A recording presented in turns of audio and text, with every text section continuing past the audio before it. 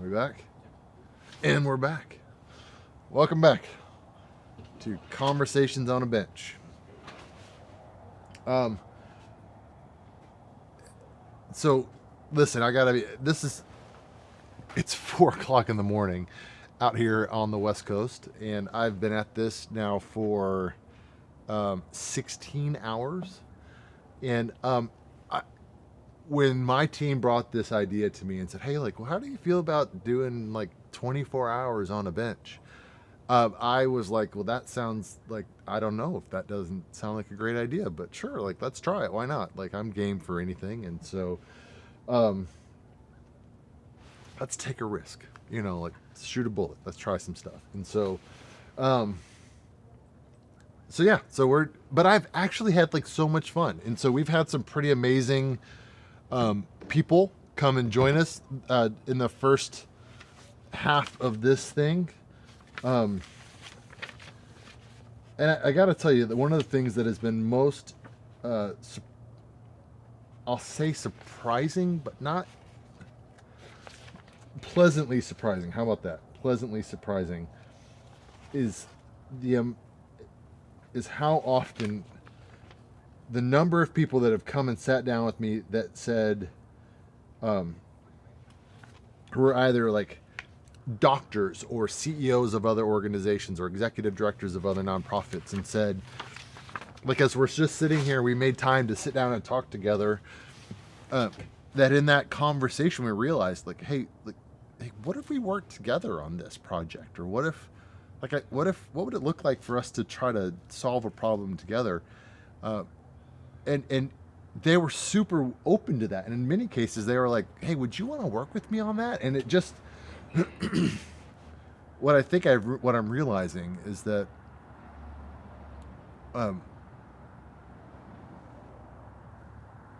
often I think we just allow the busyness of what we're doing, like of our lives and our jobs. Like we all have big jobs, and we all are extremely busy, and with family commitments and all the other things we're trying to balance.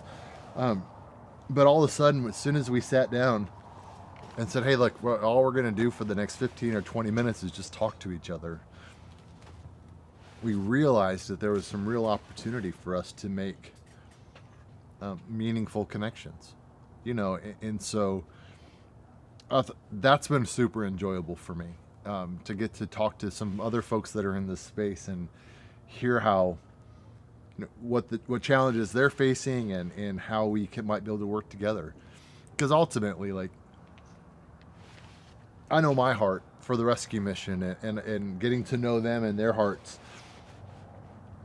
Really, for the most part, nobody really cares who gets the credit, right? Like, it's not about like, hey, everybody, look at the rescue mission. Like, look how good we are at like getting amazing outcomes, and like that person's life was changed because of us, like the rescue mission. Go praise the rescue. Like, we don't, man, I couldn't care less about that stuff. Like, and neither do they. They don't care about that. Like, what matters is the outcome, right? We want to serve some people, and see lives get changed, and see people move from a life controlling circumstance, whether that's like addiction or homelessness, and move out of that into something better. And that is not easy.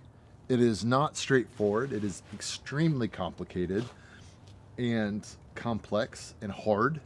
And it will certainly take all of us working together to do that. And so that's honestly been, I think, my favorite part of this whole thing is just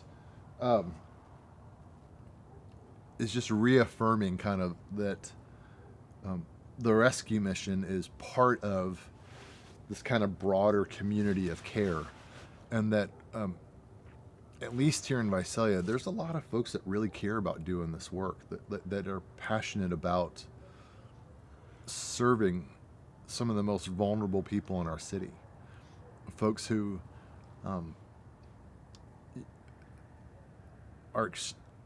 the most broken, most vulnerable, most hurting, many of whom, like, I think Jesus would call the least of these, right? And really, honestly, at the core, like, that's the why that we exist, right? Like, we exist because you know, we wholeheartedly believe that God bestows upon people value and dignity because they're created in His image, right? And so as image bearers, they're worthy of honor and respect. And so for us, like if you're hurting, we want to help you move forward. We want to help you find healing and wholeness and wellness and figure out what's causing that, you know, and help you overcome those hurdles. And so, you know, and it's not about like, it really genuinely is. I can't say this enough. I couldn't care less who gets the credit.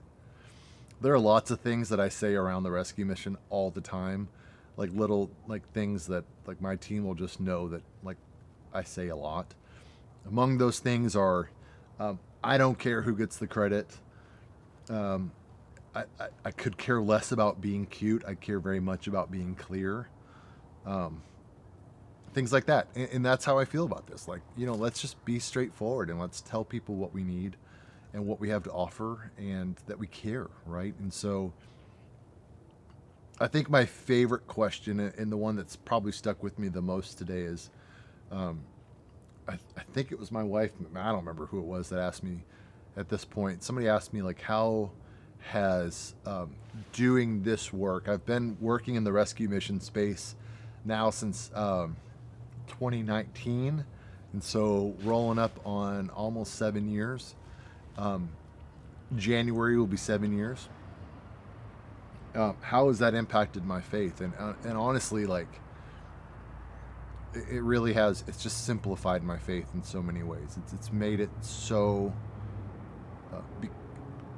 It's just simplified my faith. And here's what I mean by that. In that, you know, when the Pharisees came to Jesus and said, you know, which commandment is the most important? Jesus said, you know, the most important is to love the Lord your God with all your heart, soul, mind, and strength. And the second is like that. Love your neighbor as yourself. And so by doing this work, like in working in this space, realizing that like my neighbor is all around, right? Like that if I can commit my energy to loving my neighbor as myself, that's going to keep me plenty busy. Right? That if I can start there, then that's probably that's a lifetime worth of effort. And I'm here for it. So anyways, had some pretty great conversations. We've got some more exciting folks coming later on. The news is going to be here, I think, in a little bit. I hope he comes back. We're going to get James Stallworth. He's our men's shelter manager. I'm going to try to get him over here. Is he coming? Yep. All right. We're going to get to hear his story, and I hope you're going to get to see some like rescue mission business happening live on the air. And we're going to real time talk about how can we help address our clients' issues. Come on in, James. This is James Stallworth. Is he in frame? Can we make sure? It's good this week. We good? Awesome. James, welcome. Yes. Thank you. Conversations on a Bench. All right. Tell everybody a little bit about yourself, James. My name is James Stallworth. I am from Tulare, California. I graduated Tulare Union High School in 1989. At once upon a time, I was a prominent athlete. Made some mistakes. Got on drugs. And in 1991, I remember it like it was yesterday. I came from Fresno to the Drake Motel in Tulare, and I sold a $20 rock to 4 undercover officers, and they raided, and from that point on, my life spiraled. I was hooked on drugs. I was in and out of institutions. Lost my scholarship, lost my career. back in 1989, I set the national high school record in the long jump, and it's been 36 years that I've held that record. In 1990, I went to the World Championships and I won 2 golds and a bronze. And then in 91, of course, I came from Fresno. I went to the Drake Motel. I sold a $20 rock to 4 undercover officers. They raided. I got arrested. And then my life spiraled. And I was dealing with my addiction for over 27 years. And then in 2014, I had to make a change. I told myself I got to make a change. I came to the Visalia Rescue Mission September 2nd, 2014, and I joined the program. I graduated the program in 2015, and then I got employed, thank God. Been with this for 10 years? Yes. Faithful service? Yes. I've been here, I've been employed since June of 2015, and the last several years I've become the manager of the men's shelter, and God has been good. It's been a lot of hard work, but God has been, he's been great in my life, and I'm thankful. Thankful for the mission. You know, now I get to do what a lot of people do. I get to give back, and when I look at my life, when I take my inventory, I also tell myself that the God-gifted talent that God gave me, I look at my life now and saying, you know, much was given, and now much is being asked for. So I'm grateful for that. I'm grateful to be able to see me daily and to be able to help the least and the lost and the broken. And I gotta honestly say I enjoy what I do, and I'm just thankful. And God has been good, and I continue to serve. I continue to help, and God has blessed me tremendously, and I'm very, very thankful. You know, I continue to move forward. I continue to strive, never giving up. And you know, I was blessed to have an individual in my life who instilled some life values: hard work, never giving up, staying committed, and through God's grace, I've prevailed, and it's just hard work and dedication and understanding. I think for me is understanding my position and my role today, and being a service to those that need it, and being grateful for that. And I'll be honest with you, I wouldn't trade it. I'm very humbled. You know, a lot of people, when I see them, you know, they remember me through my career, and it's different for me today. I'm thankful for my career, but I'm also thankful for where I'm at today in my life, and being able to serve God's purpose, and giving back, and helping those in need. And I don't put a lot of emphasis on my national record. It's a day-to-day process. I've been clean and sober 11 years now. Praise God. And I'm very, very thankful. That's amazing.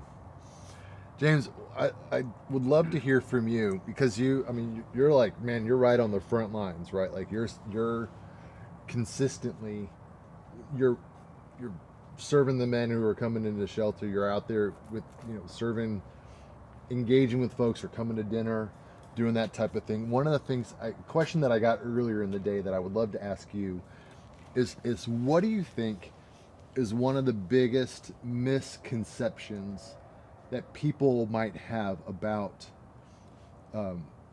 the community that we serve, the folks who are experiencing homelessness or who are staying in our shelter, what do you think is probably one of the biggest misunderstandings that people have about them? To me, I think the biggest misunderstanding and misconception um, with the community is that, when people see individuals on drugs or alcohol, they judge them and not understanding that they're God's people and they just broken. And I've had a chance to meet some great individuals here at the Visalia Rescue Mission who has just had some misfortunes. And when you get to know them and you get to talk to them, and of course, me dealing with my demons, and being able to relate to them, I just think that the biggest misconception is that people don't see people for who they are. They look at them for what they're doing. Yeah, for their mistakes. And you can't judge an individual by his mistakes. And I think that's one of the biggest misconceptions that we face in the men's shelter, the community. Yeah. I've had a chance to serve some great people, and let's be honest, people on drugs, yeah, but when you get to talk to them and understand them, you really see the truth of who they really are. And being under the influence or having the world on their shoulders, it weighs heavy. Life weighs heavy on a lot of people. I mean, what life weighs heavy on the successful people. So for the misfortunes, it's called life, and you give it. I get an opportunity to share my story, to talk to them, and give them hope. I see myself daily at the Visalia Rescue Mission's men's shelter, and I remember those days, and now I get to talk to them and I get to instill in them that, their biggest misconception is they think that I'm this, superhero, or I'm this guy who works and got a lot of money. And, my thing is what I tell them is, I was just like you. The only difference in my life is that I made a decision. I had a choice and I made a decision. And you can go to work and you can have a job, and it don't have to be at the Visalia Rescue Mission. You put your faith in God and you pray, and see how God will bring you out of the pulpit. And that's where He brought me. I just made a decision in my life to turn my life over to the care of God that I understand. Yeah. And I was lost. I was lost in the Bible. I was lost with the Word. I remember being in class and I would put my head down because I didn't know the Word of God. And I was embarrassed and I was ashamed and I was scared to speak because I didn't know. And, at that time, one of my counselors just said, James, talk to him and pray to him and, just talk to him. And, Yeah. And I just think that that's one of the biggest misconceptions of our community is they're being judged for what they're doing and not for who they are. And to be able to work with them and serve them, and because a lot of people just really need somebody to talk to. Yeah. And they just, I've given a lot of hugs, and I don't care about your life and where it's at with being under the influence. You're a person, and that's God's love for all of us. And when you engage in that type of behavior with them, then you see the difference. And I've often had plenty of people in the community come back and tell me, thank you, James, your inspiration, and we appreciate you do what you do. Yeah. And that's that's motivating. Yeah. That's encouraging for individuals, because at the end of the day, I just chose to practice sobriety. Yeah. And that's the difference in my life, is that I don't use. Yeah. I'm held to a different standard, and I try to meet that commitment daily. Yeah. And I just try to serve with love, and becoming a manager. Some things has changed with me and how I serve, and the people I deal with. So it's a challenge, Yeah. but you know what? God challenges us every day. Every day. And we have to learn how to die to self daily. And we continue to remind ourselves that we're doing it for his purpose. Yeah. It's his kingdom. That's right. And that's why we do what we do. And, I don't come to work. I get to come to work, Yeah. Yeah. Yeah. So to speak, I'm with and, you. I'm thankful for that. Yeah. God has opened that door for me. And, when I see the community, that God is going to open that door for them. Yeah. And we just have to continue to pray, and we have to continue to believe and trust. And that's where we all are. Yeah. With our faith. Right. We all fall short. That's the truth. We learn to, we all have a sinful nature, and trying to understand the word of God. I gotta be honest, it's the toughest walk I ever had to walk. I mean, Yeah. I mean, I think there's a reason why Jesus called it the narrow road. absolutely. Many are those that would take the wide road that leads to destruction, and few are the ones that take the narrow road that leads to life, right? And so Absolutely. it's hard. Like this life that we're living as a believer is not easy. It can be very challenging. And we don't want to we often put emphasis on perception, Yeah. and I look at 11 years ago, that perception is how people looked at me. And today it's different. Yeah. I'm an alcoholic addict, Yeah. and I own it, and I live it, and I breathe it, and Yeah. that's just what I do. I'm always reminding myself that I'm a beer away, and I want the people in the community to understand that, and to know that there is hope, Yeah. through Jesus Christ. That's right. And there is hope through sobriety. And if I can do it, You can do it. then anybody can do Right. it, because I'm broken. Yeah. And I understand the brokenness now. And I want the community to know that you're just broken. Yeah. You just need some Jesus, and you just need prayer, and you just need love. And how many people do we encounter just want a hug? Yeah. you know. Hey, talk to me a little, because you've been in the shelter for some years. Yes. Like you've been serving over there for a long time. Mhm. I wonder, would you tell us tell us, if you've got a favorite story, or because there's some miracles that are taking place over there, lives being changed, and daily. So we get to hear some of those things all the time, but they don't always get to hear that. Sure. Stuff. So are you having a couple of story or two that you could share with us about? Absolutely.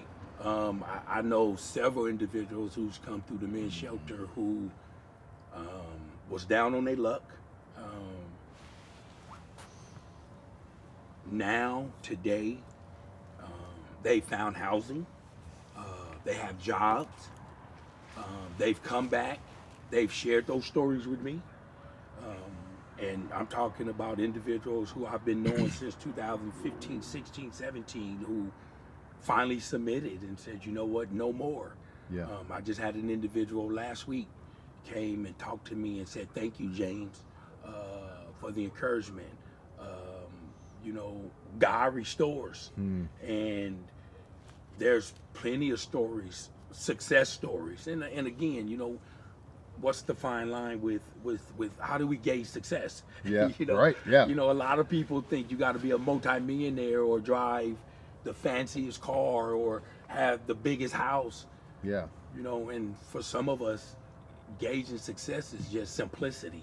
Yeah. Surrender And Yeah. just having a job and being responsible and having your own place of residence and re-engaging with your family and your children. And Yeah. that's success to me. I've had the chance to travel the world when I was young in different states, and I first and foremost, I've seen it, and, Yeah. and to be able to see these individuals who come through the shelter, who have nowhere to go, who have nowhere to turn, and then all of a sudden get the motivation to go out and meet that demand, it's huge, Yeah.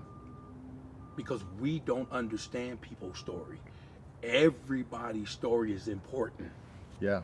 Everybody have a significance to their story. Mm-hmm. And because they don't share it, and because they're somewhat behind the scenes, I get to talk to them when they come in. I get to deal with them when they come in. I get to help them when they come in. And to see them make a change, it's huge. Yeah. And they're doing what we all do. You know, we just live in the work and we work in the live, Yeah. so to speak, right? Yeah. Right. But there's you know, there's a couple individuals who are now clean and sober, Hmm. who's practicing sobriety daily. That's huge. Yeah. You know, there's a lot of success stories that come out of the men's shelter, Yeah. For sure. with apartments and, you know, automobiles and jobs and you know, to talk to them and to hear them transition from when they got here to where they are today. It's kind of like the individuals who joined the program. We get to see them Yeah. when they come in, Right. and then we get to see the joy and the smiles at graduation, Right. and then the pursuit of happiness Yeah. and joy. You know, all the fruit of the spirit, Yeah. you know, so to speak. And I get to work with them. Yeah. You know, it's not about me no more. Yeah. You know what I mean? It's about God's purpose and God putting me in, using me as a vessel to minister and to help and to open up my story. And that's what my story is for. Yeah. Is for hope. Yeah. And that's how I like to look at it is, let's not put the emphasis, and let's not glorify the national record. Right. Let's not glorify the gold medals. Let's utilize this and let's turn it around and let it help you. Yeah. Because I understand the pain. And Yeah. people who don't understand the pain of addiction don't know. They And don't if know. you don't know, you don't know. Yeah, I mean, it's not your fault, but you Yeah, just don't know. don't know. Yeah, exactly. And it's very painful. Yeah. One of the themes that's been coming up kind of consistently in our conversations during this time is like a lot of questions around like kind of what have we been working on and where are we going? Absolutely. You know, and so one of the things I would love to hear from you is, and somebody asked the question, you know, like we talk internally, and you know this, like we talk about like firing bullets, taking risks, and trying stuff, right? Like you hear me say it all, hey, just try some stuff, like have an idea and try some stuff, right? And so I wonder, like I would love to hear from you, like that's, you know, that's where you live. You don't live there. I mean, like not literally. that's not literally, but that's like that's your baby. Like you're passionate about serving in the men's shelter. And so as you think about what's happening over there and ways that it could be improved, are there things that you would like to see changed or added to the shelter experience, or some way that we can make it more effective, or what would you, if I handed James the magic wand and James could do whatever he wanted at the shelter to make it more effective or better or something, oops, is there something that you would like to try over there? Honestly, something that I've been wanting to see happen in the men's shelter has been implemented. What's that? With the day have classes, and Nice. you know, Tell everybody at home not at home. Well, I hope they're at home at this hour. Tell them what we're talking about when we talk about day hab classes. Tell us a little bit more about that, because that's new. what we're doing in the men's shelter is we're offering day have classes where we're having classes to be able to teach the individuals that's in the men's shelter coping skills, life change, and when we implemented that, to my surprise today, it's proved to be effective, and a lot of people are really that's in the shelter. They're really excited about what they're hearing in those classes, and Yeah. you know, a lot of them are retaining, and they're feeding off of those classes. And for me, I've always said this, and this is just my opinion. I don't believe we have a homeless problem. I believe we have a drug problem. Amen. And I totally that's agree. just my personal opinion. I completely agree. And when we offer those classes and we're able to talk to them and they're able to process it and understand, they take their inventory and they be honest with themselves. And I just had like 4 of them last night tell me, like, James, like, that really hit home. Yeah. Like, thank you. And I think for the men's shelter, that's a start, because, you know, allowing them to feel comfortable at home and having the TV up there and not having the pressure of staff and saying, hey, you know what, you know, you guys, a child too. Yeah. Hey, he's got a plan for you, just Yeah. like he had for me. Yeah. You know, let's engage in some of this and let's talk. And it's amazing to see Yeah. the reaction. Dude, I want to encourage you that earlier in the evening, I had 2 guys from the shelter come over and talk with me. Steven, the younger kid, Strictly. and Frank Garcia. Garcia. Both of those guys specifically said how impactful the life skills day have classes have been. Steven was like, man, like, it's a game changer for me. Like, he was like, the lessons and the skills that he literally said the lessons that I've learned in terms of like grounding and be able to like to calm myself down when I start to get worked up. He was like, it's been a game changer for me. And like, so I just wanted to encourage you that like that as excited as you are to teach the class, like, they're responding in a really positive way. Yes, and I didn't ask about it. I didn't be like, hey, are you liking the day hab classes? They literally were like, hey, we love what you're doing in that space. Like it's been really helpful to me. And so I just wanted to encourage you that like they love it and it's working. And I appreciate that. You know, that was something I've been wanting to do. Yeah. Because, you know, them sleeping and leaving and coming, that's one thing, but offering some life skills and some things that when they go out to that job site and the approach with the job and understanding that, you know, these are some of the things you're gonna have to take with you that's gonna help you. Yeah. We're not here to hurt you, we're here to help you.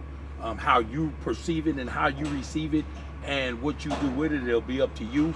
But at the same time, the consistency with the day have classes, I believe, is proven to be tremendous. Yeah. I mean, being like, they look forward to it.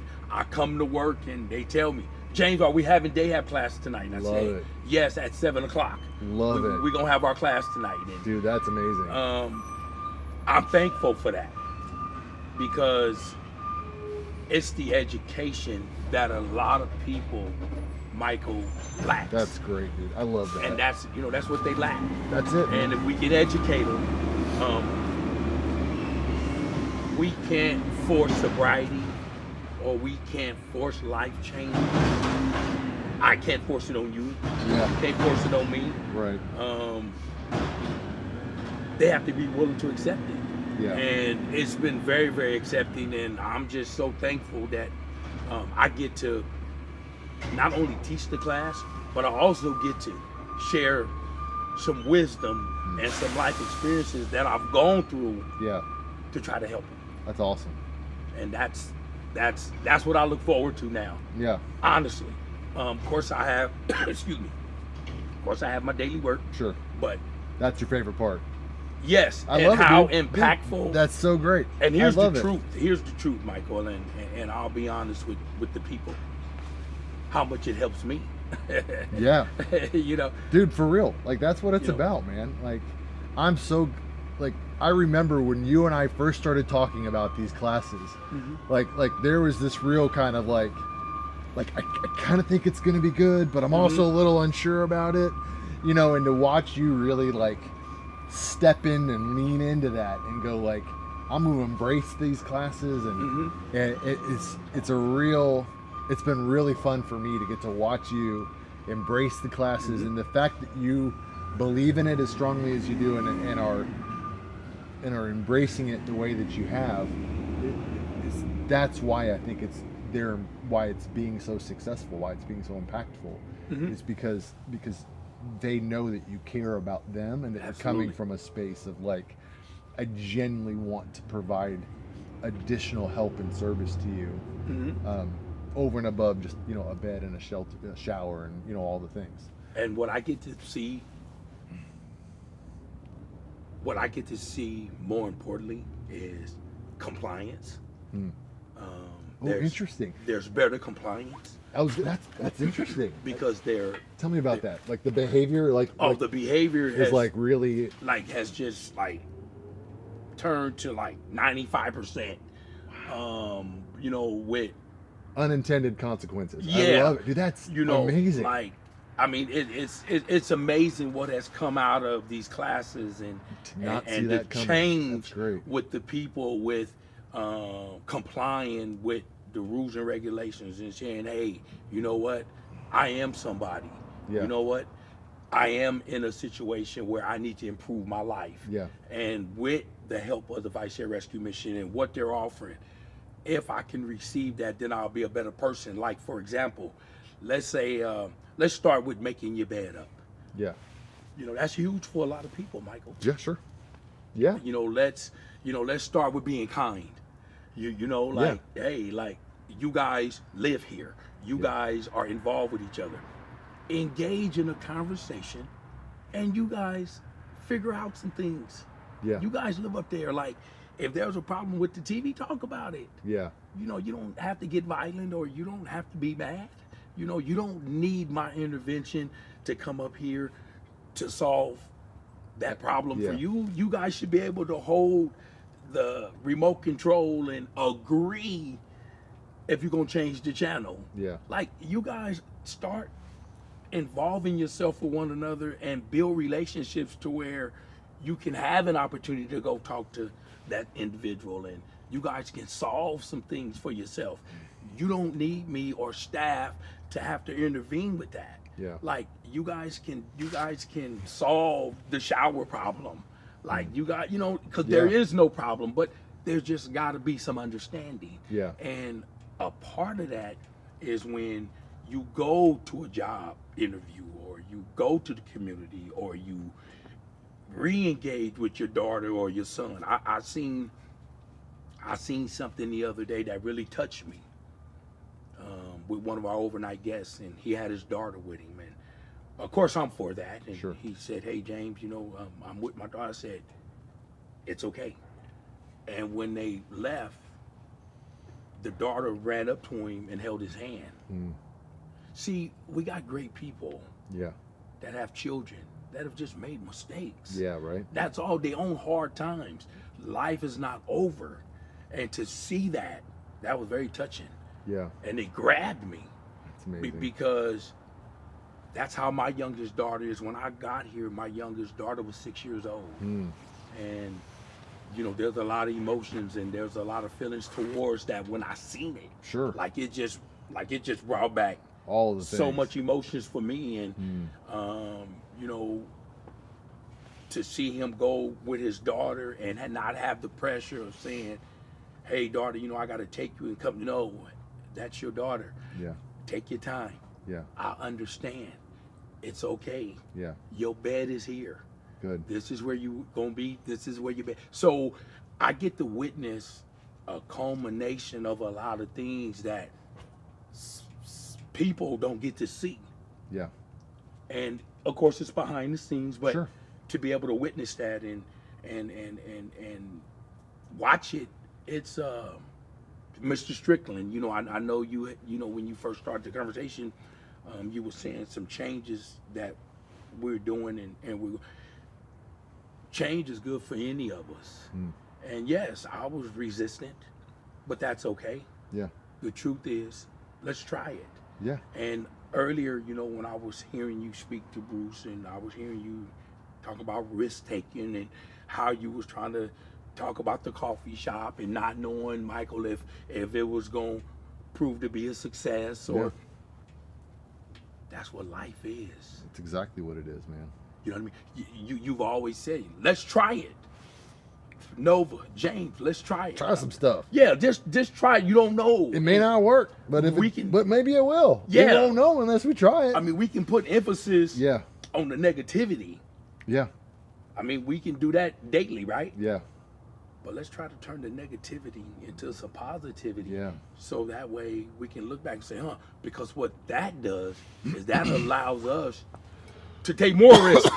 That's exactly right, And brother. in order, you know, it's like swimming. You know, they put you in 3 feet, then they put you in 5 feet. Then before you know it, you go under and you don't even want to come back up. That's exactly So, right, brother. you know, I'm thankful and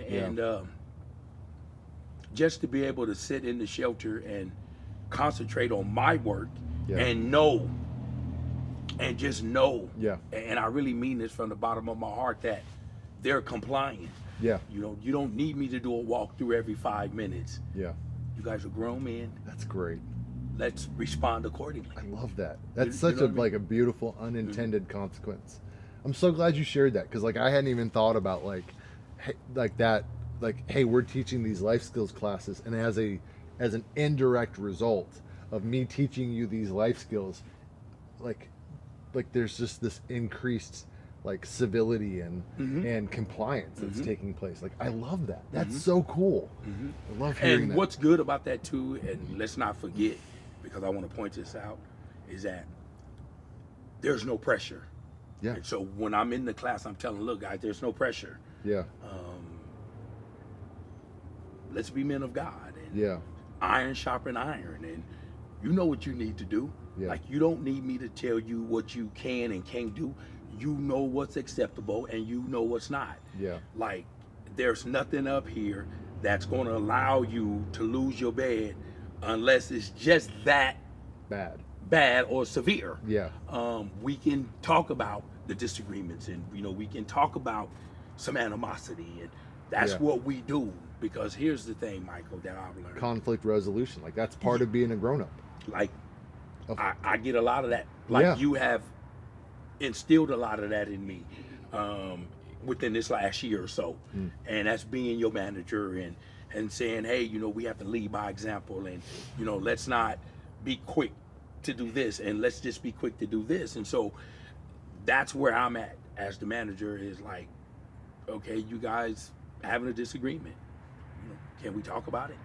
Or how about if we leave you two to talk about Attaboy, it? James. Right? So yeah, man, that's the I joy, love it, dude. and I that's the freaking joy. love it, man. That's the joy. That's the joy to see So them. proud of you. To see them have conflict resolution. Like you guys can do that. Like you don't need me to come up and facilitate the TV for you. Yeah. Like figure it out. Like you guys, this is what this change is about. I said when we implemented this, it was about, okay, if they're gonna be in the shelter and if they're gonna be staying back and doing what they need to do, then maybe they need that extra concentration to say, well, hey, you're gonna make mistakes. We all do, right? Yeah. But at the same time, let's correct it. Yeah. You correct it. Yeah. Let me help you correct it, right? Right. And then you'll be better at it. Yeah. You will learn that. I think for me, it's like, oh, I didn't really want to do that, James. And I say, well, why not? Well, James, I don't really want to risk my bed. I said, you're not risking your bed. I said, you evolving, and you need to learn how to do some of this stuff. And, you shouldn't have to walk on eggshells, and you should be able to walk and be okay. And that's what we're trying to instill in you guys now. And what a difference. Yeah. You guys, we wash your towels. So all you have to do is put them there so we can get them to wash them. Yeah. I shouldn't have to hunt you down for your towel. Right. If you want a clean towel. Now, if you want to wash it, because we allow them to wash their own clothes. So if you want to wash it on them, that's fine with me. Yeah. So it's all about bettering you. Yeah. And I just want to be able to help service that. Okay, so James, all right, I'm going to set this up. I have a couple questions I need to ask you. Okay. we're gonna do a little like real time rescue mission shelter business. And so if you and I'm for real, I'm gonna give you the opportunity. Like if you would feel more comfortable with us doing this with no audio, like fine. But if you're open to doing it where they can hear, that's fine. fine. So like then I'm gonna give you all the permission in the world to tell me, like, I need you to tell me the truth and be honest and straightforward with me about it, and how you really feel and why it works or doesn't work. Because when I was talking to Frank earlier, Garcia, he had a couple questions, and I was like, brother, I don't know the answer to these, and so I'm going to talk to James and we'll see. And so he had a couple questions and wondered if it would be. He really likes. He's got an AA meeting on Wednesdays that he loves going to, but it's in the evenings. It's after check-in, and so he was wondering, would we allow him to come and check in either after the meeting, which would be pretty late, like 9:30, or to come and check in and then leave and then come back. How do you feel?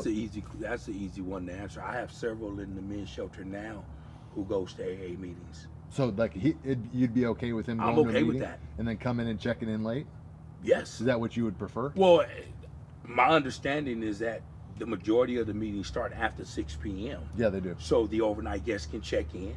And if you're going to the Bridge Street Drunk meeting, which is right down the street, or if you're going to the Alano Club, that's perfectly fine with me. I already got several people in our men's shelter who's doing that, and it's no pressure. Hey, Great. James, hey, I go to my meeting. Sure, go ahead. Yeah, and he said like, hey, like I understand we have rules, and so like if I bring you proof that I went, and I was like, bro, I don't know. Let me talk to James. I was like, I don't make those. Well, so, this is the way I operate, Michael, and you asked me to be honest. So I let want me you be to be honest. honest. This is what we're doing. This is real time. Like this is how the rescue mission works. If you are taking an opportunity to go to a meeting, or say you're going to a meeting because you got ulterior motives, then that's one thing, right? Yeah. But if you are sincere about going to this meeting because it's helping you, then that's another, right? Yeah. So I'm not going to judge the negative part of it. I'm going to say, okay, go to your meeting because here's the truth. If you're lying, and I don't want to judge that, then you'll be lying to yourself, and of course you'll be cheating yourself. Sure. And then it'll come back. Right. And then I'll have an opportunity to say, hey, I gave you that opportunity. Yeah. What's going to be different this time? So I'm saying that to say this, Michael, is that I don't want somebody to come beg me to go to a meeting that's going to benefit their life. Yeah, right. If you come to me and you say, hey, James, there's a meeting down the street at 7 o'clock. I understand what time meeting starts and what time they end. 7 to 8:30. If it's anything past 10 o'clock, then of course, let me know so that way I can prepare my staff so that if you knock at that gate at 11 o'clock, then there's no problems there. But I want you to be a man, and I want you to go there, and I want you to go get what you need to feed your soul. That's what I thought you would say. So Yeah. So then later, when you get a chance, when you're over there and you talk, when they wake up, will you talk to him and let him know that that's totally fine? Okay, this one might be a little bit harder. So let's talk about this one. So Frank was telling me that, like one of the steps is making amends with his family, right? And so he's got an opportunity to do. There's like a family birthday thing coming up, and so where he would leave, he'd check out tomorrow morning and be gone until Sunday night. He's real worried about losing his bed. We're allowing that. I'm allowing that to happen because I understand family time is very important. Family time is supportive. Again, you're going where you say you're going. Like I'm not. Because you're going to test when you come back. Well, that's just what the truth is. Right. I mean, if you want to go and see your family for the weekend, I have no problem with it. Here's the thing, though, is that oftentimes that can be an scapegoat. Sure. But long as I've been doing this, I hear sincerity. I want them to reach out to their family, and I want them Yeah. to be involved. And it's a blessing Yeah. to have family to be able to go to. Sure. Right? Yeah, for sure. So I totally agree I'm with you not on that. everything. The two questions that you've asked, that's already happening. Perfect. So to speak. Perfect. Great. But I again, as being the manager, I have a job to do. Yeah, of And course you do. I have 44 overnight guests. I have Do you the really? safety. Are you 44 tonight? We're maxed out. Are you really? Yeah, we're maxed out. Dude, I did not know that. So, yeah, go see your family. Yeah. All I ask That was just his be honest. That was his concern, because I was like, Mhm. bro, like, I was like, are we full? Like I don't, like, we have beds. Like, and he was like, no, man, we're almost full. Yeah. And I was like, dang, I didn't realize. Yeah, we were we're almost capped out right now at 44. I did not realize that. And I just, Praise God. and Michael, I got to be honest, I know for me, I have to live and I have to show ownership and I have to own what I do, and I don't want that pressure. Yeah. When we made a change in the Visalia Rescue Missions Men's Shelter about a year ago with the day half classes and treating them like men and Yeah. saying, hey, this is your area. There's a lot more that goes under that with A, B, C, D, and E. Yeah. And so, yeah, I want you to go to your family. Yes, you have a commitment here, but if that's helping your life, then that's fine. And now, again, I can't have all 44 go. Right. But at the same time, Frank, is this helping you, or John, or David, Yeah. so on and so forth? If this is helping you, then let me help you. Yeah. I'm Brilliant. not gonna stunt your growth. I want you to come out of where Brilliant. you've been. Brilliant. And all Praise you got to God. do is knock on the door and say, "Hey, James, Hey, look." let's have a conversation. That's it. Yeah. I mean, it's as simple as Yeah. And 1, 2, 3. Yeah, and I think, like, and honestly, I think I told you this earlier, and I'll say it again on the camera so everybody can hear me say it. Like, Frank has been in our shelter before, several years ago, and he was like, he was so complimentary. He was like, the experience that he said the experience that I'm having in the shelter right now versus the experience that I had in the shelter 3 years ago. He's like, it's like a different place altogether.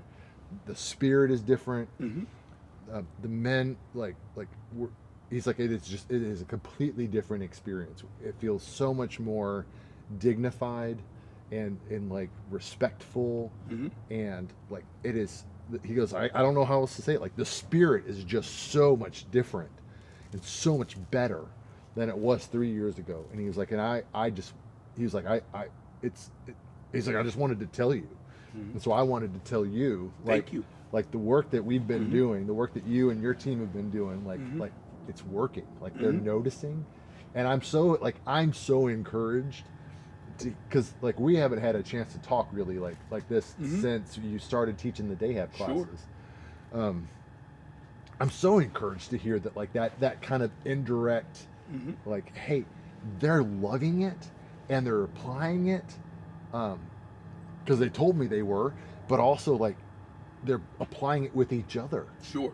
in the shelter, and it's creating a more peaceful environment. Absolutely. Man, I think that's beautiful. And that's what I'm trying to relay to them. That's the message I'm trying to get across, is that you guys can talk to each other. You shouldn't have to be afraid of bed 20.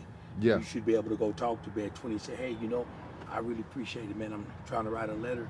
Could you put your earplugs on? Yeah. I said, you gotta respect Yeah. what a man come and ask you. Yeah. And then the person that's listening to the music should be receptive and say, hey, my apologies, I'll put my earplugs. Yeah. That's called communication. That's called Respect. togetherness. Yeah. That's called respect. And I've learned, when you let them figure it out, Yeah. because you don't want me to figure it out for you. Yeah. I know what the rules are. Yeah. Yeah. But at the same time, I want you guys to figure some of this stuff out, because Yeah. it's a life change for you. Yeah. It's putting into practice the thing that you're teaching them. I love it, dude. That's fantastic. I can't play my phone with Yeah. staff. Yeah. Let's be men of God. I mean, that's it. You want to go to a meeting? No problem. You want to go see your family from Friday to Sunday? No problem. Yeah. I don't have a problem with that. Yeah. I just need you to be who you are, Yeah.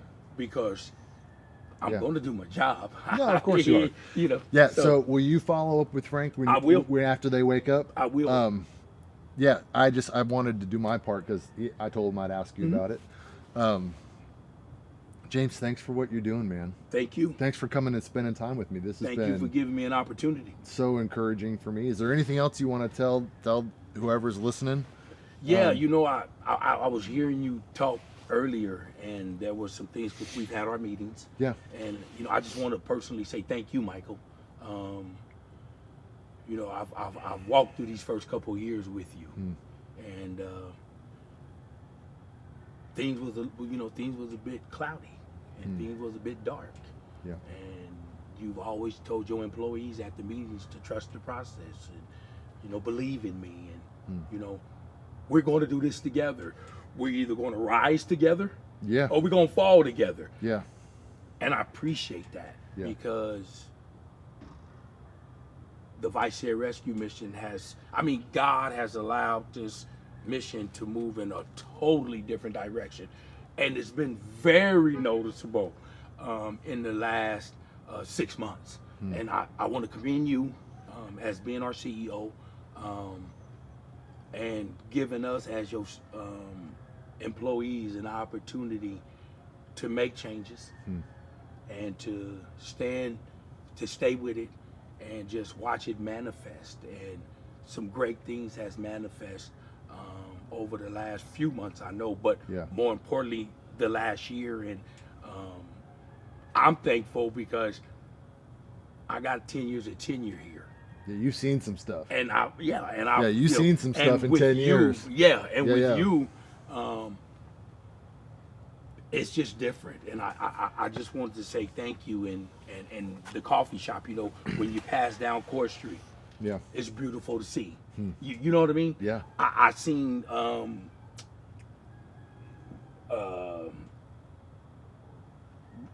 the Rescue Treasures Brandon. Yeah. And I commended him. I went in there, and I hadn't been in there. It looks nice, doesn't it?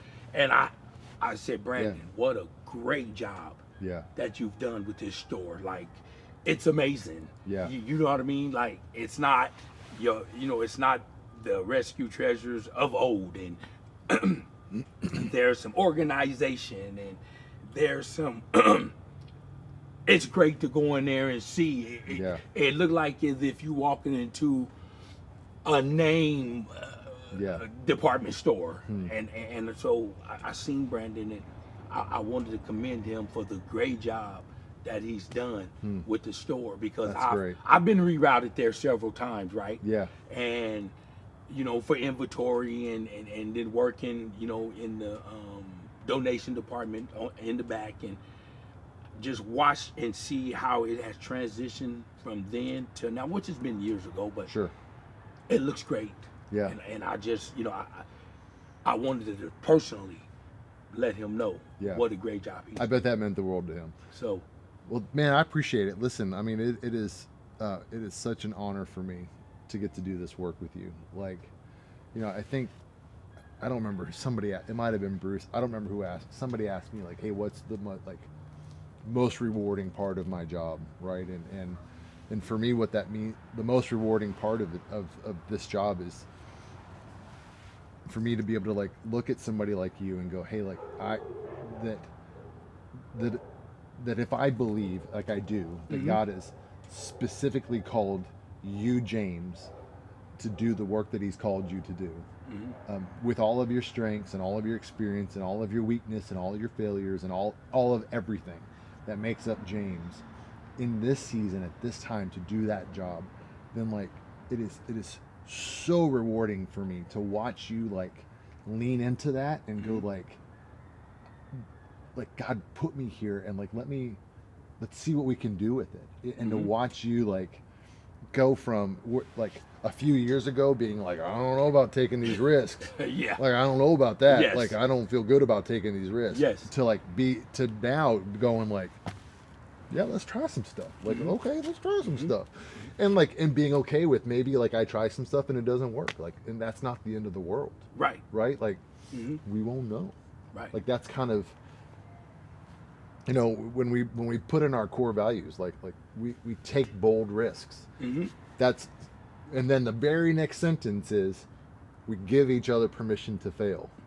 Very next sentence, we trust each other to learn from our mistakes, right? And Absolutely. so like, those all three go together, Mm-hmm. you know. And so like, it's been such a joy for me to watch you go from like, I don't know about these taking risks, Michael. I don't know about all that. Yeah. Like I'm not about the trying stuff, Right. you know. And to be to where you are now, and just to hear how it's bearing, like it's producing such beautiful fruit. Mm-hmm. It just is so encouraging to me. And you know, I'm watching it unfold, and you know, the guys in the shelter, they're blessed, and they're thankful, and all we can do is just keep doing what we've been doing, and you know, if there's more changes, then we accept more changes. Well, I mean, if you have more ideas, I want to hear them. and they'll come. Okay. So, All right, brother. well, thank you, Mike. Thanks, James. He's a rock star. James Stallworth. Thanks for coming, brother. Thanks for the time. All righty. All right. Excuse me, Bruce. Are you still with us? Yes, sir. All right. He's hanging in. Yeah, he's hanging in there. He is hanging in. It's been a journey. It's been a journey. To All- watch you go in and get a blanket. Yeah. Well, good morning, Maggie. Welcome. Maggie's hiding out over there. Yeah. You want to come sit on the bench, Maggie? Maggie, please. It's your turn. You don't have to if you don't want to. I should have stayed It's an quiet. invitation that you can decline. I'm sorry. I should have stayed quiet. I'm like, Maggie's over there? You don't have. It's an invitation you can decline if you want to. Anyways, listen. I hope you guys enjoyed listening to James. Like, I'll tell you that It's 5 o'clock. Yeah. it is.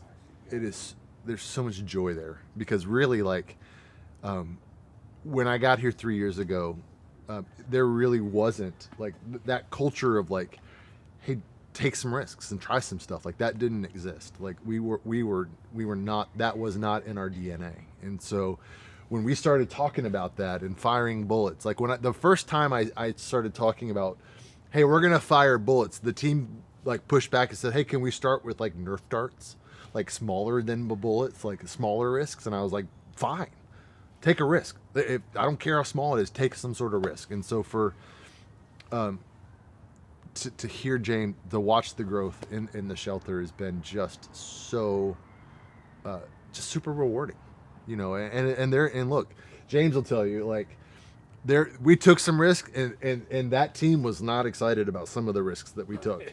They were like, Michael, that's a bad idea, and we're not doing it, and I think it's gonna fail, and they're gonna take advantage, and then, like, you know, I don't know what you're thinking. This is a terrible idea. And I was like, it might be a terrible idea, but we won't know unless we try it. And then, like, coming back and going, Michael, it's miraculous. I can't even explain how. I don't know why it's going so well, but it's been great, you know. And so, like, I am so thrilled, you know. James is just a stud, and I am, you know, you guys, if you've been watching this for any length of time, you've heard me just really celebrate how each member of my firm belief that each member of our team at the rescue mission has been specifically and individually called by God to do the work that they're doing, right? That means with all of their strengths and all of their talents and all their weaknesses and all of their failings and all their weirdness and all of their quirks and complexities, boy, I just absolutely lost my train of thought. That's 5 a.m. I'm lots of hours into this thing. But, like, I believe that. And so to watch the team, like, really embrace that and go, yeah, like, I do feel called. And I do, because I believe that I've been called, then I must have also been equipped by God. Because if he chose me, he knew what he was getting when he picked me. So, like, okay. If I have an idea, let's maybe try some stuff. And it's been so fun, and it's super rewarding. And I am so like I just don't have the words, like mostly because I've been talking now for 17 hours. Half hour past your coffee. yeah, so I've been talking all for 17 hours basically straight, and so I'm almost out of words. But that I cannot, I really just I cannot put into words the joy that hearing him say, like, hey, I'm teaching these life skills classes and teaching them these skills, and then as an indirect result for me teaching this class, like, they're treating each other better, and they're more, and I'm not having compliance issues, which frankly has been an issue at times, where guys are just like, hey, I'm not going to follow the rules, and like, well, what you going to do about it, and then we'll see you later. Like, that's a thing, right? And so to hear that, like, as an that was so unexpected. I don't know why. Maybe should have expected that, but I didn't. I'm blown away and so thrilled. And thank you, Jesus. You're so good. Yeah, come on. Hold on. Yes, please. I've been harassing my board chair into trying to get him down here, and I think he's going to try to make it down here in a little bit. So, he probably just finished his CrossFit workout. I see you, Nathan. Anyways, dude, that is one of my favorite things that I'm going to hear all day. Like, it's like the 10th time I've said that today. But yeah, come on, Maggie. 2 minutes. 2 minutes? 10 is a little. Oh, I don't know, Maggie. I have a feeling. All right, everybody. 2 minutes. Oh, All right, everybody, meet Maggie Garcia. Maggie, tell everybody, like, what you do here at the rescue mission. I am part of programs team. And how long have you worked for the rescue mission? 8 years. 8 years. Yes. Are you cold? 9. I wasn't when I first got here because I was pumped. Yeah. I was just. You're like praying. feeling it. I like to get up in the morning and. You want my jacket? No. Okay. I like to get up in the morning and pray, dance with Jesus. I love to get up and dance with Jesus. That's how my goal of my day starts. Okay. Yeah. Dancing with Jesus. Dancing with Jesus. Yeah. That's awesome. Yes. Okay. I was listening to some of the conversations as I was at home, Yeah. and I wanted to share. You know how there's books like Computers for Dummies, Uh-huh. and certain books, like if there's specific things that you want to learn about, then Sure. you study those books. Yeah, yeah.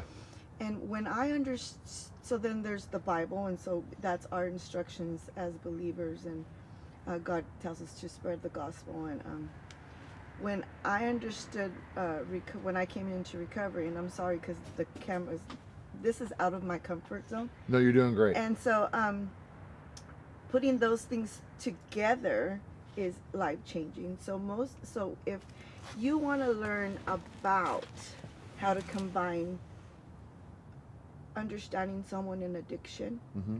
and with God's word, then you just get yourself one of these. And this is my 4th one in my The life, is that the 18 life recovery? Yes, this is my 4th Yeah. one in my 18 years in recovery. So you're 18 years in recovery? Yes. Praise Jesus. Um, Look at that. That thing has been well loved and, and well so worked. there's Bibles that are designated and they cover for women. There's Bibles that are designated and they're for men. There's Bibles that are designated and they're covered for specific things. Like the Word of God stays the same, but everything inside of it is geared towards what we want to. Like the devotions and stuff. Yeah, yeah. And the comments at the bottom. And so if someone wants to understand addiction, then I would recommend you pick up a recovery Bible and understand what it is that a person deals with. And for me, recovery can be anything that we're addicted to, and so it's locative to where they're at. Yeah. Jesus came to heal the blind, and pain blinds people. So sometimes it's pain meds, sometimes it's things going on at home, trauma, it's unsafe environment. It could be majority of things. And when we feel pain, we want to numb, we want to escape, we want to hide. Yeah. And and so for me, understanding why we we stay addicted to those things, because it helps us cope, and it hides us and it keeps us from what we were initially designed for, and that was to worship God. So now we're worshiping tool or something that we hide in. Yeah. I just wanted to share that. If you want to understand how a person in pain works, or they think, or they feel, read a recovery Bible. Ask the Lord, like, how can I help? How can I better assist a person? Even you don't have to be in a mission, in a rescue mission. You don't have to be in a church. You can just be simply a mom at home taking care of their kids, and you ask the Lord, how can I help? How can I better serve? If you understand what a person does in pain, what they do to self-medicate, then you can understand how to better help that person. That's a really good point, because I think, like, specifically, like in our mission statement, like we don't talk about addiction. We talk about life-controlling circumstances, right? Because that could be anything. It could be alcoholism or substance abuse, but it could also be gambling, or it could be codependency, or it could be self-harm, or anything, like anything that you're using to self-medicate and keep you from addressing what's really happening in front of you. Right? And so I think that's a really good call out. The other thing I think that's worth saying is, like, addiction touches every family. Not one person who's come and talked to me today every single person has said, my sister, this is in my family. We have a history of this. My dad, my mom, I lost somebody. It touches all of our families. It's like cancer. It touches all of us. And so, like, there's real value. Like, I didn't know about the Recovery Bible. I mean, that seems silly, but like, I had never even thought about, like, what a cool resource. That's, like, silly that I hadn't thought about that, but I hadn't. And so thanks for saying that. Yeah, one day I asked the Lord, I said, Lord, if I open my mouth, you feel it. And so then I'm like, how am I going to feel it if I know nothing about it? And so then his word is the instruction for everything else to do. And so then one day I was didn't know anything about computers, and so then I seen this.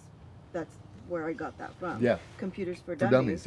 Right. And so if you want to learn something, then you pick and study something that's related to, but never leave. For me, I never leave God out of it. So the combination of those things together gives me a clear picture of what I need to get up and do every day. That's kind of amazing. Thanks for sharing that. Thank you.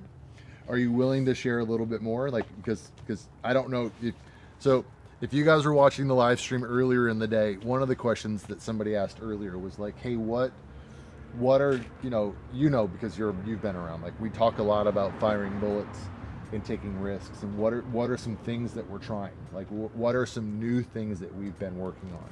And one of the things we talked about was aftercare and alumni relations, right? And so I mentioned this really amazing person named Maggie that we pulled out of program to launch this new thing called aftercare, and that's you.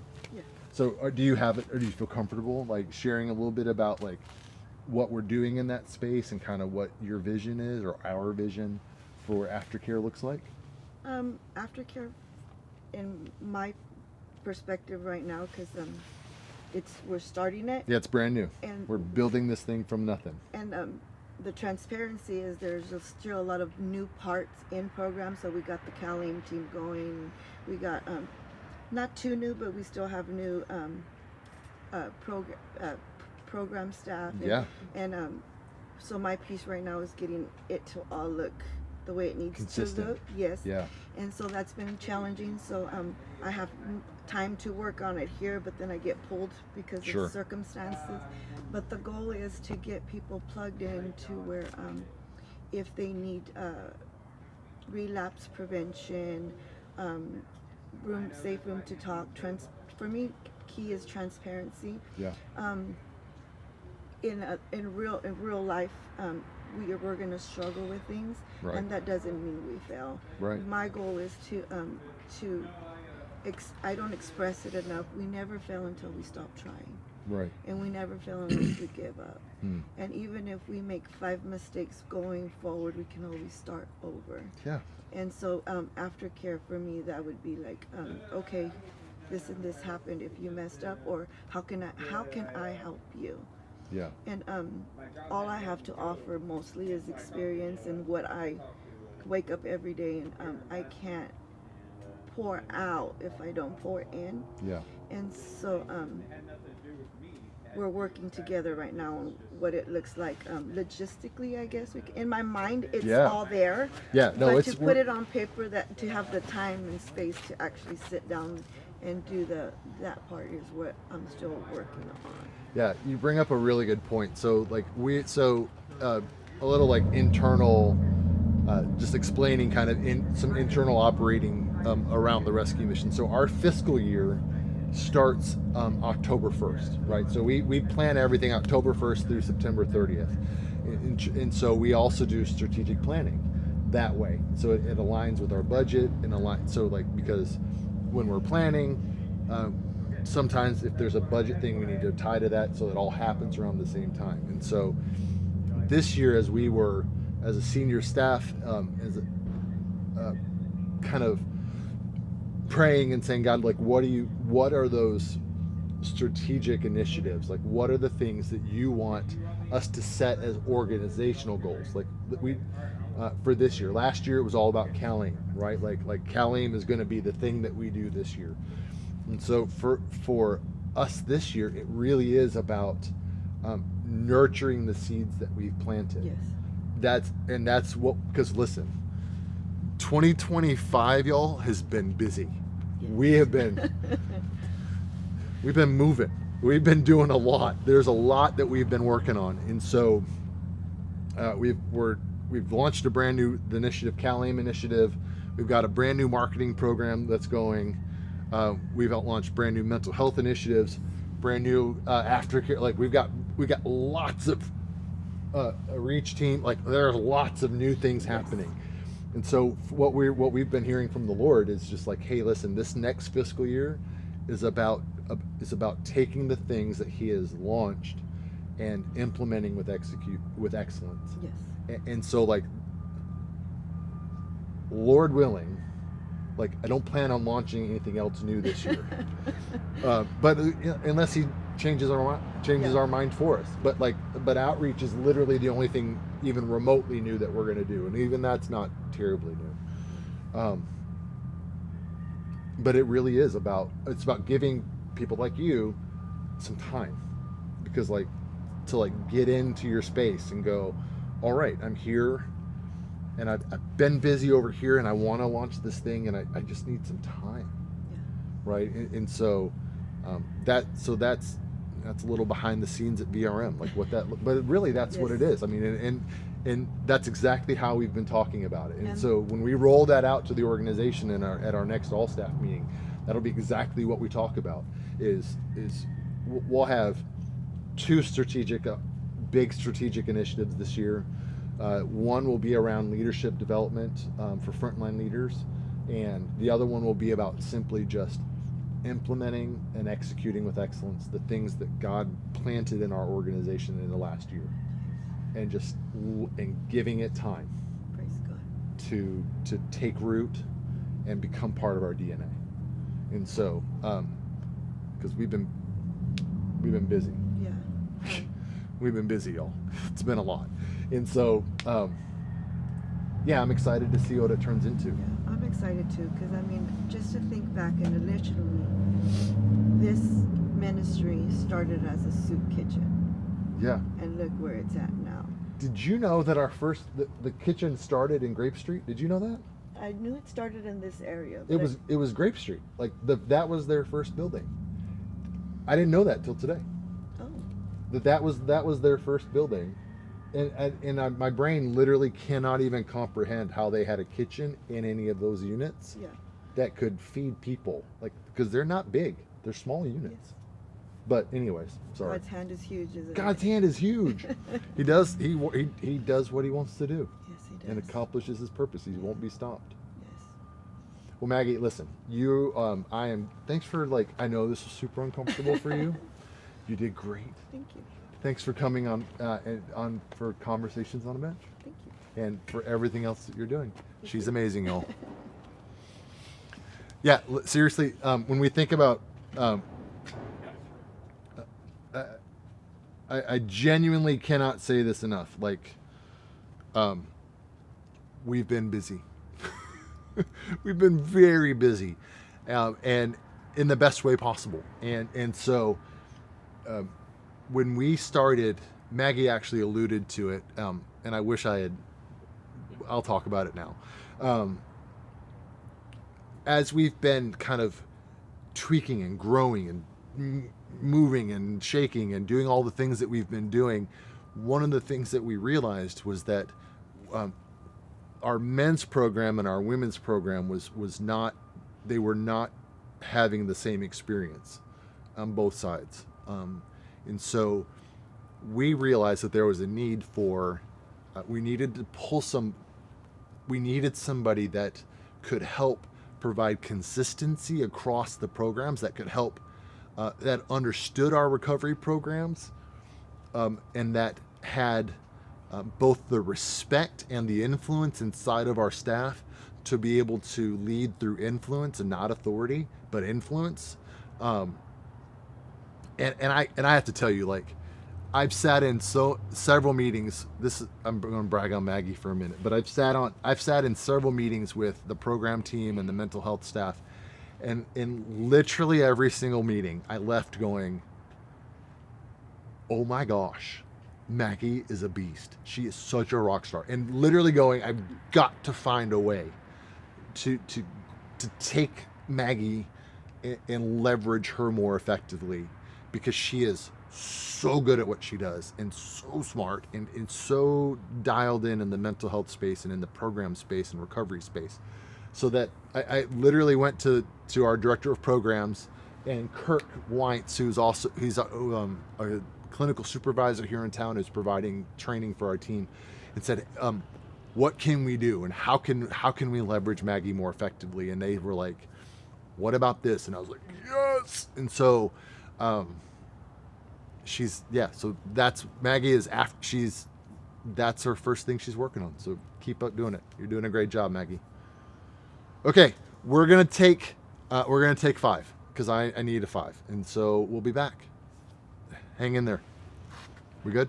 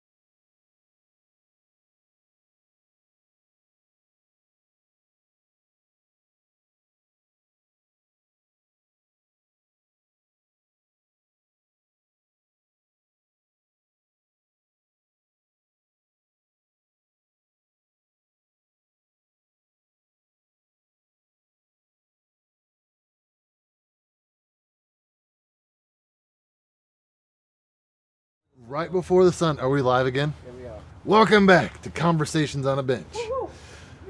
I was meant to be a host of a show. Welcome back.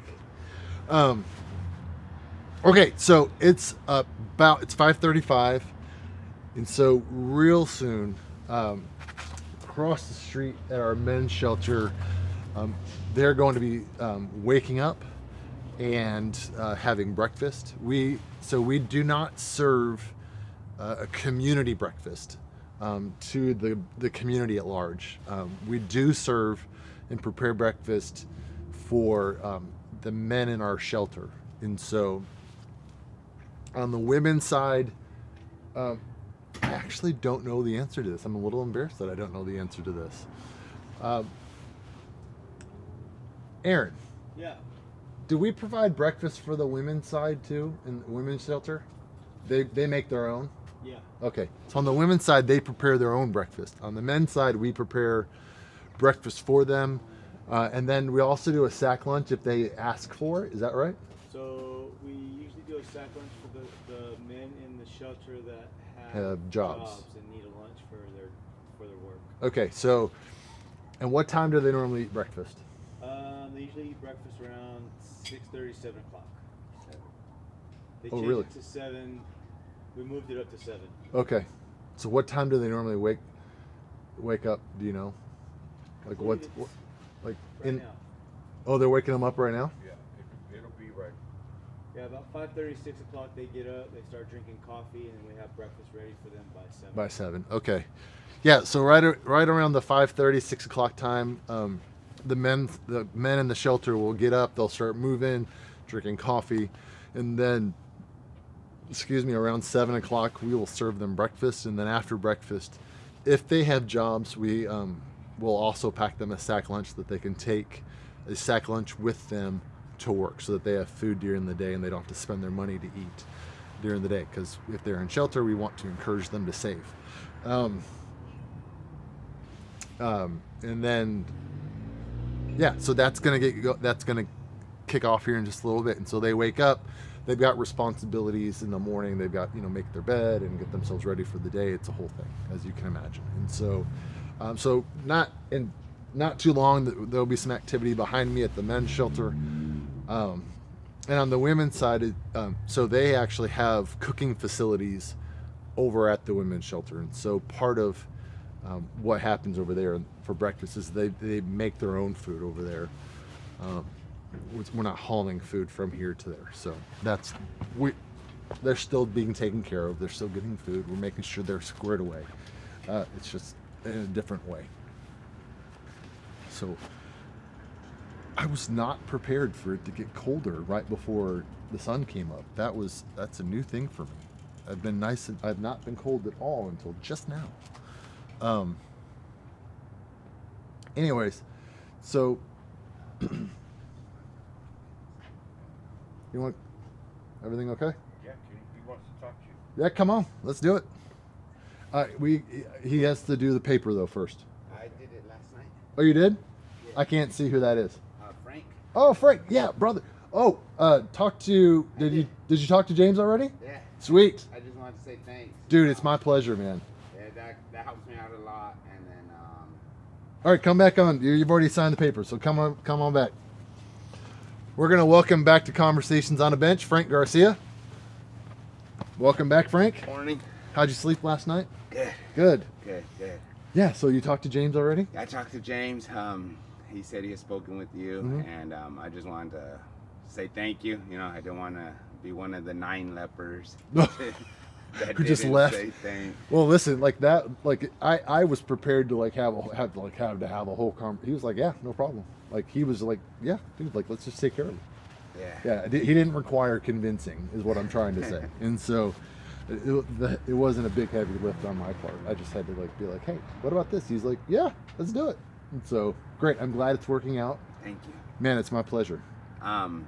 Yeah, just I was upstairs just thinking about I don't know, just how grateful I wanted to let you know I am for what you guys are doing. Because you asked me yesterday, is there anything we can do, you know. And Yeah. I was laying there and I was just like, man, like even just that small request on my part, just how fast you took care of it, and Yeah. how accommodating James was, and that really motivates a person to push forward, you Good. know, and it assists them. And I just wanted to say thank you. Dude, it's my genuine pleasure. Absolutely. Like, you know, in that, you know, James's reply was like, listen, like, you know, like, what am I going to say? Like for somebody like you who's wanting to work the steps, wanting to do his part to make, to move his life forward. Like, he's like, of course. Like, yes, of course. That's an easy yes. And I was like, man, fantastic. Just make sure you tell him.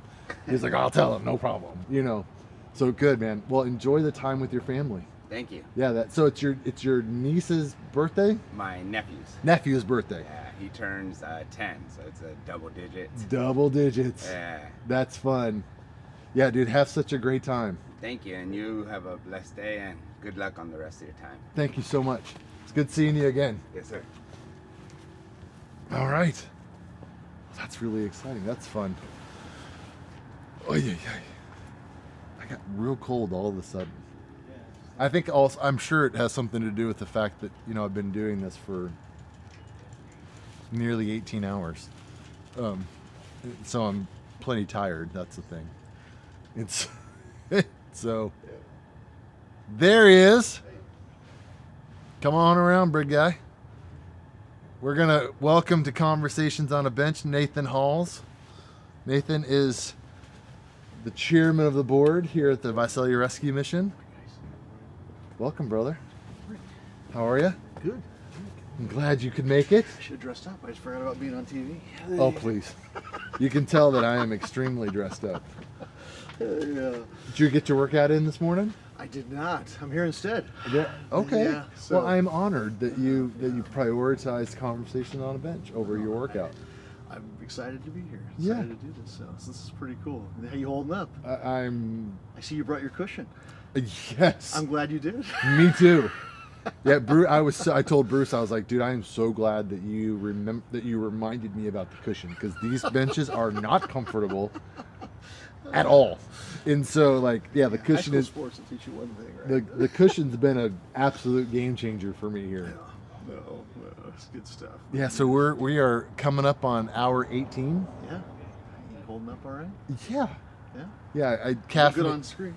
Yeah, I took a little caffeine hit at 4 o'clock, and so I'm like, and I just sent out the SOS to the Mission Coffee team, and it was like, dear, you know, I could use some caffeine when you guys get there. Get opened up and break free and bring me an iced chai with a iced dirty chai. I could take it. I'd appreciate it, especially before the I news. thought about stopping there, but I was like, they're not open yet, are they? No, they don't open till 7. Yeah, that's what I thought. Yeah, which is right around the time that the news is going to show up. That's like Okay.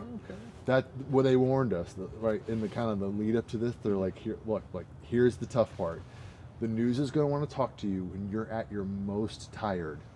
They're going to show up on Friday morning when you've been up all night long.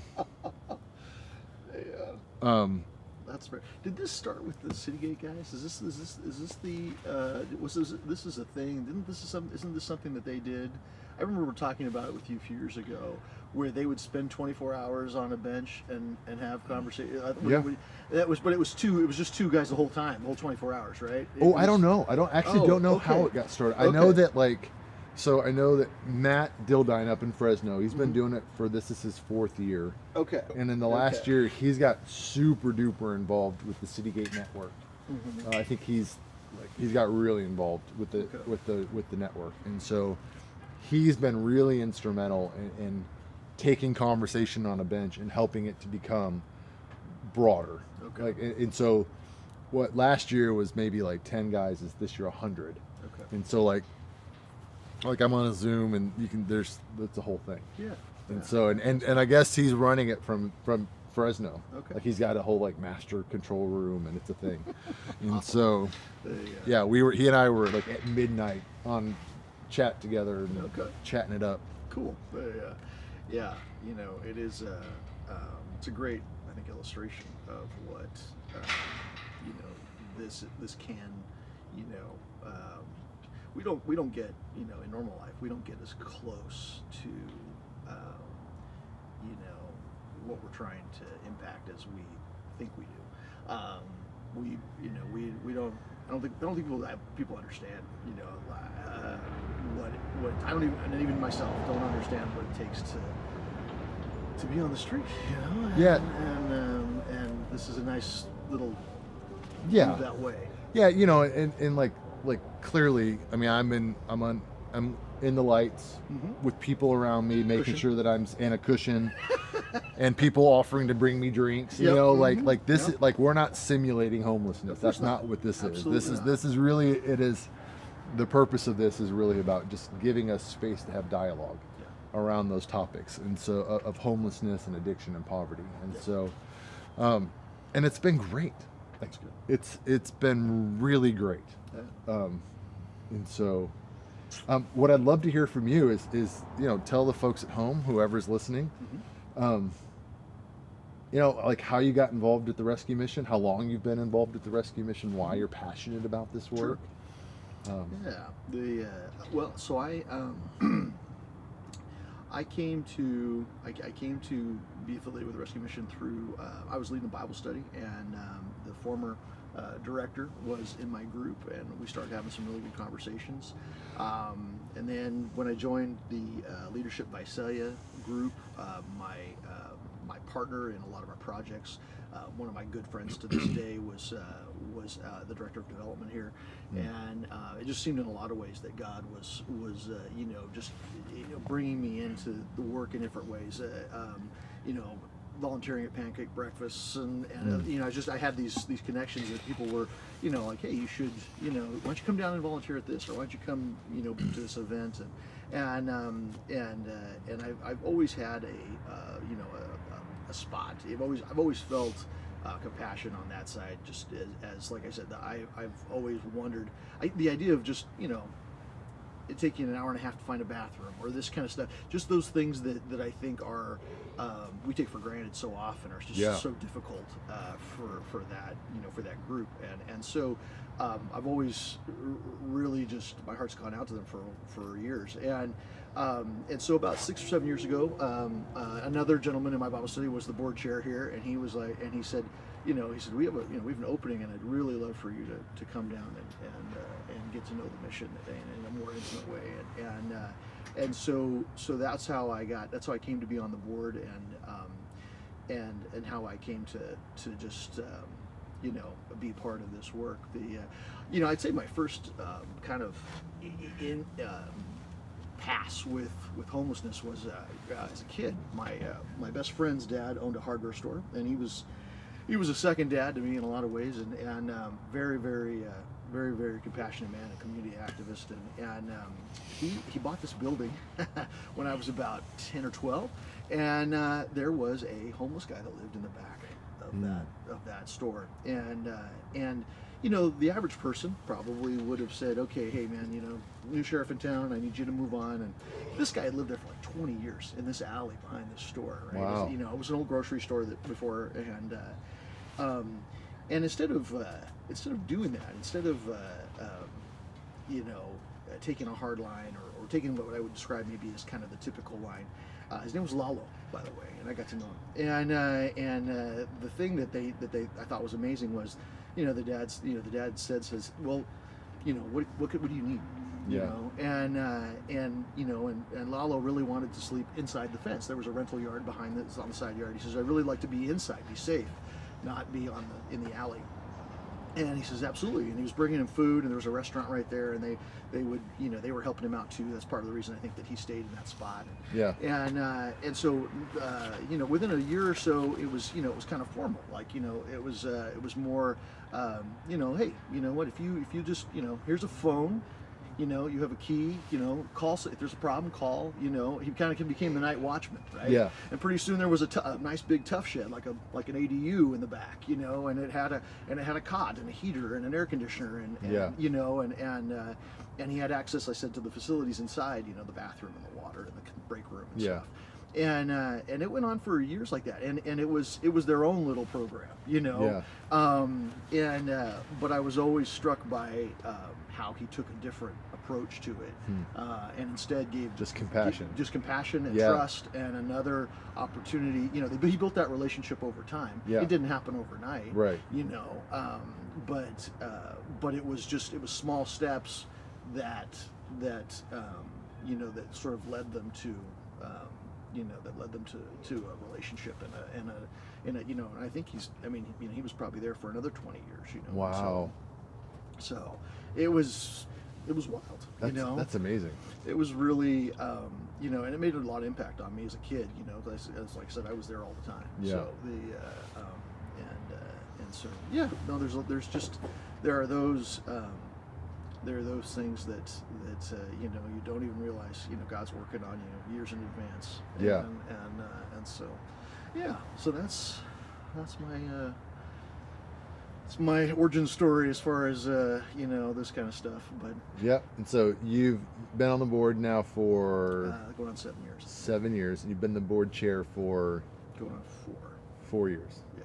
So, you know, in 7 years, you've seen some stuff. Mm-hmm. I'm going to ask you the same thing I asked Chris when she came and sat down, and the same thing I asked Brandon when he came and sat down. Okay.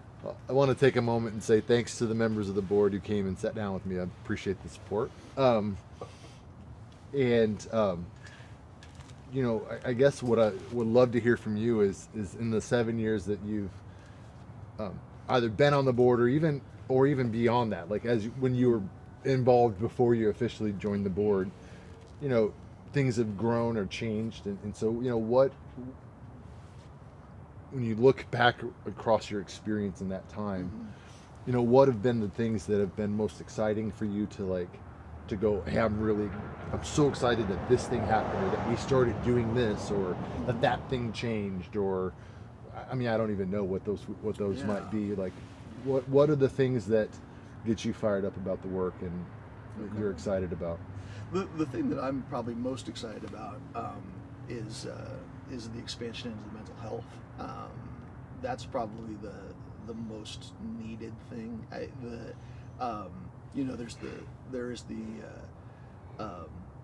you know, there's sort of the symptom, and then there's the root, right? Yeah. And I feel like so much of, and I have for years felt like, but I'm not a mental health professional, and so I don't have a lot of background into what that's, you know, what that all involves and how to treat it.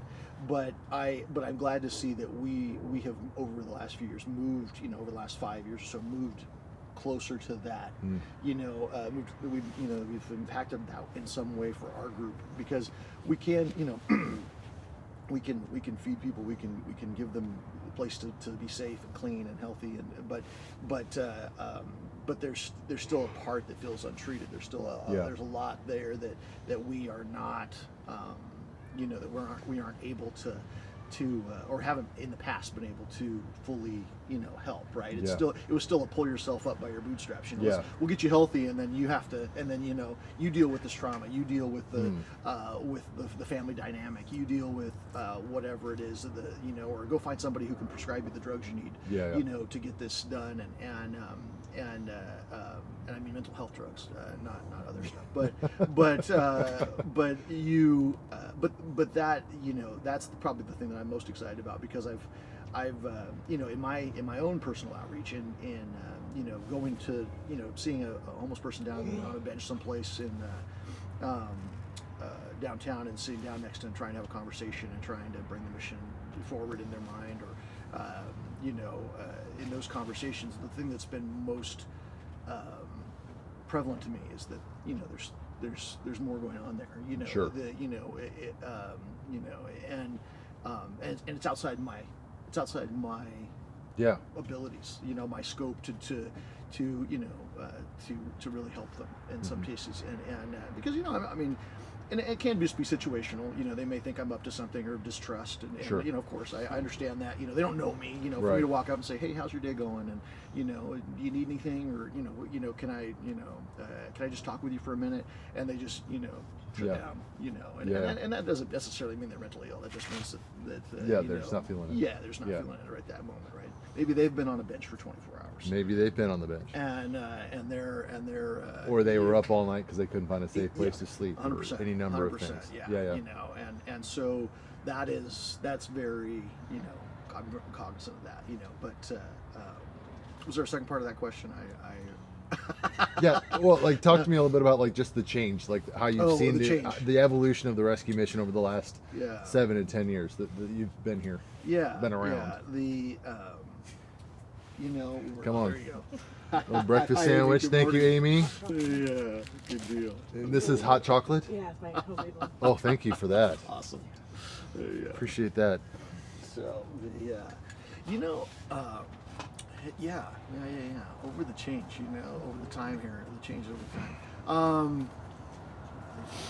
You know, I think we as, in some ways, we as board members have moved a little closer. We've moved a little closer to the work, but Do you mind if I eat my breakfast not at all. sandwich while Not at you're all. here? Please, Thank you. you've earned it. Thanks. In other ways, you know, in other ways, I feel like, you know, I mean, I look back to some of the folks that I know from the board in, you know, 15, 20 years ago who I've gotten to know, and you know, and there was more mom and pop back then, and it was much more like we had less professional staff, Sure. and so there was much more involvement in some ways, and I kind of lament that. You know, I lament that we're in some ways as a board not in the day to day. You know, which is you know, I'm you know, I appreciate that connection to the work that you know that they had. And you know, they're down here changing AC units and You're like, things I'm this. both grateful and regret that it's not as hands-on as it used to be. That's Yeah. and that's I think that is that's very accurate. Yeah. Yeah, I think that there is a real there's a real service aspect to it, and we as a board and sometimes do a really good job, and other times we're maybe not up to the standard of maybe previous boards. You know, and the mission itself is in a different position, different place. You know, we do have Totally. we do have very talented maintenance people that are doing the work that the board was doing years ago, and Yeah. we're able to, you know, we're not maybe running quite, you know. Some of the equipment's not isn't in as bad a shape. It doesn't need to be fixed every couple days. Yeah, right. You know, there's, you know, we've been able to do with some generous support. We've been able to do some upgrades to some of the buildings, and you know, there's been some improvement there. But that very grassroots, hands-on kind of stuff is very, you know, is different from a few years ago. And I think we're less event-driven than we were, say, 10 years ago. Really? You know. Were they doing a bunch of events 10 years ago? Well, it was more, you know, 10, 12, 15 years ago, the director was, you know, he was a sought-after MC, so he was in events all the time. And so there was a lot of, like, peripheral mission involvement and a lot of stuff going on in the community. Is that Chico? No, it was Danny. You know, so Danny would do the United Way breakfast, and he would do, you know, and it was just, you know, it was more of and so the mission was out. You know, I shouldn't say we were our own events, like, you know, fundraising, Yeah. but that was the outreach portion. You know, and I think, and well, you know, and I think you're doing a great job of that. You know, it was, you know, that was 10 years, you know, 10 years in, right? You know, or whatever it is into his stretch, and so, you know, that was one thing that he did very well that has changed. You know, I think we've and in a lot of ways, I would say, you know, that was the focus, right? The outreach or the community representation was the outreach versus the work itself. You know, and so Yeah. there were internal things that were not being done as well as they could have been done back then. Sure. That are culture-wise and stuff that are much improved. That, you know, so the appearance on the outside was shiny, but the car inside had some opportunities. had some opportunities. Yeah. So. Yeah. I'm a big old sissy. I like hot chocolate, but I like it to be like more warm chocolate Okay. than hot chocolate. So I'm gonna let that cool Absolutely. off a little bit. Yeah. Yeah. That's a great idea. This is pretty cool. Yeah. This has been a lot of fun. It's been one of the things that's been really rewarding, or it's kind of surprising, is the number of times when we brought, where like we've had a couple other like executive directors or CEOs come and sit down, or and just in the conversation, because we finally made time to just to sit down and literally all we're doing is talking. Mm-hmm.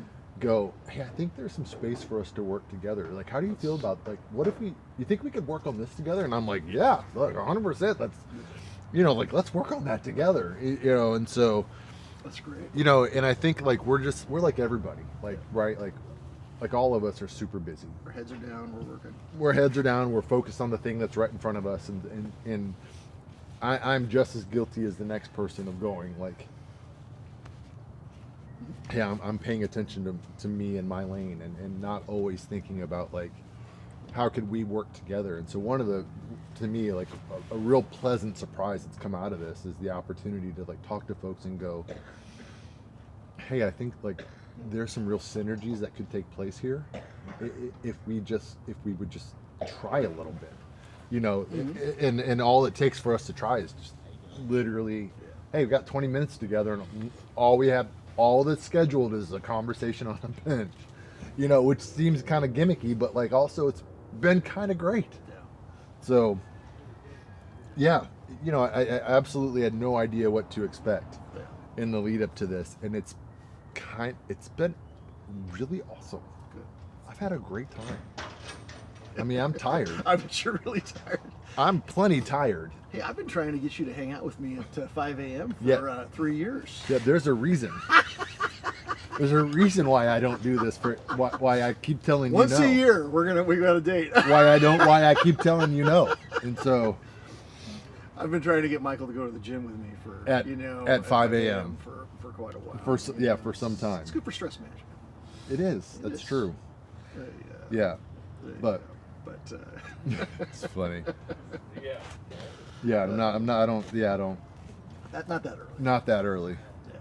It's funny because Bruce has been here most of the night, and so except for a little short window, and he was like, I'm not a night person, Michael, and I was like, I'm not really either. And the funny thing is like, since Zachary went to college, like when he was home, it was nothing for me to be up 11:30 or midnight, like regularly, and it was just like that was the pace of our lives. And it's like he went to college, and now like 9:30 rolls around, and I'm turning off all the lights, man. Dude, I'm literally, and KP will be like, babe, it's 9 o'clock. What are you doing?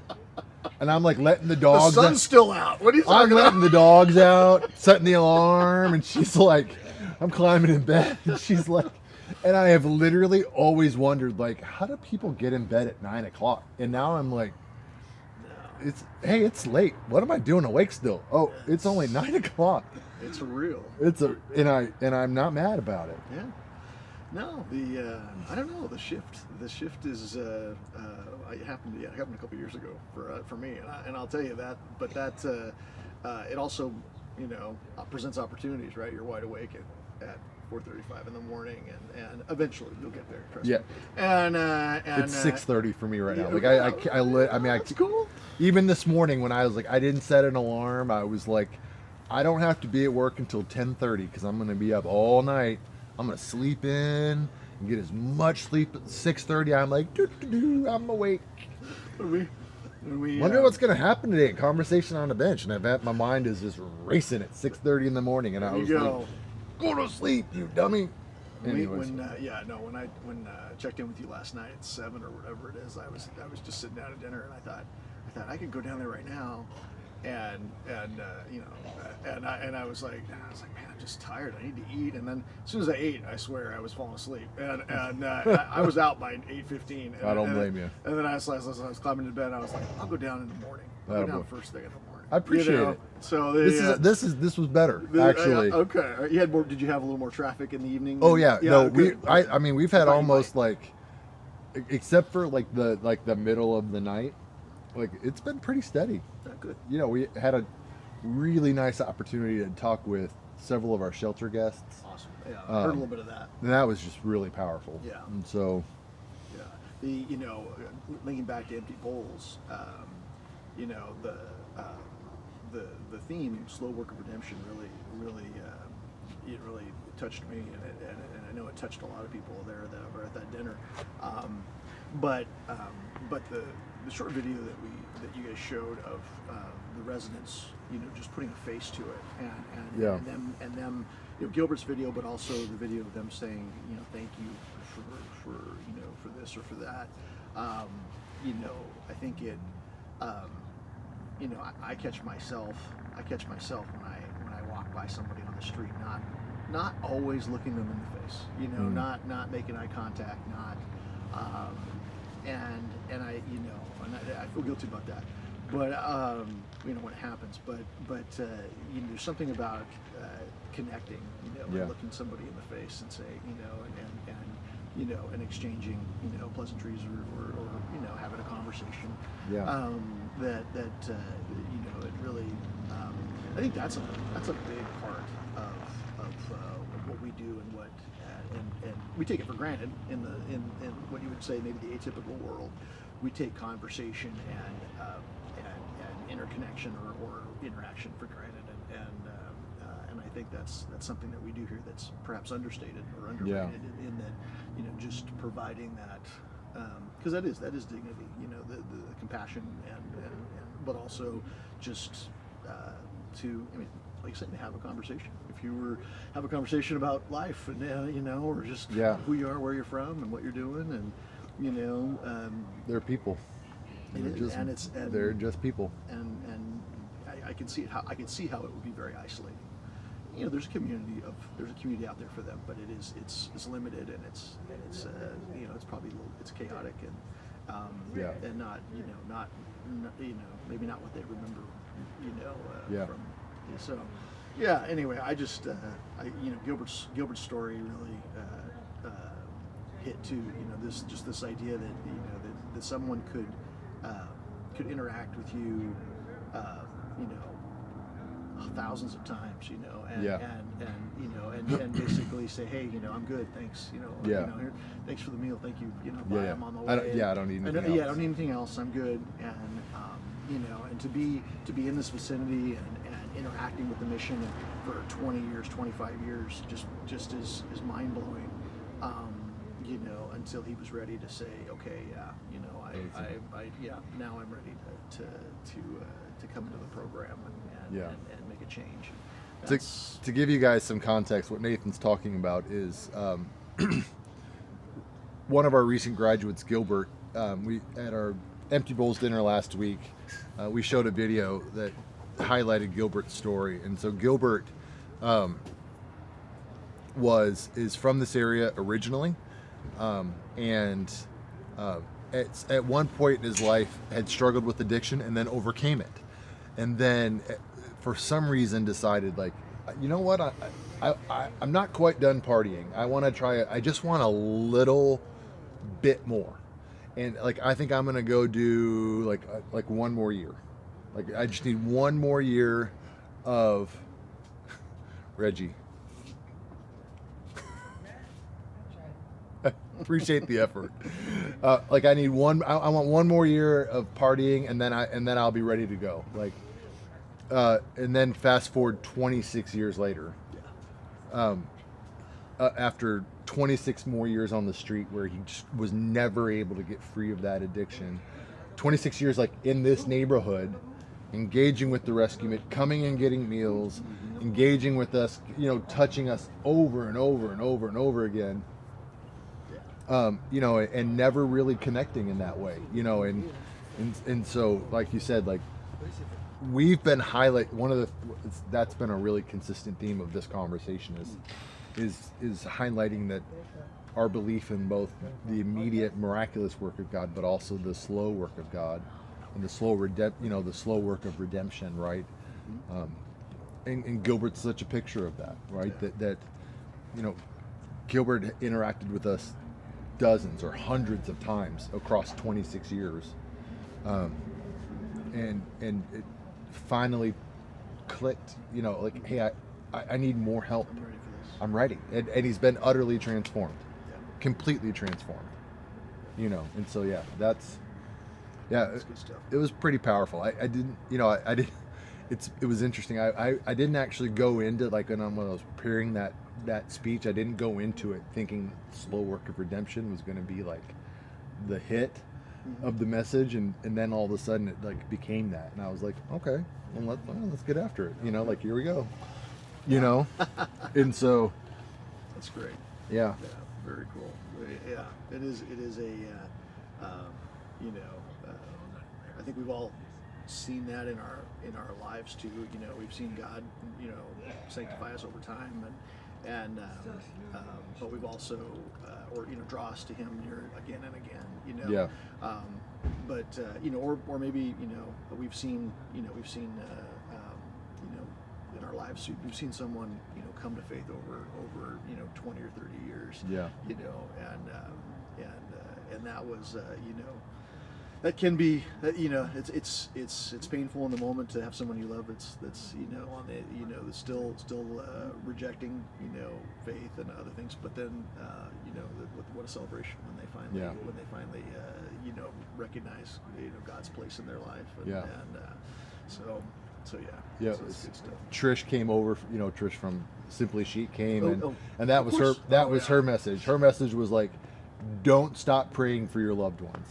Like my family prayed for years for me, and then finally God, That's awesome. like, I responded and God broke the chains off of me. But they never stopped praying. Like, so they don't stop, like that. She like looked in the camera. You don't stop praying for your family, like you, Trish is so like, good. yeah, she's just brilliant. Like, I love it. Yeah, very cool. So Awesome. All right. Thanks for coming, brother. Yeah, Appreciate you, anytime. Nathan This is- Halls. Thanks. Thanks for coming, All right. Make room for Reggie. Reggie. Okay, I want to take a drink of this, but I'm super terrified I'm going to burn my mouth. I took the lid off. Do what? I know, that's why I'm like, no, I'll be okay. I'm just a giant crybaby. That's really all it is. Yeah. Yeah, that's all right. All right. Who's talking? I can't tell. Aaron, hey, brother, thank you so much for everything, man. I appreciate you. Thanks for keeping me safe. Thanks for joining the conversation. Have a great evening. Go get some rest, brother.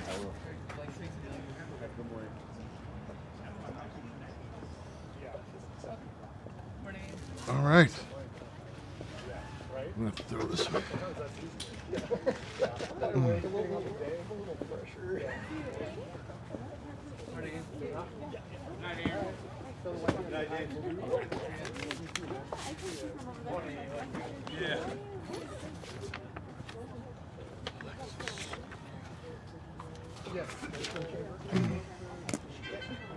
Oh, somebody.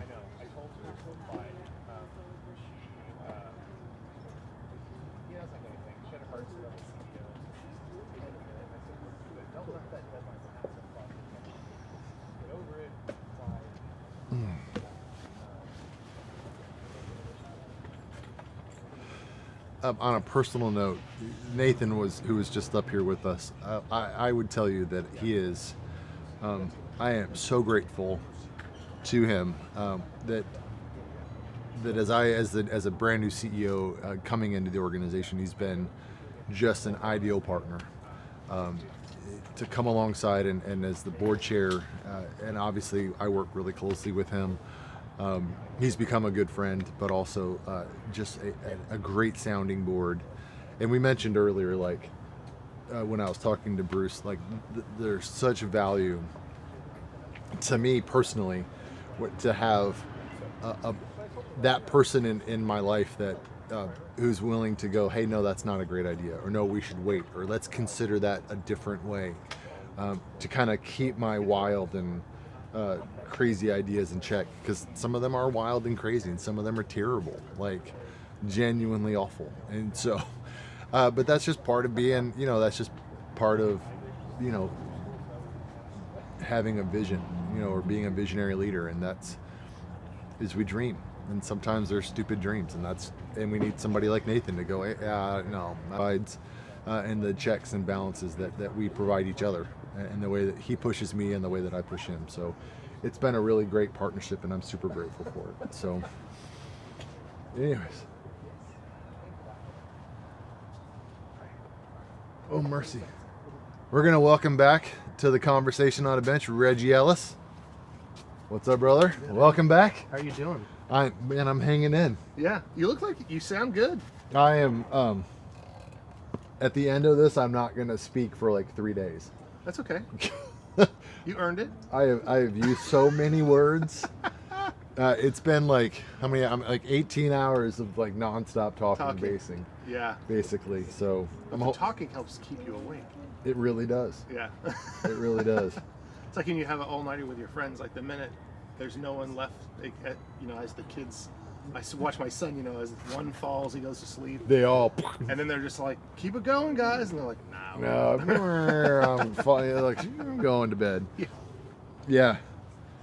Well, welcome back. Yeah. Good to see you. Thanks. Appreciate you. Yeah. Good to see you again.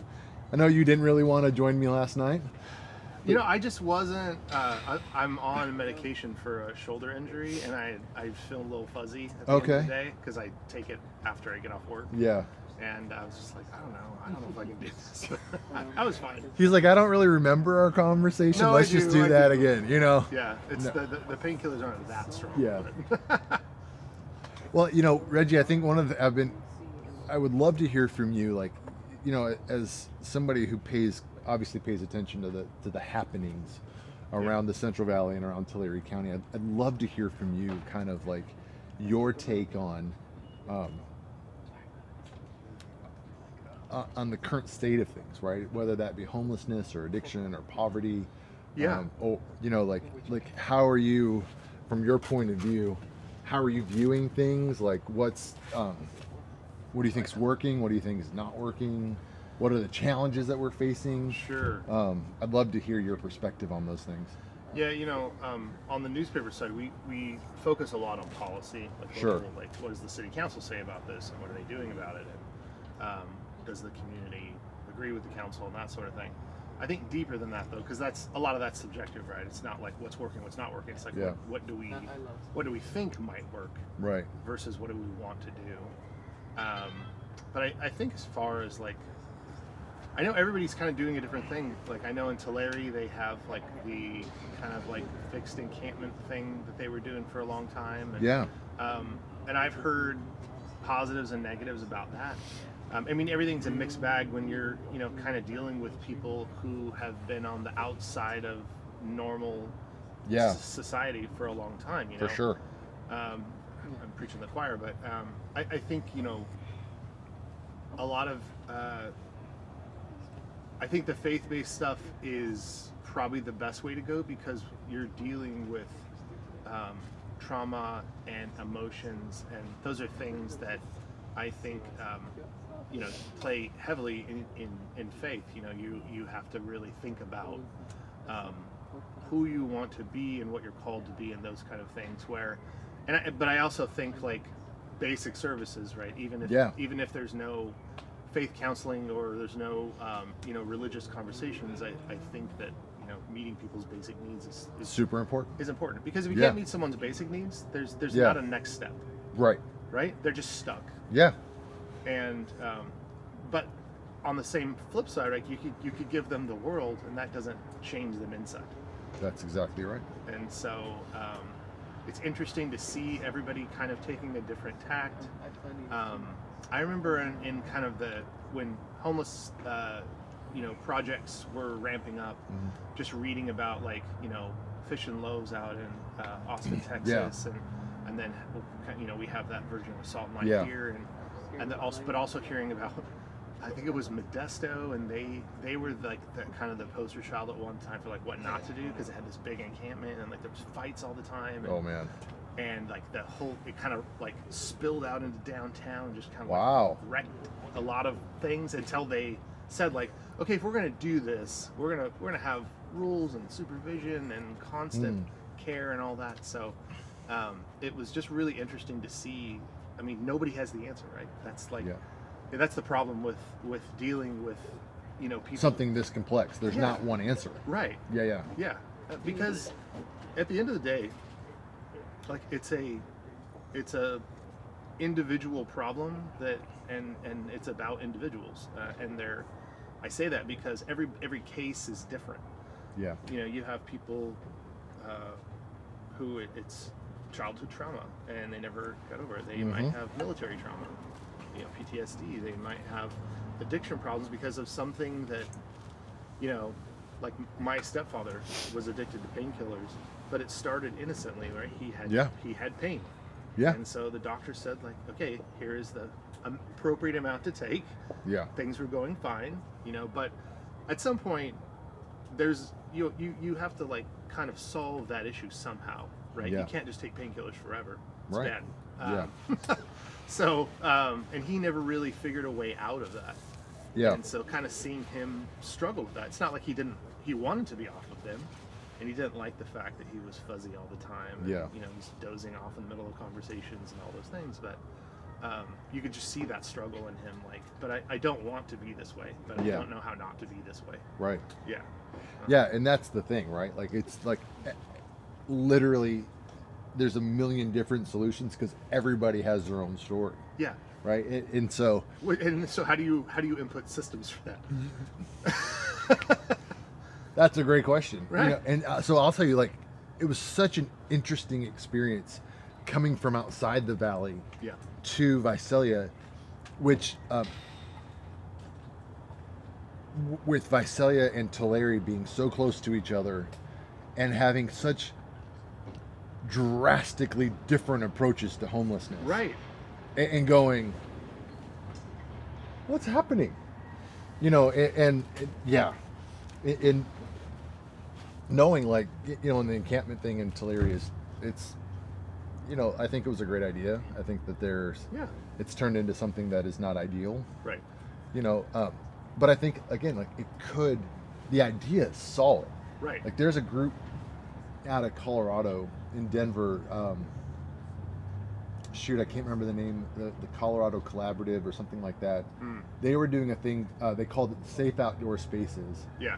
And so it was literally like, it was uniform. They were using ice fishing tents and Okay. pallets. And Yeah. so, like, everything was uniform. It all looked the same. Nothing was outside of the tents. Right. It was monitored. And so it was like, and it was such a success Yeah. that, like, the other places were requesting it.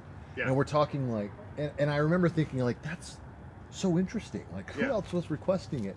And, like, I think it was like Regents University, I think, is in Denver. Okay. They were like, we can put one of those in one of our parking lots.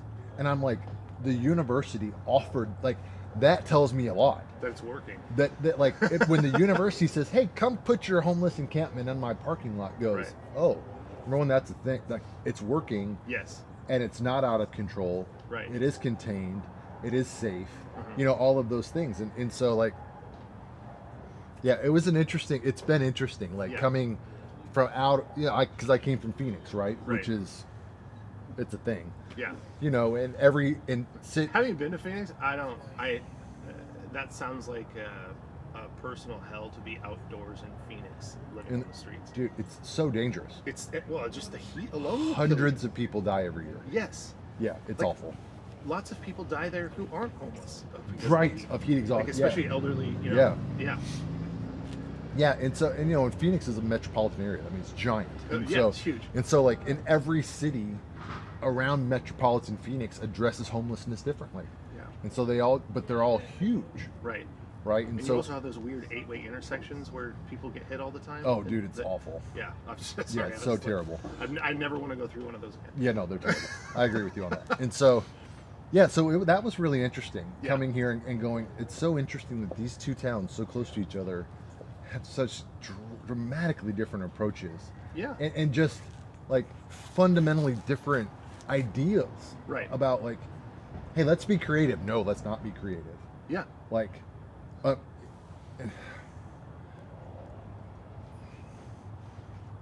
trying to decide how much I want to say about this, but honestly, like I applaud Tulare for being creative and having an idea and trying something. Yeah. And unfortunately, like, I think they lacked in some execution, and so what that did was give Visalia permission to go see, look, it doesn't work. Like they Yeah. tried it and look how terrible it was because it didn't work. Yeah. And in reality, going like, hey, look, instead of looking at it and going, hey, there was some merit, let us learn from their mistakes. What did work? Yeah, let's learn from their mistakes and do it a little bit differently. Let's Yeah. calibrate and try instead of just going, nope, it was terrible and we're not going to do it. Yeah. Yeah. And you know, and it's tough. Like I've talked to council members, talked to supervisors about it in this county and other counties, and everybody does have like the best of intentions. Like, hey, we need to solve this. Everybody agrees Yeah. that there's a problem. Everybody agrees that you have to throw some policy at it. Yeah. It doesn't have to be the same as what somebody else did. You have to do something. Yeah. And yet, you know, we've really, California and the nation has really been throwing, 20 years we've been throwing resources at it, Yeah. and we still don't really have a solution. And I think the most important thing is that people keep trying new things. You know, Don't give up. Yeah. Yeah, and listen, I want to And be even individually, like, don't give up on the individual. Like, they're gonna fail. They're human. Yeah. Like we all. I'm gonna fail several times today. I don't know about what, but it'll yeah, happen. that's the truth. And listen, and I want to be like super clear. Like, I'm not throwing shade at Visalia. Like, Yeah, I know. like there are some really amazing people in Visalia city government who care deeply about this topic Absolutely. and are 100% trying to make an important difference. Yes. So I'm not throwing shade at all. Like, it's just the reality. Like, Yeah. Right. there are some political realities that are at play, and Yeah. that's the thing, and that's just part of the landscape. And Yeah. it's and it's that way everywhere. Right. It's not just here; it's everywhere. Yeah. You know, I think like I really like the way you guys kind of do treat everybody as an individual, but also have systems to like support that. You know, I think St. Paul's does a really good job with the heating and cooling during the Yeah. times of year, because they understand like there's only so many beds, right? Yeah. We can't shelter everyone. We haven't figured out how to do that yet. Yeah. And that really, I think, is kind of the answer, even though it's the most expensive way to do it. It sure is. Like, you really do have to get everybody off the streets before you can help them. Like, there really is not a lot of help to be had on the streets. There isn't much you can do. Yeah. I mean, everybody knows. Yeah. Literally, everybody in city government knows. Yeah. Everybody in the nonprofit space, in the social services space, knows that one of the things Visalia desperately needs is a year-long Yes. emergency drop-in shelter, Yes. like the warming center, but 365. Yeah, exactly. That's Exactly. that is a critical need that doesn't exist. That Right. if we could somehow find the funding to make that happen, Right. boy oh boy, would it be a huge help to the city. Yeah. I will also say, I do think that, again, because we're human and individuals and we think differently than each other, I do think that if you could get everybody on the same page in a community, you probably could solve it, but I have yet to see that happen in any community. I mean, you have so many groups trying different things, and I like all of the plans, but they're not doing it cohesively together, and that's the only way you're ever going to have enough resources, and I don't even know if you'll have enough of that, Yeah. but you'll be closer. Yeah. And yeah, I mean, I think like what all of us want is to be able to go, that's how you fix it. Yeah. Like here's the solution. Yeah. And what none of us, but what all of us instinctively know is like that doesn't exist. Right. There's not one solution that solves everybody's problem. Right. You know, like we spent some time in the middle of the night kind of talking about housing first and the differences between housing first and and our approach and how it's just a little bit different. And Yeah. you know, and me going like, listen, I don't always think housing first is a great idea. I think sometimes but also sometimes it is a great idea. Right. You know, I cannot sit here and go, this is super complex and everybody has an individual idea, Yeah, right. need, when sometimes exactly what that person needs is to be housed, and that will solve their problem. Yeah. And so sometimes it's the magic bullet. Yeah. Lots or of at times least it's not. start to solve the problem. Right. Like, step one is don't live on the streets. Yeah. Step two is let's figure this out. Yeah. Now that you're off the streets, now that you have a place, now that you can feel safe, now that you we can give you services, whatever that looks like, Yeah. for whatever you need. Now we can get somewhere. Yeah. But like when you're just on the streets, like how do I help you? Yeah. There isn't even a mechanism to help those people. Yeah. Like it's not like we just have like a giant, bus that just drives around, picks up people and says, hey, Yeah. sleep, have some food, whatever, you can be on this bus as long as you want, kind of thing. It's like, Yeah. that doesn't work either. Like that, I can tell you right now all the logistical problems you'd have with that. Yeah. Yeah. And listen, I mean, different cities are trying different things. I think Seattle at one time was trying I think they called them they were like rest stops, basically, where it was literally like, Yeah. you come in and you sleep for like a few hours in safety and then you leave. Right. And so it wasn't a shelter technically, because you're not staying for a long period of time. You're like popping in, Just like an emergency rest. just Yeah. whoop, take a nap, Yeah. and then you're gone. And I don't have any idea how that turned out. I just remember that was the thing. But one of the Nancy on Facebook is asking what did not work and we think she's probably referring to Larry. Larry. So specifically, I think we're talking about the encampment. Yeah.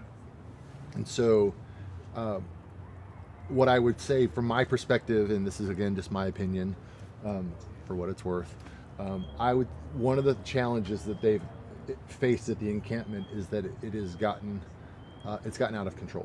Yeah. And so they allowed people to kind of spread out, and instead of it being, like, this is my space and this is only my space.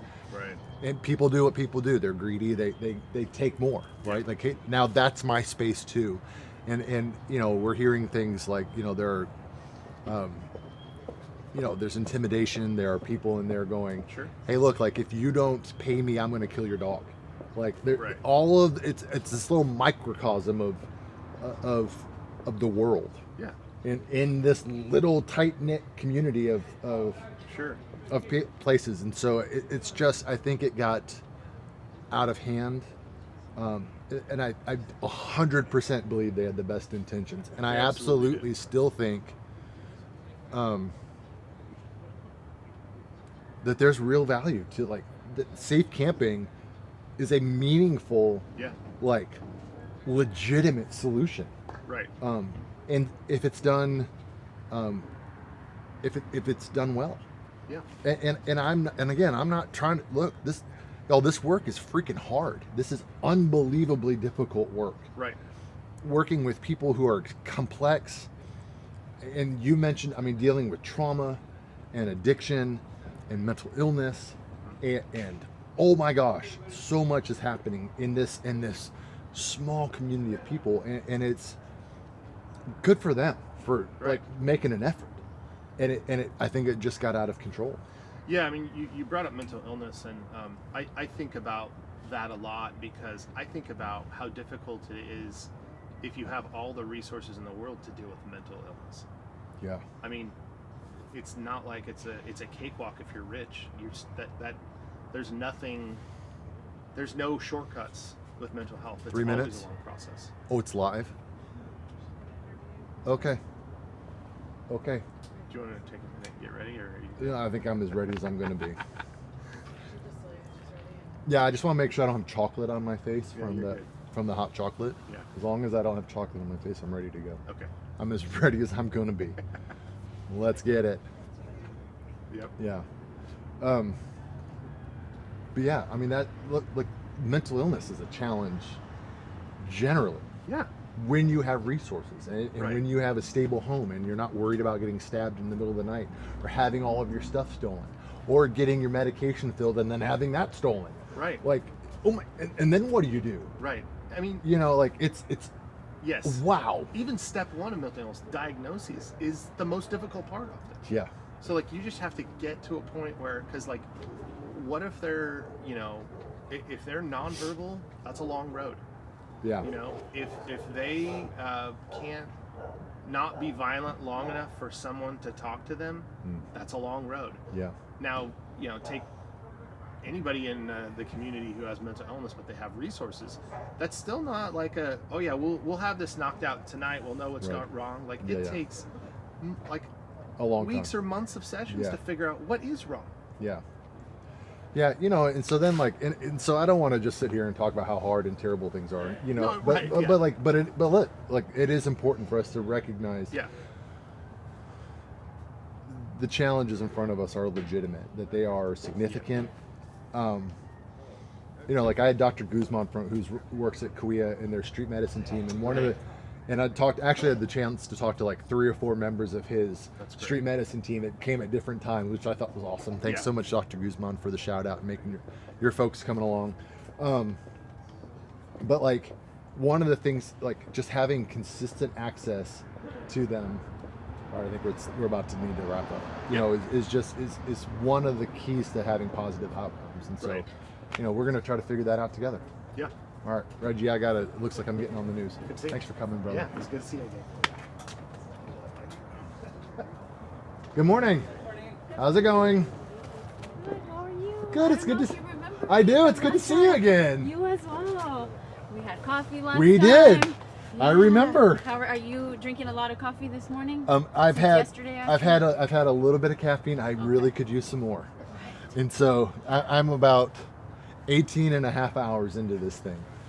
Yeah, so I'm like, Is this your first time ever doing something like this? Or yes. have you- Okay. Oh no, this is my first time.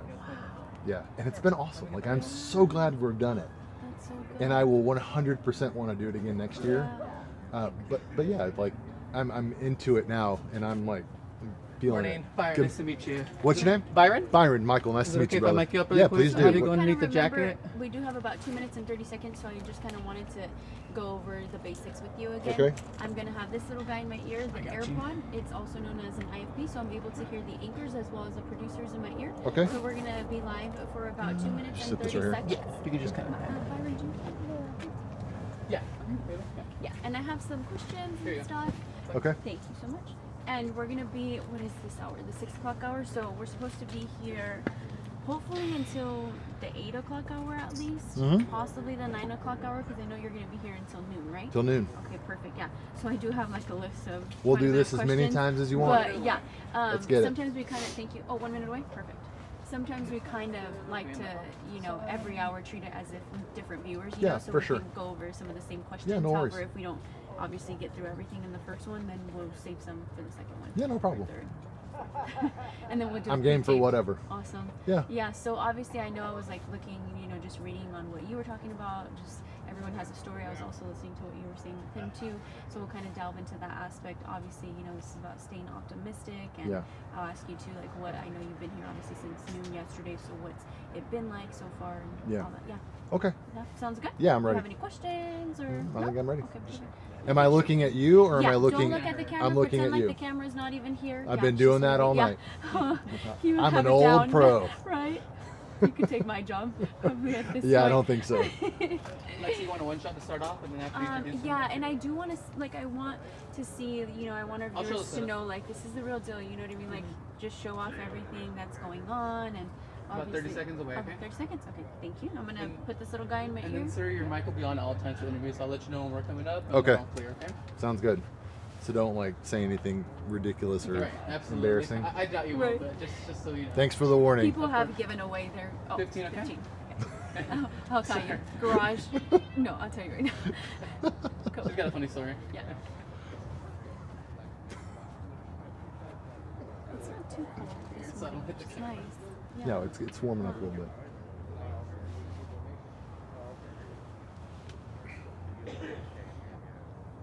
All right, coming up in toss.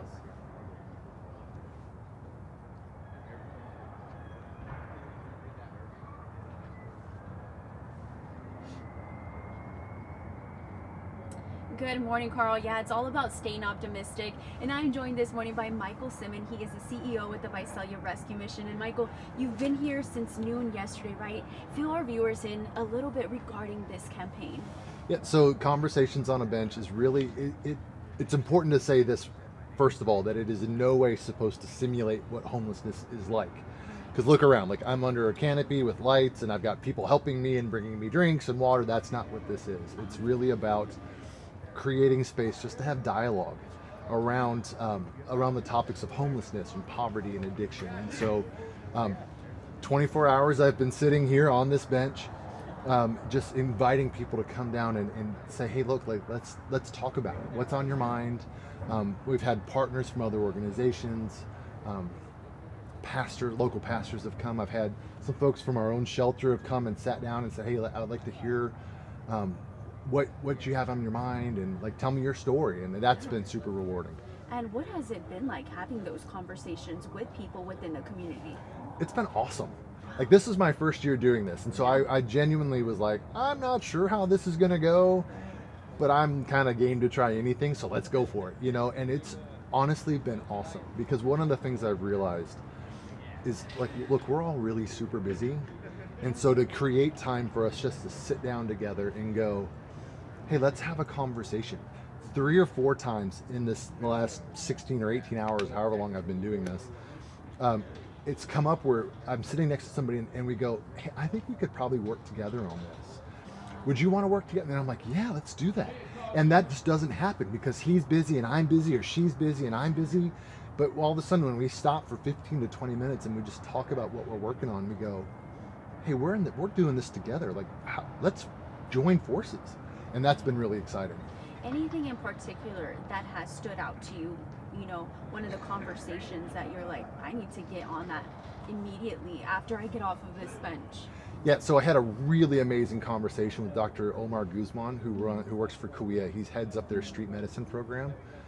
You know, they provide medical services like out on the street. And so one of their challenges is creating a consistent space for them to connect with the community of folks who are unhoused. And one of the beautiful things about the rescue mission is we've been here for a long time, and so people congregate here naturally. And so for us, we're going like, hey, look, how can we leverage our position in the community to create an easier access point for you to provide more services? And he was like, oh, I'm totally into that. Let's figure that out together. And so I was like, yep, let's write that down, and like, holy smokes, let's have a conversation and somehow figure out what that would look like. Well, you kind of talked a little bit about the Visalia Rescue Mission, but I want our viewers to know a little bit more about it coming up here in the next hour. And I know you have a lot more. I didn't even Sure. get through all of my No, you're questions, fine. my friend, because, you know, there's a lot and Yeah. that we really need to delve into. So, of course, I want our viewers to stick with us all morning long here on Great Day, but we do have to toss back for now. Thank you so much for Oh, no your time problem. this Thank morning, you. Michael.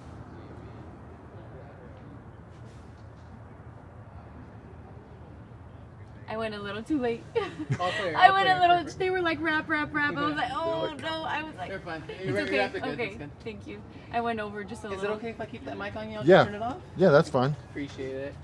Yeah, Makes it I a little think in the easier on next us. one, Michael, we can also start off with talking a little bit more about, I know at the very end you kind of talked about the Visalia Rescue Mission, so I really wanted to delve into that too, just Sure. to tell people what you guys have already done, what you guys are doing. I know, like, even this vehicle behind Yeah. us, I know that was just the campaign. Yeah, that's brand new. Yeah, so I Yeah. think it's crucial, you know, like, it's not just this, it's the other aspects as well. So Yeah, we can absolutely. delve into that. Sounds good? Yeah, that sounds great. Perfect, yeah. So I honestly, I was just like, we just had a natural conversation, which I Which didn't is- even which really is get super into. easy. Yeah, right? Yeah. Yeah, that's the best. Yeah, no worries. You gave a lot of, you know, information to our viewers, so that Good. was incredible. But yeah, so, yeah, I was like, oh, that's No, great. let's just do Let's it. just keep going. Yeah, I'm with Okay, you. my friend, so, Byron, did you want to take the mic No, off he of told him, me I'm or- just going to Oh, hold on you're to gonna it. hold on to it? Yeah, Okay, he just perfect. turned it off, and then we'll turn it Yeah. back on when it's Okay, time. Yeah, so perfect. Same kind of thing for the next one, for the 7 o'clock hour. Perfect. Okay. Awesome. I'm like, I woke up early too, my friend. Yeah. So with the time, I'm like, I really got to look at my phone, Yeah, my no watch, doubt. you know? Right? No doubt. Okay, perfect. Thanks for coming Thank and doing you. this, No, you guys. I thank- really yeah, appreciate it. Of course, thank you.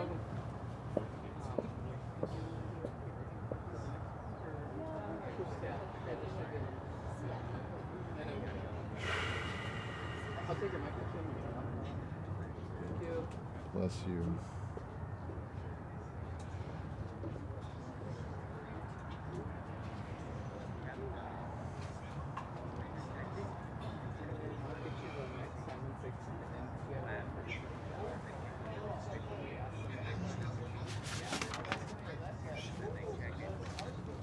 Hey, I'm still live, right?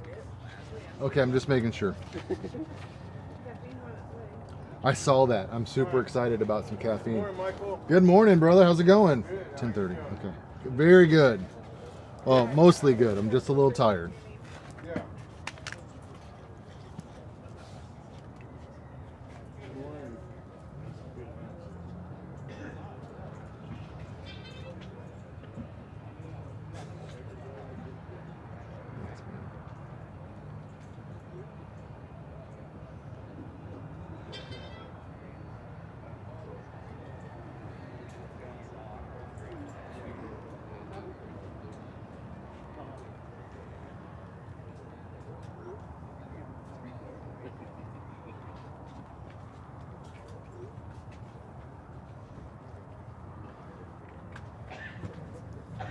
Yeah, you guys, like one of the things, when I was talking to Reggie earlier, it would be really, really super easy for us to spend all of our time talking about how hard it is and how almost impossible it is and how challenging this work is. And look, all of that is true, 100%. It is hard, it is challenging, it is complex. But also, like, here's the thing. It's worth it. Like, it's important. Like, and we feel God calling us to do this work, right? And so if God has called us to do the work, then our only responsibility is to do the thing that he's asked us to do. And praise God, I'm not responsible for the outcomes, right? Like, we do our part and then we let him do his part. And so is there hope? 100%. Like, we see people get housed all the time. We see folks, break free from their mental illness, break free from their addiction all the time. And so, like, I really want to make sure that in the trying to find the balance of how do we communicate effectively about this topic of homelessness and addiction, it's important that, like, we can't talk about it and pretend like it's easy, or that there's this magic bullet that, hey, if we'll just do this one thing, that'll solve our problems, because that doesn't exist. But also, I want to make sure that we recognize that, like, that there is still hope, that especially coming from our perspective as a Christian organization, as believers in Christ, that we look to Scripture and we're encouraged by the fact when he says, like, with God nothing is impossible. And when God went to gosh, I'm so tired, but I think it was Elijah, and he said, Elijah, can these dry bones walk again? And he was like, only you know, Lord. And he was like, with the Lord, like, with God nothing's impossible.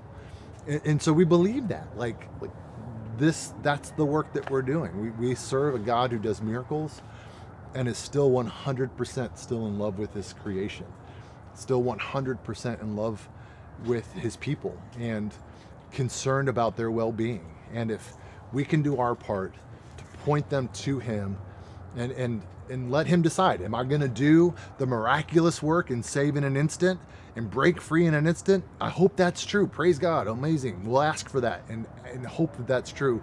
Or is he going to choose the slower road of redemption, of redemption that takes time and counseling and work? Like, also praise God for that. Like, that's up to him. He gets to decide. We don't. We're making ourselves available for both and saying, God, whatever you want, we're here for it. And we're going to ask you to move and then trust you to move in whatever way you decide to do it. So that's worthwhile to make sure that I don't want to, like, I felt like that section was like, oh my gosh, it's so hard and that's so terrible. And it is. It's really hard and it can be terrible, but it's not hopeless. Okay. Coming on up. Next on Conversations with the Bench. Douglas, I can't read the last name. What is it? Schooling. Douglas. Hey, good morning. Come on in. What's up, brother? Hi, how are you? It's good to see you, man. Good Have to a see seat. You as well.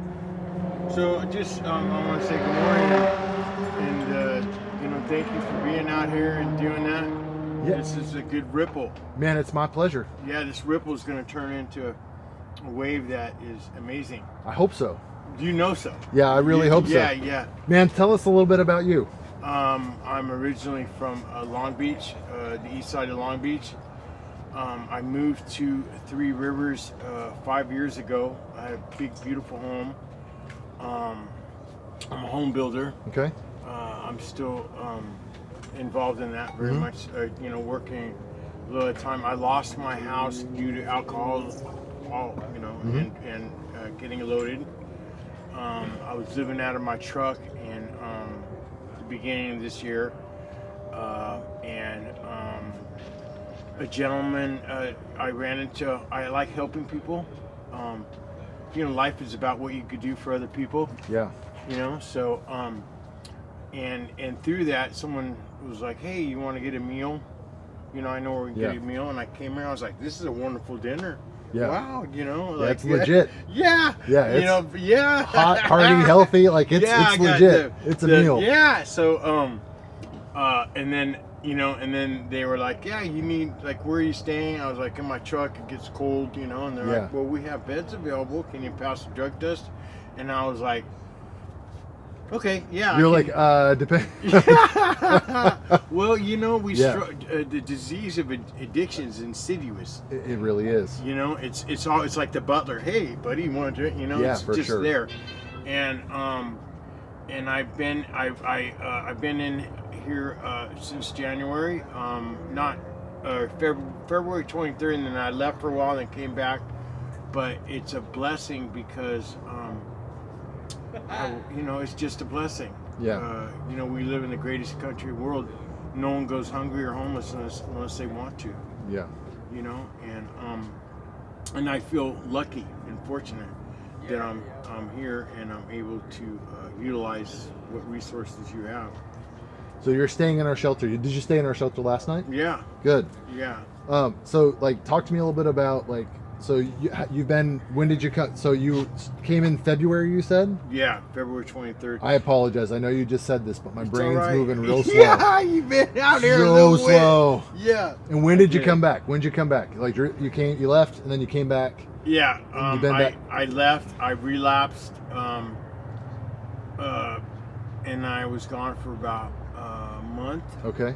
And then, you know, I had to stay abstinent from using and drinking, and then I came back. Okay. And I've been back here for like 65 days. So how many days sober are you right now? 75. Attaboy. 70. Good job, brother. Yeah. That's exciting. Yeah, but you know, you have to want to be. You know Yeah. what I mean? Like my daughter's getting married, you know, and I come from good stock. You know, I want to be the best version of Doug or Dad. I want to go through that door. Yeah. She's like, Dad, you know, can you have some hair and maybe some tea? And I'm like, Yeah. all right, I can do that. I'm sorry. That's my reality, dude. You know what I mean? Dude, I like it. I love it, man. Just I'm be not real here with to- me. I'm just here Yeah. to give you my reality. Yeah, I appreciate You know? it, man. And I basically came here to ask you, how can I help you help me? Like there's so much going. There's a workforce up. That is more than what people see. Mhm. We are more than people see. Yeah. You know what I mean? And so I'm here to exploit that. Yeah. You know, and so that's why I wanted to. And when do I get to rub elbows with the, you know, unless I'm connected to a charity or something. You know what I mean? So how can you help me help you? Is that what you asked me? Exactly. Gosh, that's a great question. I don't know. I'm sorry. No, it's okay. Let me think. Because I thought about what I was going to say before I got here. That's no. I'm glad you did. Let me think on Yeah. that one for a minute. Yeah. You know, I think, Doug, I'll tell you, like, the way that you can help me Yeah. help you is, look, I'll just be super transparent. Like, Yeah. I don't, and you know, because you've been around, like, You I have don't to. get to spend a lot of time in our I shelter. know you don't. I really Ripping and don't. running, And yeah. so I got all these other things that I'm doing. Sure. And so, like, I don't always, get like this, like, first hand Yeah. kind of like feedback Yeah. on what's working and what's not working, Yeah. or what would you like to see improve, or like how do you think as a shelter guest, Yeah. what could we do? Just be honest with me. Like, what is there something that we could do that we're not doing now Yeah. that could help better set you up for long-term success? That's where I'm going with this. Good job. You know, because what I care about is, like, you got what, 75 days right now? Absolutely. How do we get you to 365, right? Yeah. Like, and then 2 years, and then 10 years, right? Yeah. Like, how do we get you there? And is there how can we best help you get there? Yeah. And is there something we can do to help you with that? Yeah. Instead of this. Yeah. Yeah. Which a lot of times that happens in these places. So I believe that this is a very powerful archetype. I see it, I believe it, and I also believe that God wants me here. Yeah. Or I sniffed this out like a hound dog. You know. Yeah. And with that in mind, I believe that God is supernatural. Mm-hmm. You know, what you pray for, what you think, you know, that archetype's powerful. And this is a powerful archetype. And why I'm here with you is because you're bringing your best. I see that. And when you sat here, I said, what?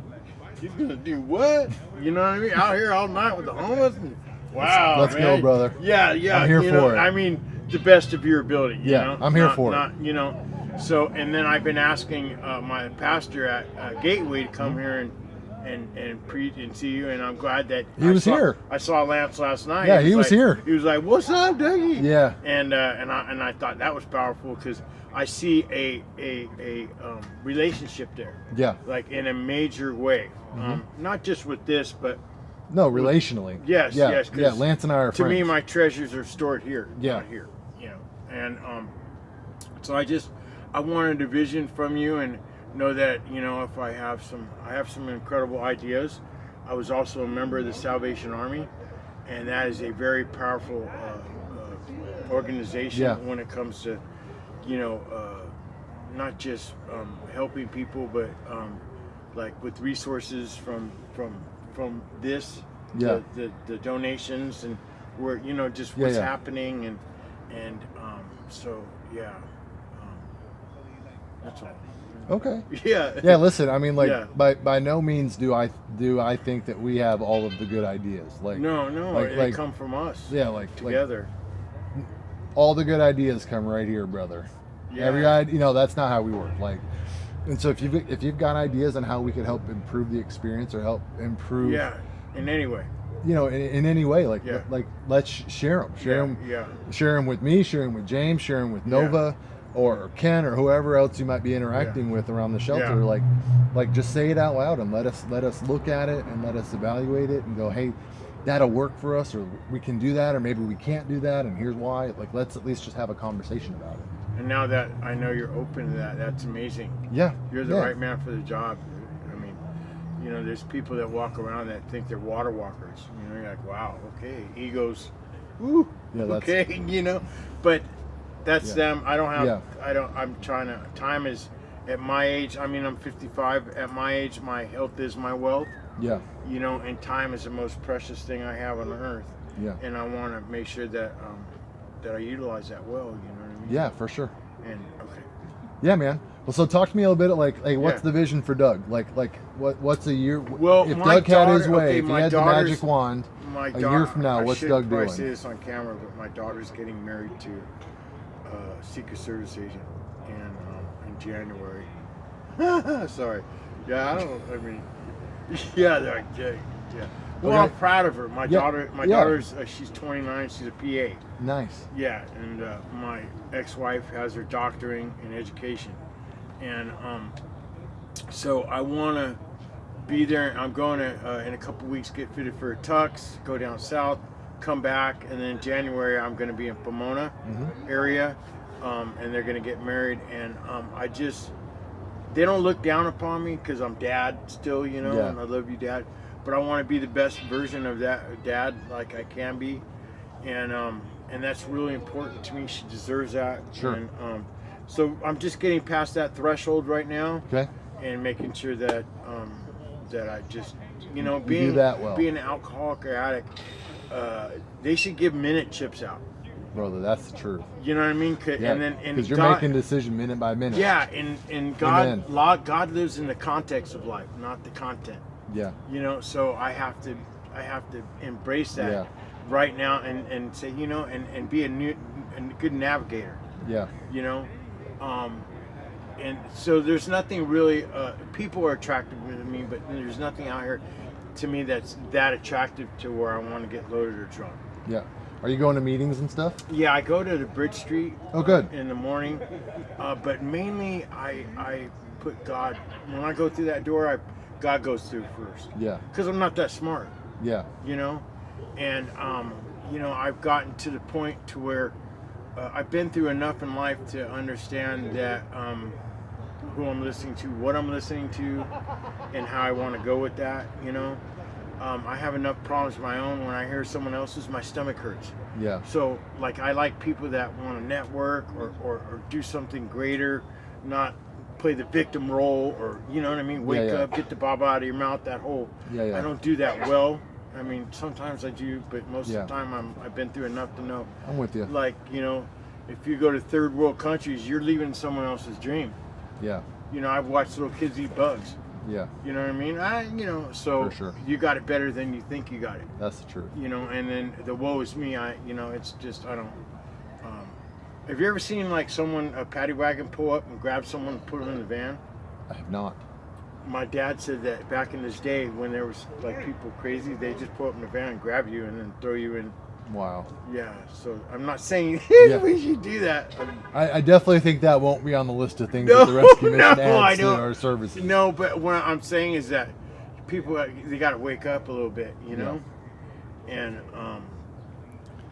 so I would like to, my dad just passed away about 3 months ago, and I'm next to kin, and my dad was wealthy. He was a broker, transportation broker,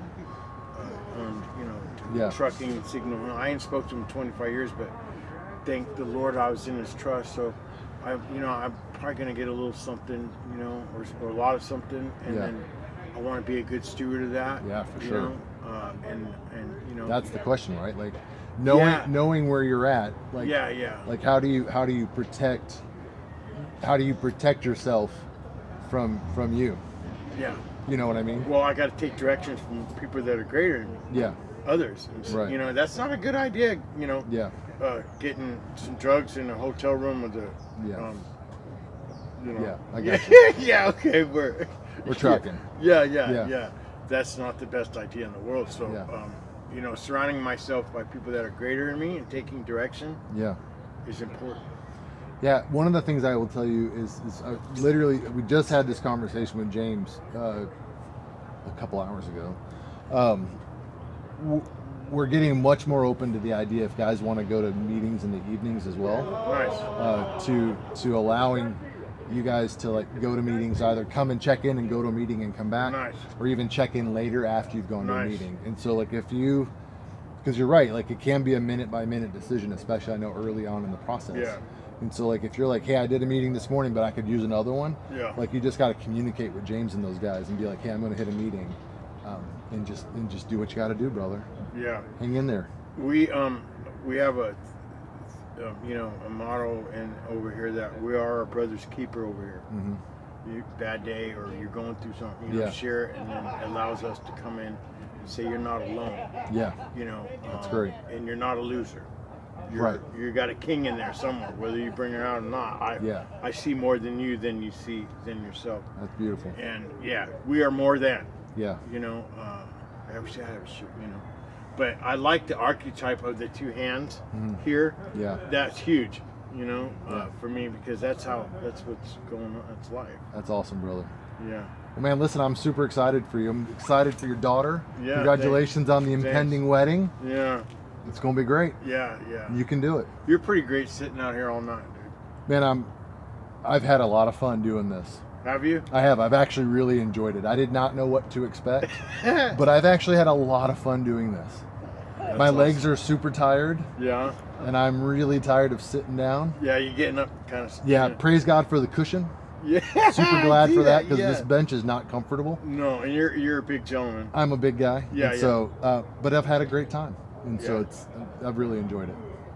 And I could see in your eyes you're not just you're absorbing. No, I am. Oh yeah, I've been taking notes all. Here. I've been taking notes all day, brother. Yeah.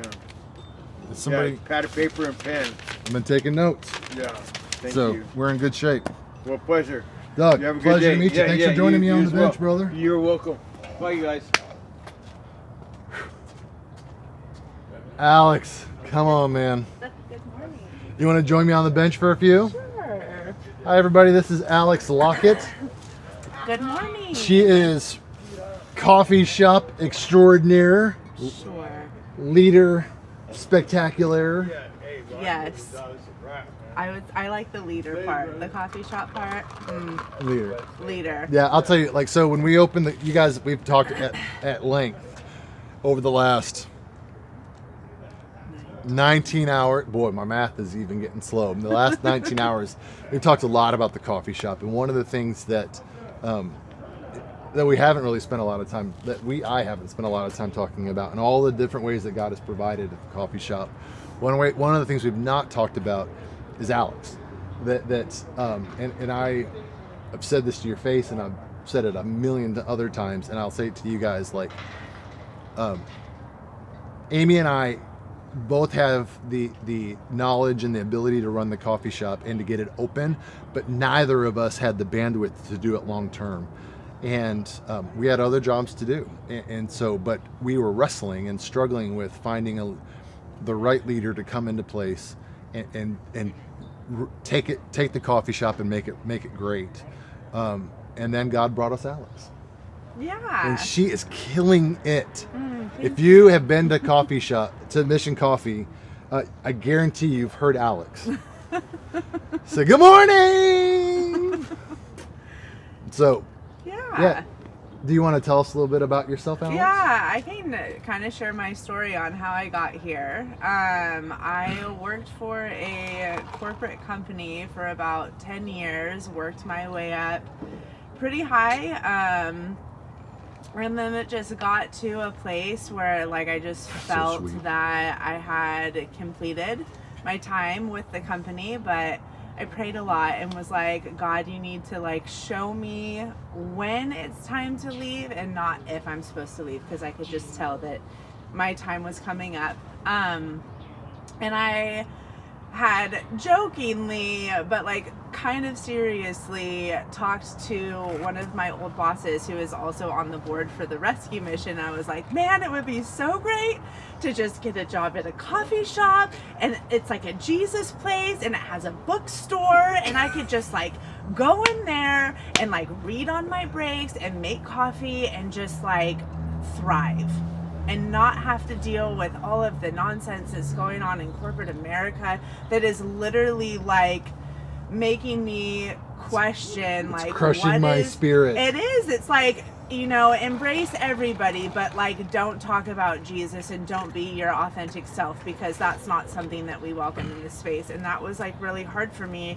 And it got to a point where I was like, yeah, no, it's super dark, and I know that like we're the light of the world, but like sometimes even if you're shining super bright, if it's so dark, like you can't be seen. So I knew that God was wanting to use me somewhere else. I just didn't know where. And so a couple weeks had gone by. I had came here to volunteer because we had to fulfill volunteer days with the last company that I worked for, and I was just having a blast in the kitchen. It was a great time.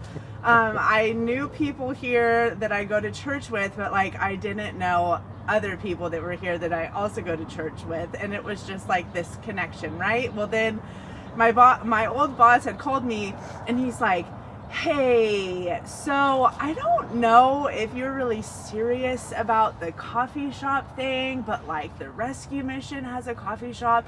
They're looking for a manager, but like the money that you would be making is probably what you were making when you first started working with the company that you're at now, and you've been there for 10 years. So just like throwing that out there. And I was like, oh, okay. And I had like no idea about this coffee shop, like never heard of it. So I like thought on it, I prayed about it, and then there was like a Friday where I was having to like do some transporting of people to get resources from Fresno, and I was on like my third trip, and I texted my old boss and was like, hey, can you get me Amy Jones's number so I can just call her and have a conversation? So on my way back from Fresno, I called her and we talked for like 30 minutes. And she's like, can you come in Monday for an interview? And I'm like, sure. Yeah, absolutely. She's like, the coffee shop closes at 3.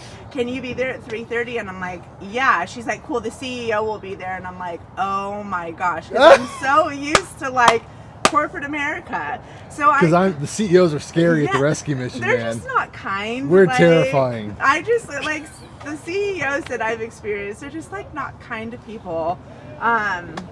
They see dollar signs and not people. So It's just been, yeah. So I go in for my interview and I sit down, and like Amy just goes, all right, like we're gonna pray for like the anxiety, because I'm like nervous. Like when I tell you I'm like looking to come run a coffee shop and like take a significant pay cut, I'm nervous about this interview and like how I'm gonna do, because I just feel like that my heart is in it. Like it's so crazy how God has brought in all of this together, like a coffee shop with a bookstore and a faith-based organization. What I prayed for. So we sit down, she prays, they're like, cool, so let's talk. And I just like break down in tears, and I'm like, I just want to be a good leader, and I feel like I have been taken away from a leadership position and like micromanaged and become a manager, and I don't like where I'm going, and I just want to lead. And so then they're like, yeah, like we're gonna talk about it. Obviously, interview a little bit longer. I talked about some of my experience and knowledge that I could bring into the coffee shop.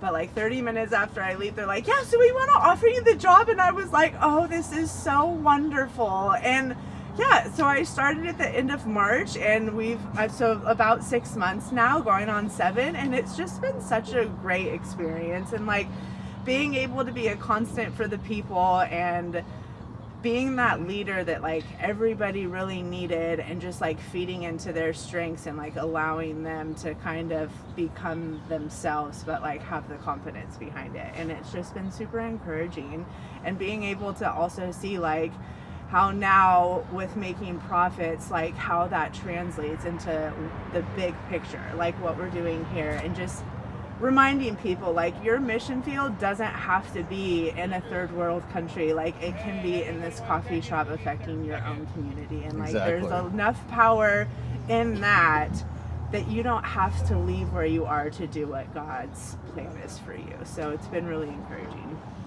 Yeah, and you're awesome. Thanks. Yeah, seriously, like, you know, I mean, it is,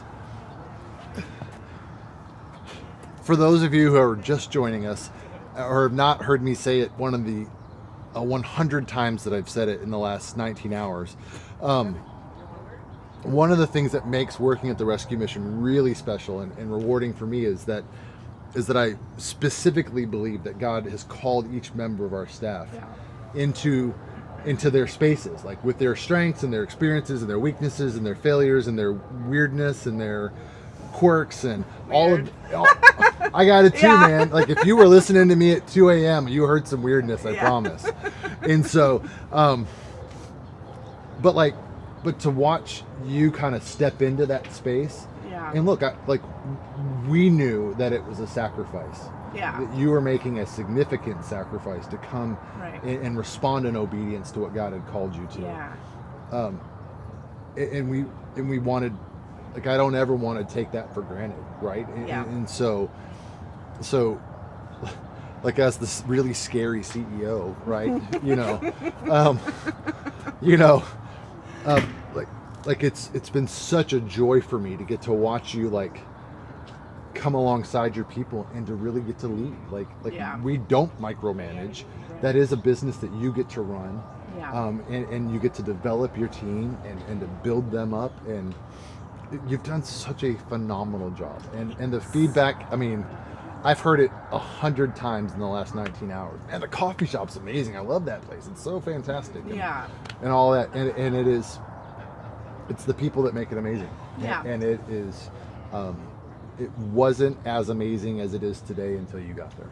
Thank you. So thanks for all you're doing. You're welcome. And really, really thanks for the drink. You're welcome. And the really sweet note that you guys wrote on my cup. That was nice. I appreciate it. We appreciate you. I really needed the caffeine. We did 3 shots. No, you did not. Woo! Oh, keep it going, buddy. All right, Alex, thank you so much. You're welcome. We love you. We love you. Hey, Katie, am I supposed to be joining this room that I just got invited to?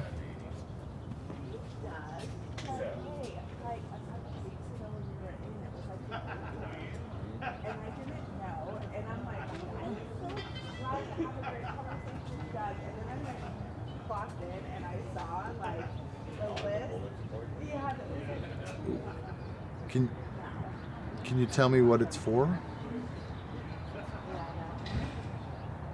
So we're having a little like internal meeting here in front of everybody.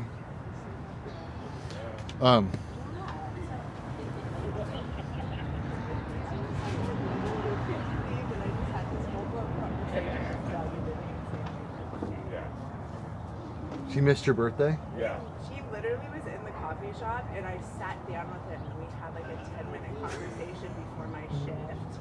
And then I get up to go clock in, and I look at the newsletter, and I see his name, and I'm like, my gosh. Really just didn't even say anything. That's okay. Oh yeah. Yeah, we're not gonna join the live stream. Okay, thank you, Katie, for filling me in on that. No, we're gonna stay away from the live streams. Okay, fantastic. Hey, listen, one of the things, like I promise this is not about like, one of the things I really, really hope that you guys are hearing me say, and then also hearing and seeing happen from my staff is like, look, this is a calling. Like to do this work, we really do look at it as something that God has called us to, and it is an opportunity for us to respond in obedience and believe that God's going to bless the work of our hands, not for our good. I mean, we hope for our good, but mostly for His glory. And so,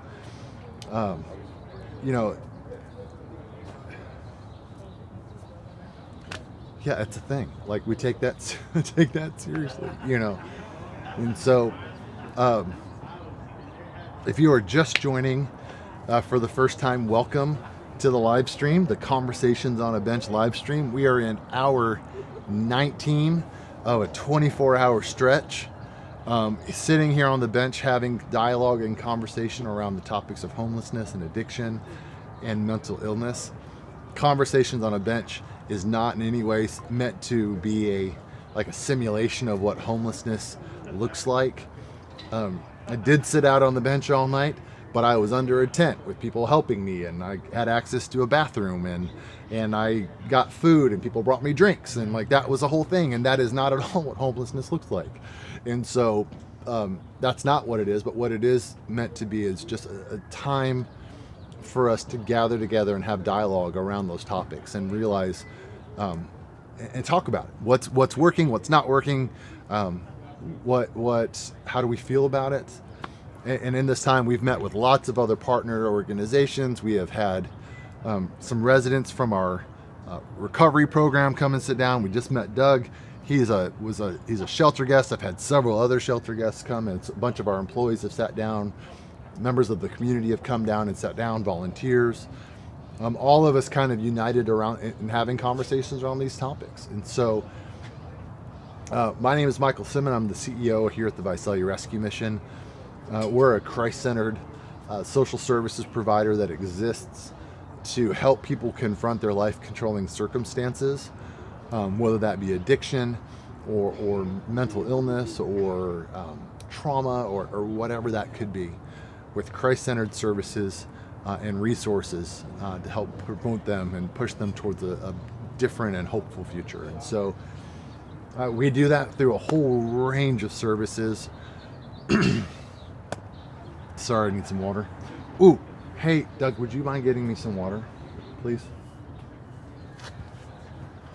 We do that we have a big old wide range of services, not the least of which is our newest, most exciting new adventure, which is right behind me. That's our Reach team. We have just launched our outreach team. It's called the Reach team, where we are proactively taking all of the services of the Visalia Rescue Mission and the Hope of Jesus out into the community and finding people where they're at, whether they're in camps, whether they're in fields, they're in parking lots, wherever they are. Thank you so much, Doug. You are the man. Yes. Appreciate you, brother. Yes. Take a drink.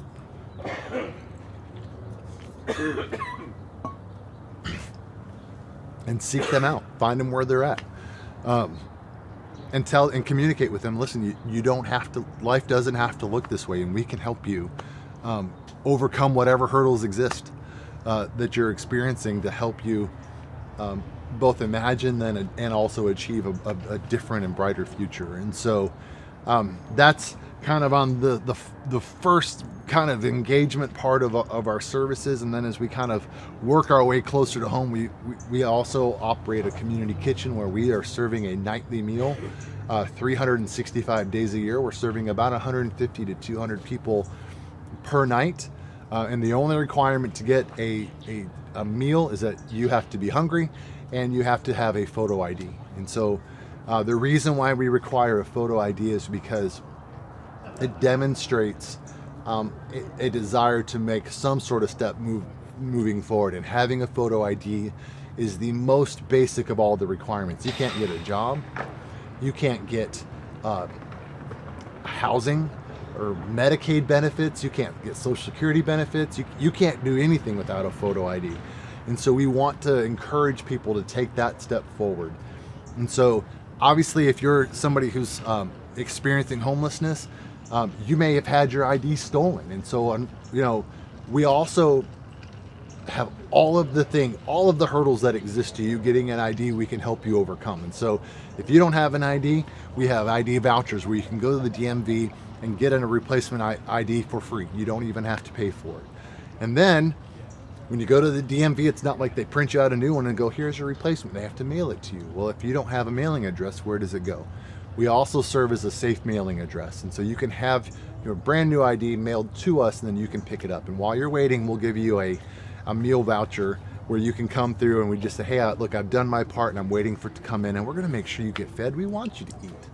So we also operate a men's and women's shelter, men, women, and children's shelter.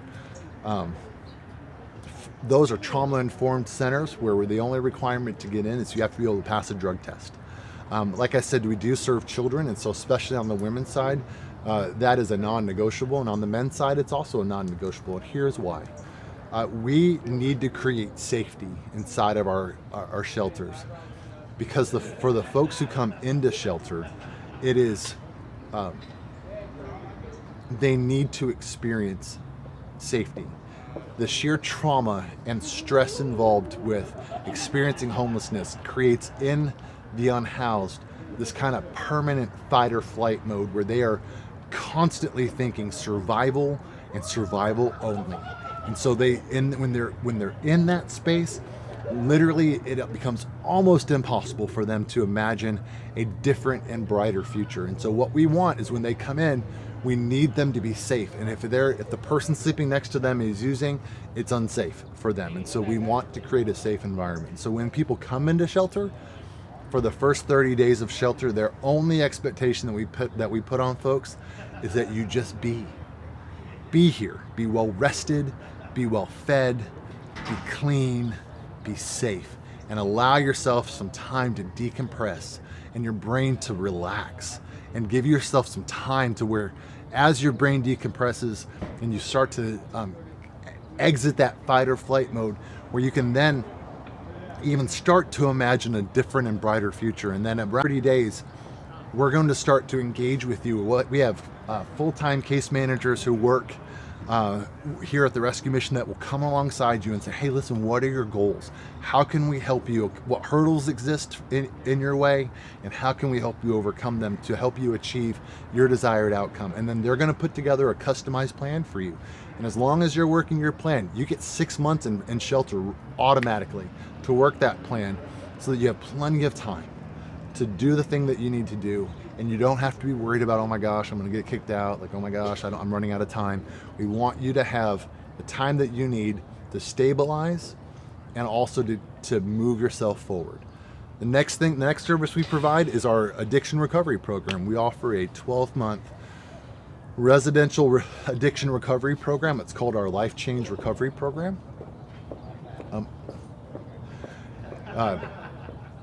Sorry, I got real worried about the time right then. I don't know why. Okay.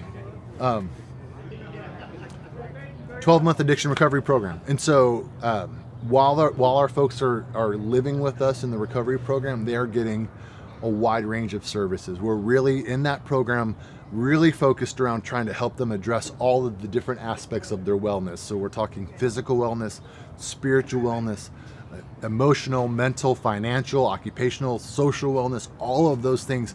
We're really looking at whole person health and well-being. And so in that time, they're getting professional counseling, they're doing group therapy, they're doing addiction classes, they're doing biblical discipleship classes, they're doing work therapy, all of those things together to help them do the heavy lifting of recovery, which is looking into themselves and asking themselves the hard questions of like, what was happening in me that made me want to use? What am I medicating? What trauma am I medicating with a substance? What am I trying to avoid?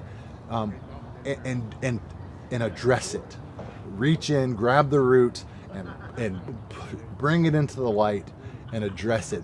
We give them the tools to address that. We've got professional counselors on staff that help them navigate that process as well. And then once they've graduated our recovery program, they have the option of moving into our transitional living, where they can spend another 12 to 18 months ish working.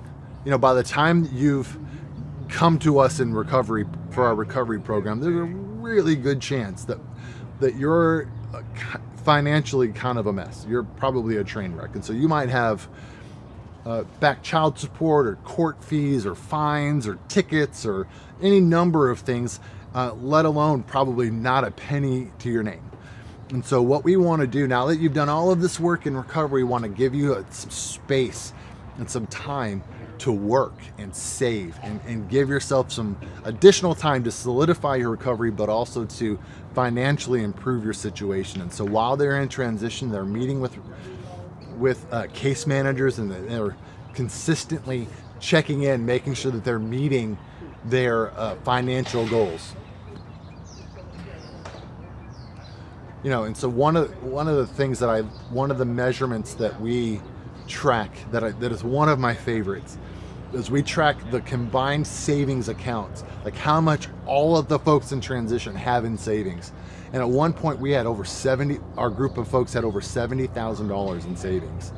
And they're using that money, they're buying cars, they're paying off their debts, they're cleaning up their records, they're fixing their credit, they're getting housing. They're launching, they're doing the work to get themselves ready to launch back into thriving, successful citizenship, back into the real world.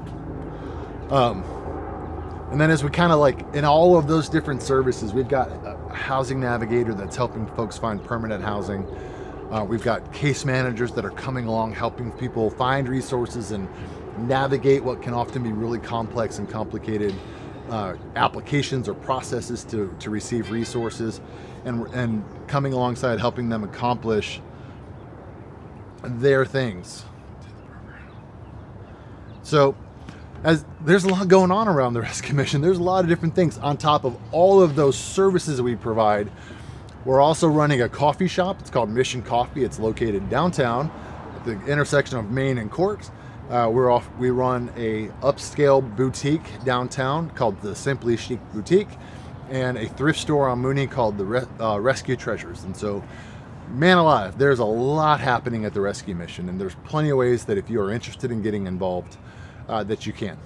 Whether that be financial donations, donate your time through volunteerism, donate your stuff. You can donate your used items, not all things. There's a list on our website. My brain is not working well enough to tell you exactly where to find it on the website. But you can donate stuff. If you have a used car that you're like, hey, we're not driving this and we want to get a tax write-off, you can donate your used car to Mission Motors, and we will help clean that thing up, and we'll turn around and sell that.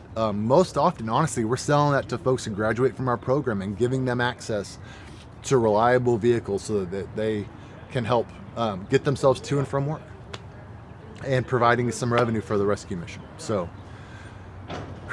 that was a lot of words. Okay, so I'm going to take a 3-minute break before we come back to the news. So will you cut me out for a second? We're good?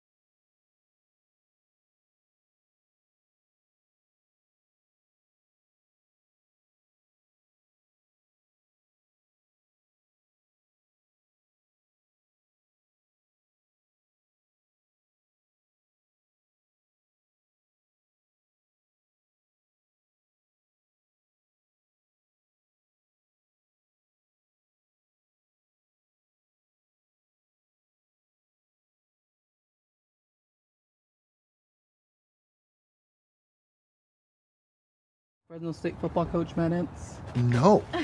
I'll show you a picture later. No, the one I get most often is Ed Helms. Ed Helms? The guy from Yeah. the Hangover. I get that all the time. I see Yeah. I see a little Ed Helms now you say it. Yeah, I get that. I get that pretty frequently. Yeah. We'll have to show you a picture of that. Yeah, because I was telling her, I'm like, he looks so familiar. You I haven't can't seen put my him already. tongue on it. And it's like, oh, it's a football Yeah, coach. that's That's amazing. Yeah, he has glasses too, huh? Matt Yeah, has Matt glasses has too, glasses, huh? yeah. Let me get it, Michael, before I end up Michael, accidentally Michael. imagine. That's amazing. Yeah, I'm like, he's both M's too. But yeah, initially I will mention that. Again, we'll delve a little bit more into this one regarding the Visalia rescue mission, you know, in its entirety. I know you were Yeah. kind of, I don't know if you were on another live stream. Or No, I talking was to just somebody? no, I was Oh, just you were giving. just talking. I'm just Okay. giving the rundown. Nice. Yeah. Perfect. That's good. 'Cause Is that kind of what you've been doing too? And there's some.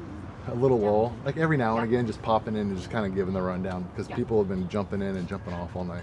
So And Michael, if you see me go like this, that just means 30 seconds left. So just kind of wrap up. okay, You don't have to stop abruptly. However, just wrap up your thoughts. Yeah. okay, I'm gonna be honest. It's gonna be tough because I'm gonna be looking at her. Yeah, that's fine. Oh yeah. That's fine. If you see, you can, Yeah. you can hear. So Yeah. Bruce, if he does I'll this, repeat it. you do that, and I'll be looking. I'll see it in you from you. All right, we're about 30 seconds away. Mike will be on It's all because times. normally I got we're it. like standing up and like you could see, you know, so this is a little All right, stand by, Lexi. challenge.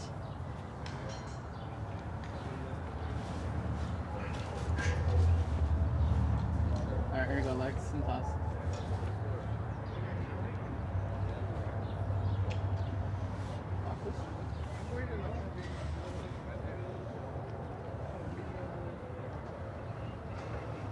Good morning, Christina. Yeah, it's all about staying optimistic. And my friend here, Michael Simon, the CEO of the Visalia Rescue Mission, has been sitting on this bench for 19 hours now, right, Michael? 19 hours. Wow. Tell I'm our viewers counting. a little bit more about, you know, what yesterday to today is consisting of. Yeah, so it's called Conversations on a Bench, and it's all about just creating space for dialogue, right? It's not meant to be some sort of simulation about homelessness.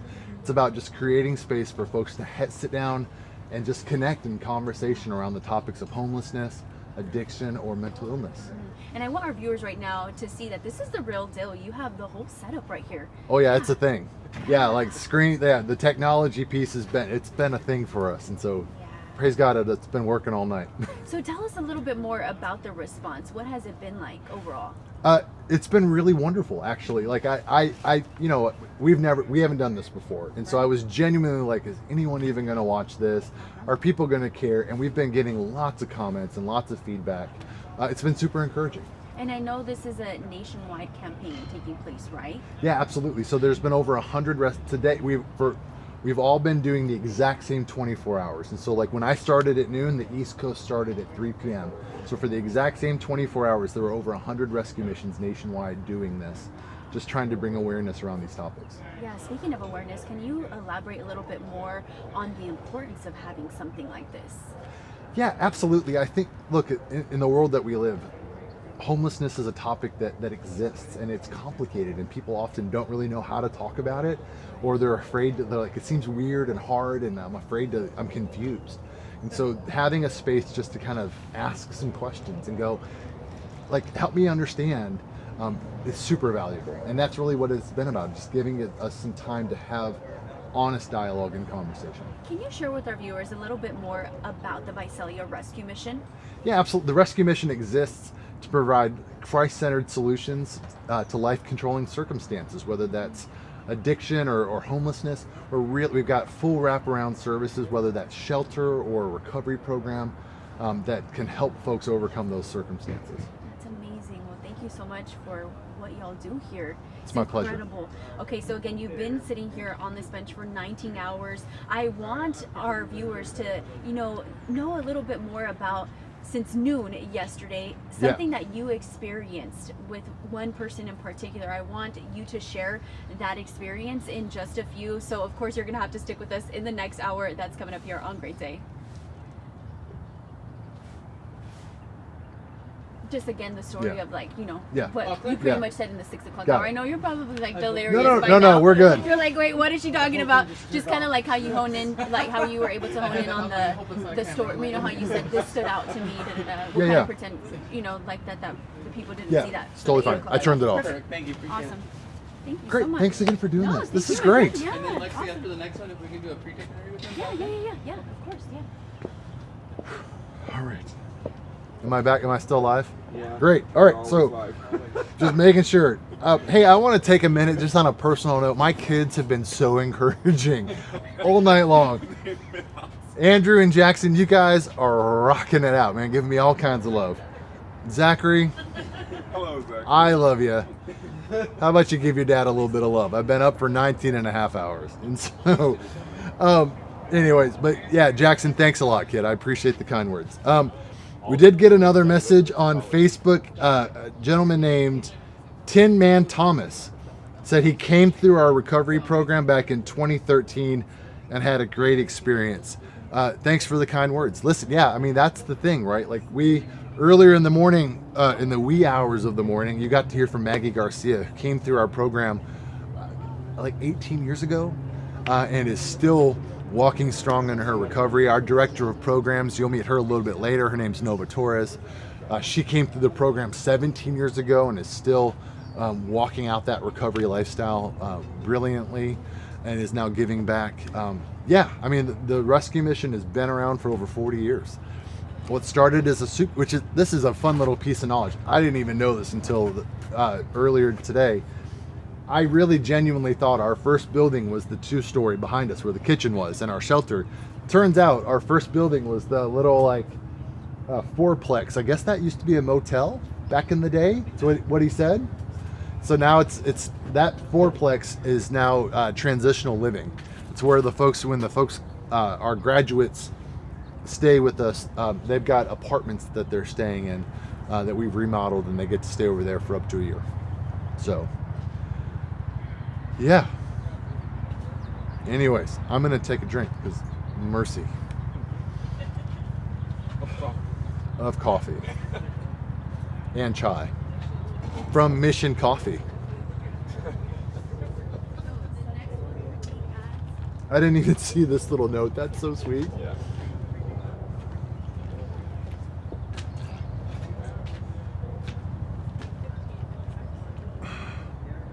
What'd she say? I wasn't listening. Okay.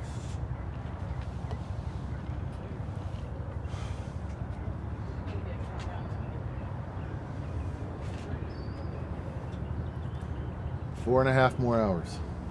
Let's go. It's like the final stretch. Dude. I got up in the night, I checked to see if somebody was sitting here. Yeah, did you? I was here. There was very little time Mm-hmm. that the bench was empty. Yeah, we kept bringing folks in. Yeah. Yeah, I've been impressed with that. Yeah, Bruce and I we had a really fantastic conversation for like 2 hours. I hope that, are we going to post the whole stream at some point? Or what's the plan? It'll be on YouTube. Yeah. But we're also going to pull out significant parts of music. Yeah, look, there was some really good stuff in that conversation in the middle of the night. Like, I hope you guys, if you get access to that, it's worthwhile. There's some good stuff in there. So, I made it all night, brother. I made it all night. I'm hanging in. I got 4.5 hours to go. How are you this morning? Still waking up. Still waking up? I told Mark all the nice things you had to say about him. Your supervisor in landscaping? Told him how great you thought he was. He was flattered. You guys talk? Me and Mark? Yeah, earlier. He's been here, that dude's been here since no, he got here before that. I think so. It seems like it was earlier than that. Maybe not. Maybe my sense of time is woefully skewed.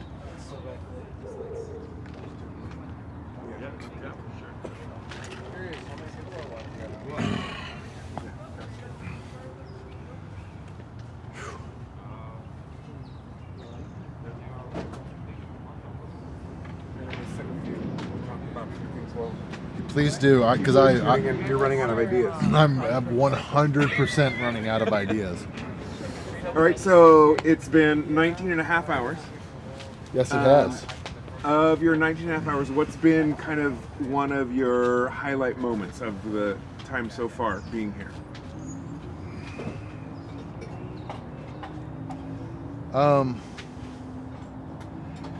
Boy, Just one of them. just one. You know, the conversation with Dr. Guzman from Street Medicine Oh, yeah. was great. Yeah. You know, and then, What made that a great conversation you know, for you? I think like when you encounter somebody like Dr. Guzman who is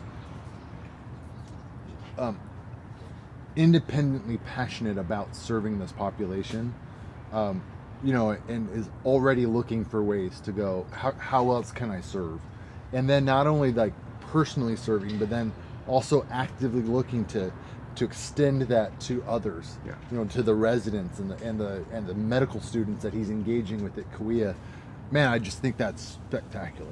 Yeah, I agree. He has an impressive passion for what he does, and you know, sometimes you think of doctors as these money-making professionals who sit behind kind of cloistered walls, Yeah, and for sure. do their thing, but he just breaks that mold. So much. Yeah, so much. Yeah, and then we had actually like 3 more of his residents come alongside at different times and come and sit down, and they were all so similar, you know, and just the message was so consistent. Like, I want to give back to my community, that people deserve dignity, they deserve access to quality health care, and if the unhoused community is not feeling comfortable coming to us, then it's our responsibility to go to them.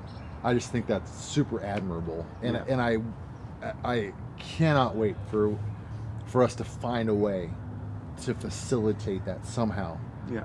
There's got to be a way for us to take our facilities or our presence in the community and kind of the congregating nature of what happens around here, to help leverage their effectiveness. Yeah.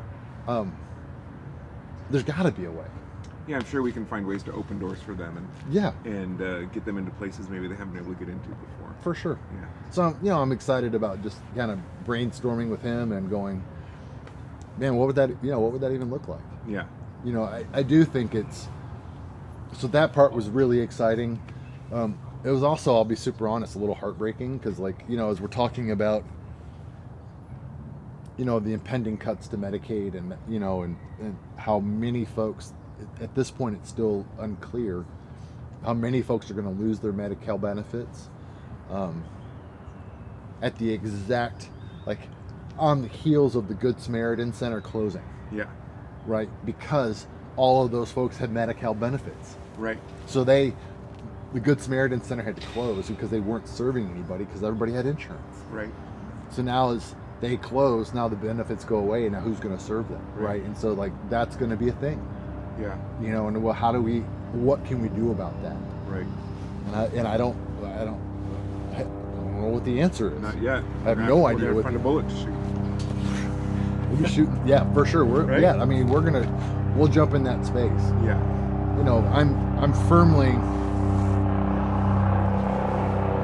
I have a real habit of, like, if there's a gap that needs to be filled, like, we'll try. If it makes sense. Like, if it makes sense in our space. As a leader, is that something that motivates you? Like finding gaps, as you call them? Sometimes, yes. You know, but I'm also super challenged. I had a mentor one time who said to me, he was like, just because you're able to do something doesn't mean that you've been anointed to do that thing. Yeah. And that's super challenging. Because like, look, I'm gonna fill a leadership void, because, like, that's what leaders do, right? Like, hey, like, nobody's taking charge. Okay, I'll take charge, because that's what I do. I take charge. Like, you know, that's in me. It's how my brain works. You know, and so, but just because I can take charge doesn't mean I should take charge. Right. And just because there is a gap doesn't mean that I should be the one to fill it. Right. You know, we talked I don't remember when or what hour, who I was talking to. I may have just been talking to the camera, but, like, you know, I talked a little bit earlier about this idea of, like, when you work in this space, like around the topic of, like, homelessness and poverty, especially, like, you know, everything looks like, you know, it's the old, like, when you're a hammer, everything looks like a nail, right? And so when you're when you're the poverty hammer, everything looks like something I could nail, right? And so like we could do that. That's in our space. That's in our space. And so for us, we have to be super mindful about like we don't have unlimited funds, we don't have unlimited resources, and so how do we evaluate potential opportunities or gaps and go, hey, that gap makes sense in our within our existing mission, within our space and within our kind of well-defined, this is the work that we do, and the way we've defined that is, addressing life-controlling circumstances of addiction, homelessness, and mental illness, but more specifically addiction and mental homelessness. Sorry, you're good. Whew. And so like, does that thing, that gap, does it fall into one of those places firmly, not like tangentially? Like that kind of applies to homelessness, that kind of applies to addiction. Like if that's the case, then that's probably not for us. And I feel like in the space where we operate, it's also everything feels urgent. Everything feels urgent. Every need feels like an urgent need, and being able to sift through those things is because it's not an exaggeration to say often it's life or death. Literally life or death, some of those decisions. And so for us to be able to like look at that and go, hey, that gap is going to exist. Is the rescue mission the organization that needs to fill the medical need gap for the uninsured? Probably not. But would the rescue mission be super interested in specifically helping to improve the medical outcomes for the unhoused population of Visalia? 100%. Does that make sense? And so for us, it's that fine line of going like, hey, like that's like some of that's ours, but not all of that. And we've got to be willing to go like, this is what we can do, and that doesn't make that other thing unimportant or not worthy. It just means that's not for us. That's that good work that God is calling somebody else to do, not us. Does that make sense? Totally makes sense. So you've been here for 19.5 hours. What was your personal objective for spending 24 hours outside a parking lot with people walking around you throughout the day and night to have these conversations? What was your personal objective in putting this on the internet for people?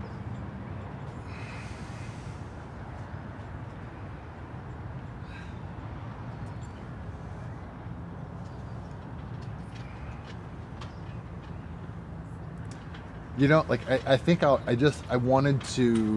thought it sounded like an interesting opportunity for us to have some meaningful conversation. And so like I didn't have like I genuinely didn't have like this like checklist of like this is what I'm hoping to accomplish, because I didn't have any real expectation of this is what it's going to look like. Like, hey, we're going to have this many people show up and these are the things I want to accomplish, and that's it really was like, hey, Bruce said you want to try this, and I was like, sure, let's try it, and okay, and it'll be what it is, and thankfully like all I really had to do in the whole setup was just basically show up. And so I didn't really have like a ton of expectations going into it, other than I was really hoping that we'd have some just meaningful dialogue, that there would be space for people to have different ideas, and for us to like talk about those things. I think for me, when the idea came my direction, I had a couple of kind of powerful objectives or motivating objectives. Two things happened. Number one, I think homelessness is one of those uncomfortable conversations for people to have. Like, I don't know what to do with homeless people, and I have mixed feelings about it. Like, I am both compassionate and frustrated, and a little bit dealing with homelessness in my community can sometimes feel invasive. And how do I talk about it without sounding like a real jerk? Right. I think for all of that happens, and creating that and being the established space in our community in that field for 44 years, I think we're well positioned to help people have those conversations. That was one thing. Another thing I feel like, still being a 44-year-old organization in this community, I don't think people really understand all that we do, and you've been repeating all 20 hours long. Yeah. Hey, we don't just give away free food and a bed. We do all of these things to move people toward wholeness and restoration in their life, and I think that's, for me, one of those motivating things is that the rescue missions work is broad and deep and well-rounded and focused, and I don't think everyone understands that. So I think being able to help people understand who we are, what we do, and answering the uncomfortableness. Yeah. We're literally working on answering the uncomfortableness around homelessness. So I love that kind of thing for me in doing this. Yeah, I think that's great. Yeah. Yeah, and I think so thanks for being a bruiser and taking 24 hours on the chin, man. Yeah, I got you, brother. Anytime. Yeah. All right, we got another comment here. Let's see. Palacio just commented on Facebook, so they just moved here from Chicago and they'd like to get involved. What are some great ways that they could get involved? Palacio, welcome to Visalia. We're super glad you're here. You're going to like it a lot better than Chicago, I think. The weather's much nicer. Oh, you're going to love your first winter. You're going to love your first winter for sure. It's going to feel like early fall. Yeah. So, but here are some ways to get involved. There are plenty of ways.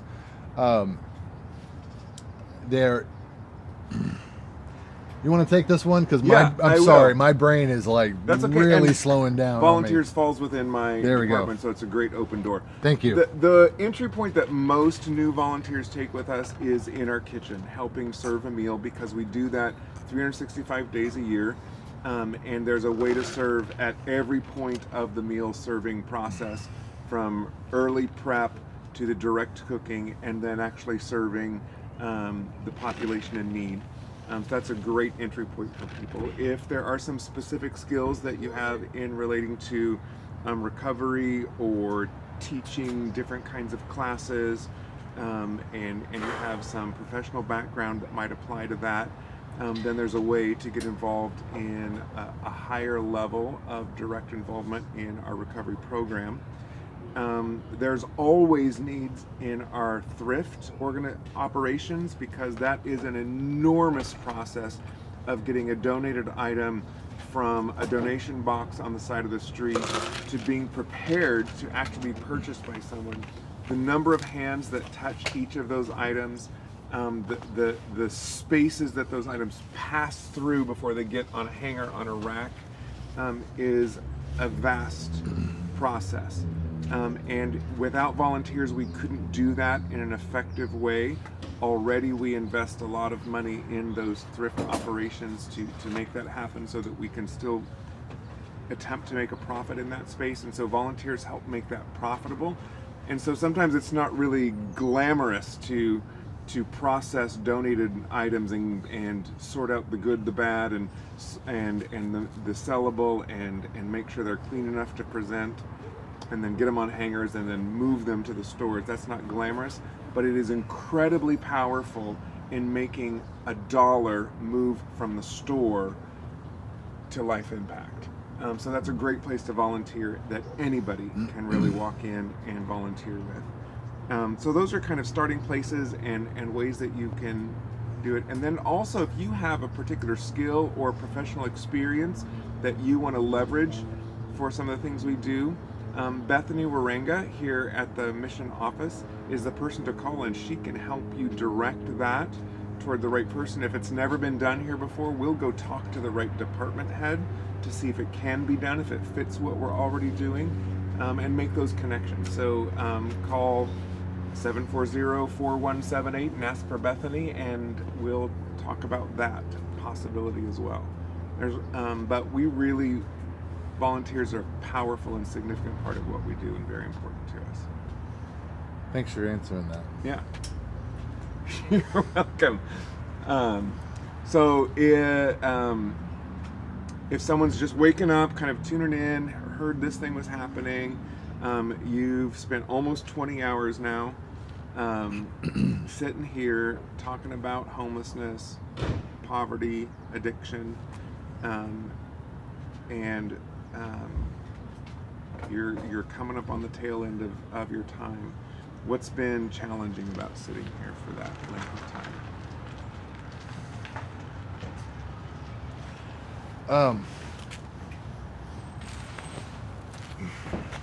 While you're thinking, I'll tell you, as sitting behind the table and only in front of the camera just a couple times, like I was just saying to Alex, who'd be here, like at this moment I feel every single minute of my 58 years. I am no longer made to stay up this long. Like just, just the duration. Yeah, certainly like I'm in, like this is the hardest part. Like knowing that I still really want to be engaged and I still really want to be well spoken and have good answers, but just there's this like clear like sludgy mess between my brain and my mouth. Yeah. Where it just is slow and I'm like, yeah. And there's let me think about that. Wait, what are we talking about? Yeah. My brain just is feeling super diminished. And so like that's the hardest part. Like I have genuinely enjoyed I'm an introvert naturally. Mm-hmm. I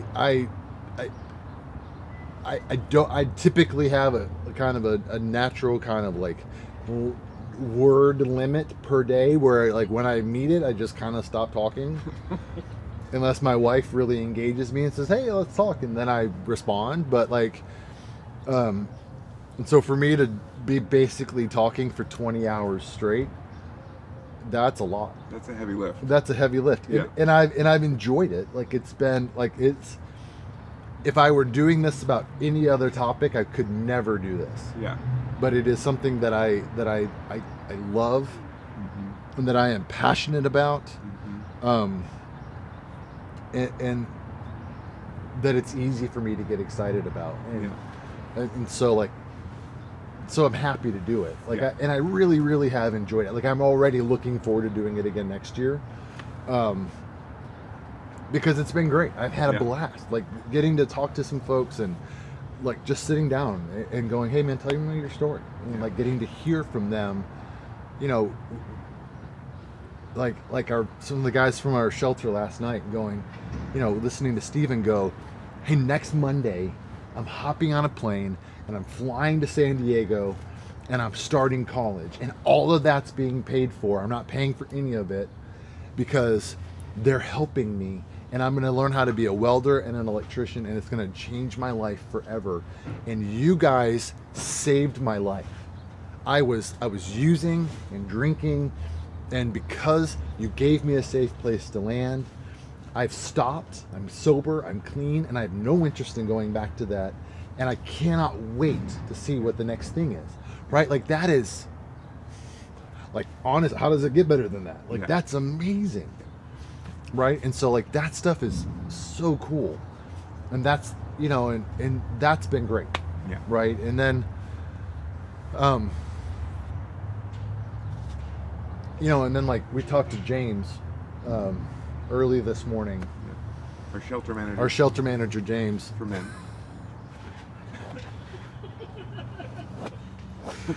Oh my goodness. So we talked to James early this morning, our shelter manager, and listened to him. James has been working for us for 10 years. Yeah. And because I know the history of the rescue mission, I know that in 10 years he's seen some stuff. Yeah. Both like in terms of the community, but also organizationally. He's been through some stuff. Yeah. And in all of that, he has stayed. He has been faithful. He has sacrificed to be here. And to watch him go, or to listen to him go, I'm so excited about what we're doing in shelter right now. Yeah. We're teaching these life skills classes, and these guys are responding.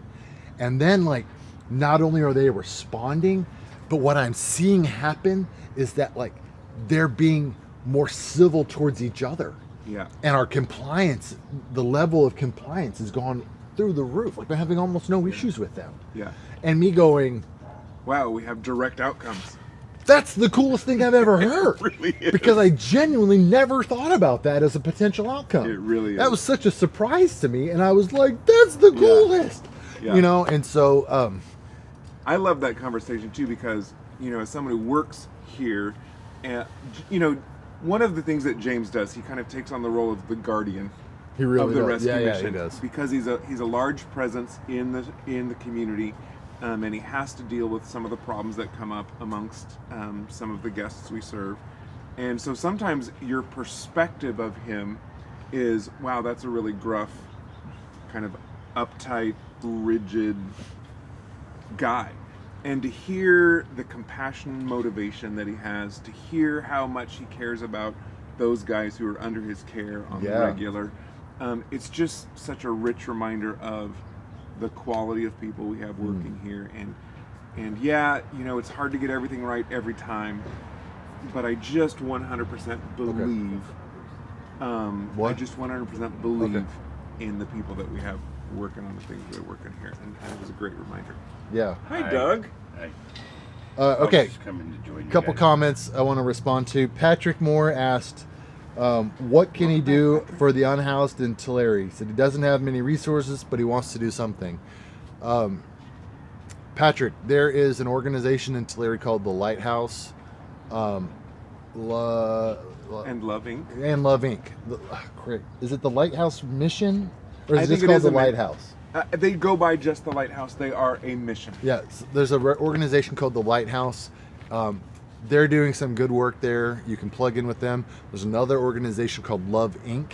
Although Love Inc. is not so much focused specifically on the unhoused. Like, right. They provide resources for folks who are housed but don't have anything. Yes. They help equip you once you get housed. And so, which is really check in with which is great and important. So probably the Lighthouse would be the best place I would say to start. Yeah. If it were me. Agreed. Noah, thanks for the offer, but for the breakfast burrito. But brother, I don't think I could eat anything. So that's so kind. Thank you for asking. And if I drink one more bit of coffee, I think I might At this point, I actually don't think it's helping. My brain is beyond coffee at this point, and so. But dude, you're the man, and I really appreciate you offering. Yeah. So cool. Yes. Welcome to the conversation, Doug Powers. Yes. Power, not Powers. Like Simmons, not Simmons. That's Power, exactly. not Powers. You would think I would get that. Yeah. I'd be especially sensitive to that. Yeah. Doug is he's the newest member and the founding member of the Reach team. He is our newest initiative around the rescue mission is our outreach team. We call it the Reach team, and Doug is the man. He's the one that we have asked and believe God has called to do this work, to take proactively, to go into the community and to engage with people and say, look, you don't have to live this way, and let me help you. Yes. Doug, do you want to take a few minutes? I don't even honestly know if you're in the shot, but I hope is he? Great. Yeah. So do you want to take a few minutes and just share a little bit about like what the outreach team, what you're doing out there, and why you're excited about it? And well, because naturally I like to love on people, and God's put it in my heart to even be more lovable, and I just, and what I do is I take resources that we offer to meet the individual where they're at, whether it be from as simple as a bottle of water to one of our shelters or our program that we offer, and I just think it's gonna help, that we get them where they're at, Yeah. And that's what God called us to do, is, to show love and to be, to go out and show that love.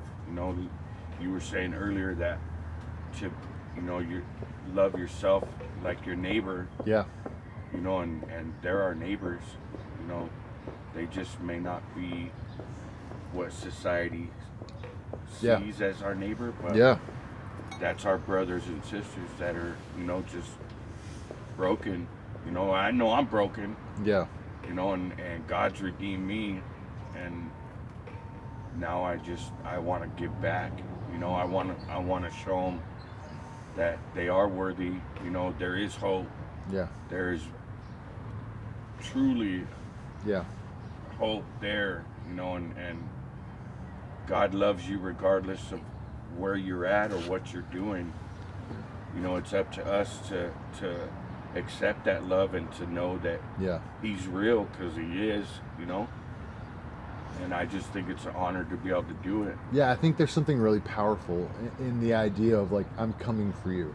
Yeah. Like I'm not waiting for you to come to me and ask for help. I'm seeking you out. Yeah. Because, like, how many of us like that's how Jesus engaged me. Yeah. Like, I didn't go looking for Him. He found me. Right. It says right on the card, you matter. Yeah. I'm here because you matter. Yeah.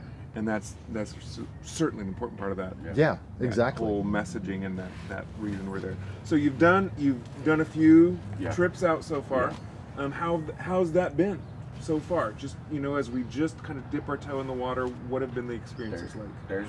There's been a lot of, like, you know, inquiries, like, you know, what are you really, you know, what are you really doing? And I'm just, hey, I they're just a little suspicious at yeah, this they're suspicious because before the truck didn't look like that. Yeah. You know, it was just a plain white vehicle, and I'm hopping out like just wanting to love on them. Hey guys. And people are like, you know, hey, wait, whoa.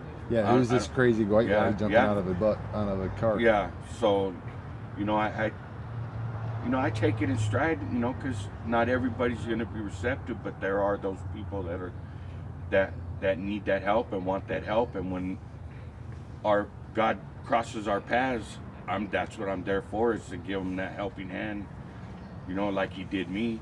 Yeah. You know, and I can't wait to do it, you know, and continue. Yeah, and I think, like, as over time, like, now that it's got a really distinctive look. Yeah. Right. That as people, as they see it, they're gonna recognize, like, oh, number one, he's safe. Like, I don't have to be afraid of that guy. No.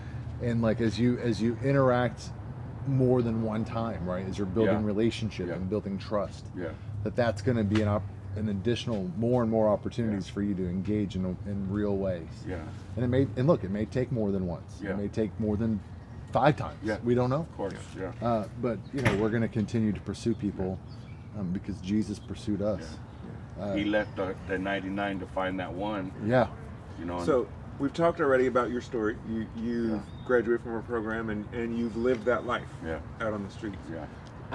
Did you experience someone coming after you ever? And what do you think that would have meant to you to have experienced that? I had a friend that exposed, you know, that showed me the love, but, like, it wasn't where he was able to offer me, you know, there's help. These resources, Yeah. there's this, there's that, you know, look, you can come here and they can help you get restored, your whole person, you know, your whole man. Yeah. But I think it would have been, at that time, when I was lost in myself and in the world, I don't know if I would have been receptive to it. Yeah.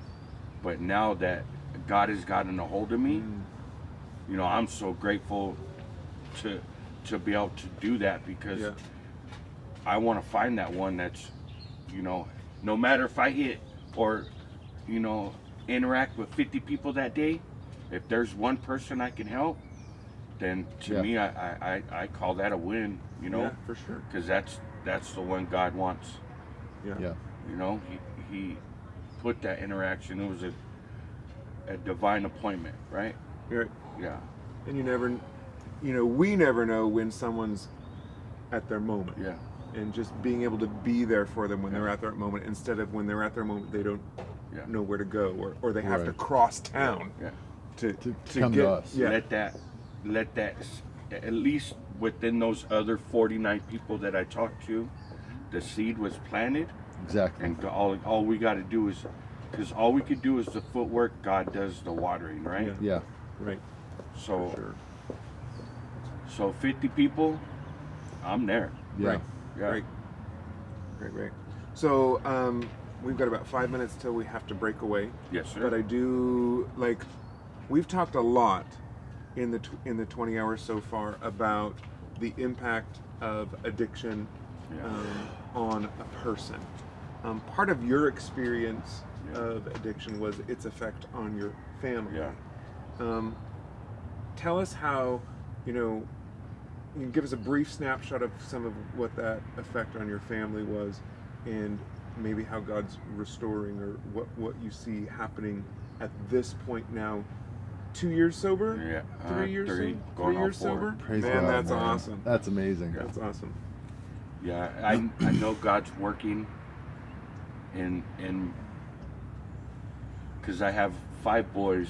3 of them were in the Navy, and my other son, I have a son that's in Corps School that he has his family now, and my other son's addicted in Fresno, and I try and reach out, and you guys were talking about earlier about Okay. That's fine. how you measure success. Well, all this don't matter. That my success would be restored with my kids, and I'm working on it. You know, I don't want to force them. I'm letting them know that I'm here, that I'm healthy, and I'm letting God lead, and I understand that they still may be hesitant, you know? And it doesn't undo how well you're doing now. Doesn't undo all of the pain and trauma or whatever that they experienced in the past. Yeah. Hey Doug, we're going to come back to this story in a bit. Yes, sir. And we're going to invite Fox 26 to come to the bench. Yeah. Okay. Should be just that power button. Yep. Hold on to it. We only have 2 more, my friend. And if you can count to 10 for me, please, so we can get a mic shot. 1, 2, 3, 4, 5, 6, 7, 8, 9, 10. One more time. 1, 2, 3, 4, 5, 6, 7, 8, 9, 10. Okay, now we're ready. Okay. Can we do it again? Yeah, one more time. 1, 2, 3, 4, 5, 6, 7, 8, 9, 10. We're good? All right. This one is good? Awesome. 1 minute away. 1 minute? Okay, perfect. Thank you. Sorry, I had asked for you, but you're good. You can do whatever you need to do. Huh? Oh, perfect. Okay, nice. For what? Awesome. Nice. Excellent. You okay? How are you Man, I'm feeling right now? I'm fading. Really? Almost there. Gosh. Yeah. So 20 hours now, huh? Yeah, Right? 20 hours. Yeah. Yeah, I was Dang. telling them I'm but it feels like there's like sludge happening between my brain and my Yeah, I mouth. can't even imagine. So, Oh, but God. we're gonna make it. Yes, you got this, my friend. Oh man. Let's Are you hold gonna up that paper real Oh quick? yeah. Are you gonna go to sleep right after this? Yes. You say yes. Okay, Yes, good. for sure. At least for a couple of Please hours. don't tell me that you're gonna I'm go good. straight to work. Oh no, definitely not. If I go to my office, it'll be like just to lay down and go to sleep. I hope you have a couch in there. About 30 seconds away. Okay. Same thing last time. Mike will be on the whole time. Okay. I'll let you know we're all clear. These are easy. And then I'll give you the signal and he'll relay it to you, hopefully. Yeah. That worked good last time. No, but yeah.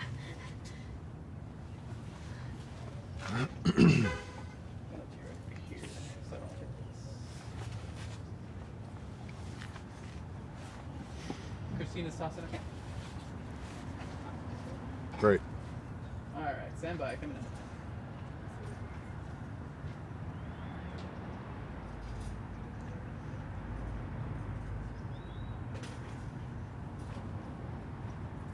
Good morning, Christina. Yeah, it's all about staying optimistic. And I'm joined this morning by Michael Simon. He is the CEO with the Visalia Rescue Mission. And my friend, it has been 20 hours that you have been sitting on 20 this hours. bench. Okay, so before Let's we get get it. into this campaign and what it consists of exactly, how are you feeling?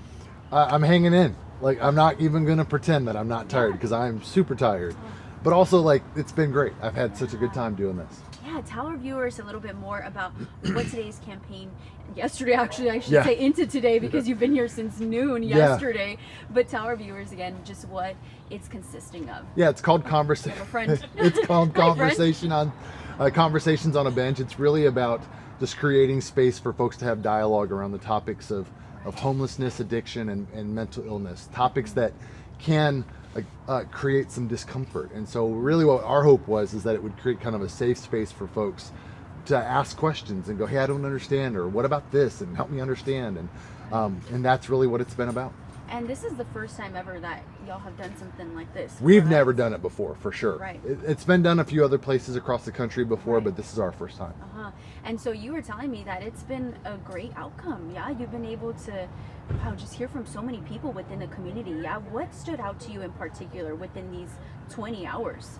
Yeah, we've had lots of folks, other service providers or local pastors. I think my favorite interaction was we had Dr. Omar Guzman, who works for Kauai Hospital. He runs their street medicine program.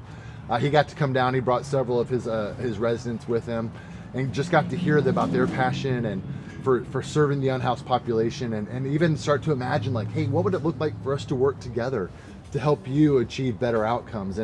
And often what we find is, like, we're all so busy that it can be hard for us to, like, step out of our busy and imagine, like, hey, we're doing similar work. Can we work together?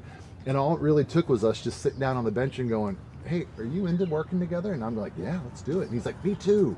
And all it took was just making some time for it. I love that. Michael, what message do you have for the community? You know, I think the message for the community is look, the topic of homelessness especially is wildly complicated and difficult, but it is also not without hope.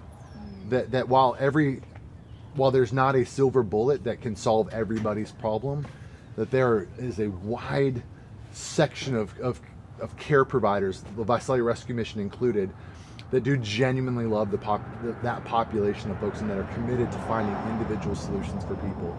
And so there's lots of hope to be found there. I know you have spoken on this before, talking about how this bench is like a sense of healing, right? A place where, you know, the truth comes to light, yeah? Have you kind of gotten that within these last 20 hours? Yeah, absolutely. I think what we've experienced is that it's given folks, it sounds funny, but when you do something kind of gimmicky, like sitting on a bench for 24 hours, what it does is it tells people, like, hey, that guy's really committed to having an honest conversation. And so it's made a lot of opportunities for folks to come and sit down and just say, hey, I have questions. Can we have can you talk about it?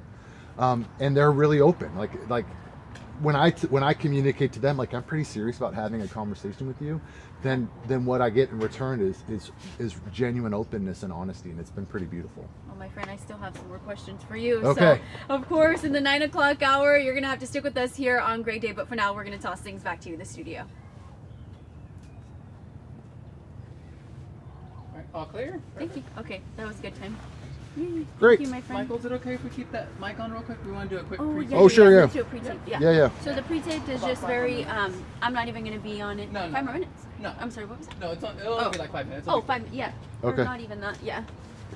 Well, maybe. It's Because you're whatever. good. I'm like, you're very good at speaking, and you make my job easier, my friend. Well, I'm happy but you to have help. a lot of good information to share with our community, so Yeah. that makes me happy. You know, Good. I'm from Visalia, so, and I, even just speaking with Amy, what you guys have done for the community, it's Yeah. amazing to see, and what you guys continue to do. Yeah. So we'll delve into all of that, but first Great. and foremost, if I'll have you just state your first and last name, and then spell it out for us for the editor's purpose.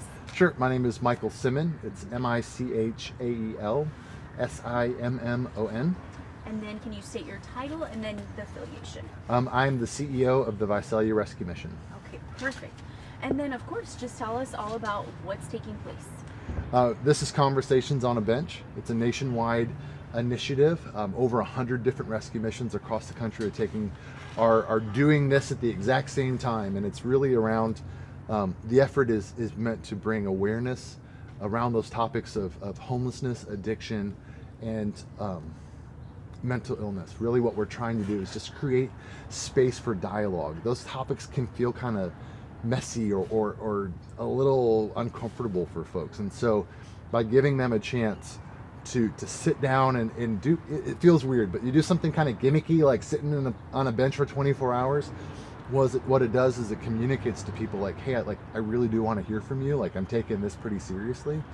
And so what it's done is it's created lots of opportunity for folks just to come and sit down and go, hey, can we have a conversation about this? And it's been great. And yeah, can you elaborate a little bit, speaking on great, can you elaborate on the response? I mean, you've spoken to so many people within the community.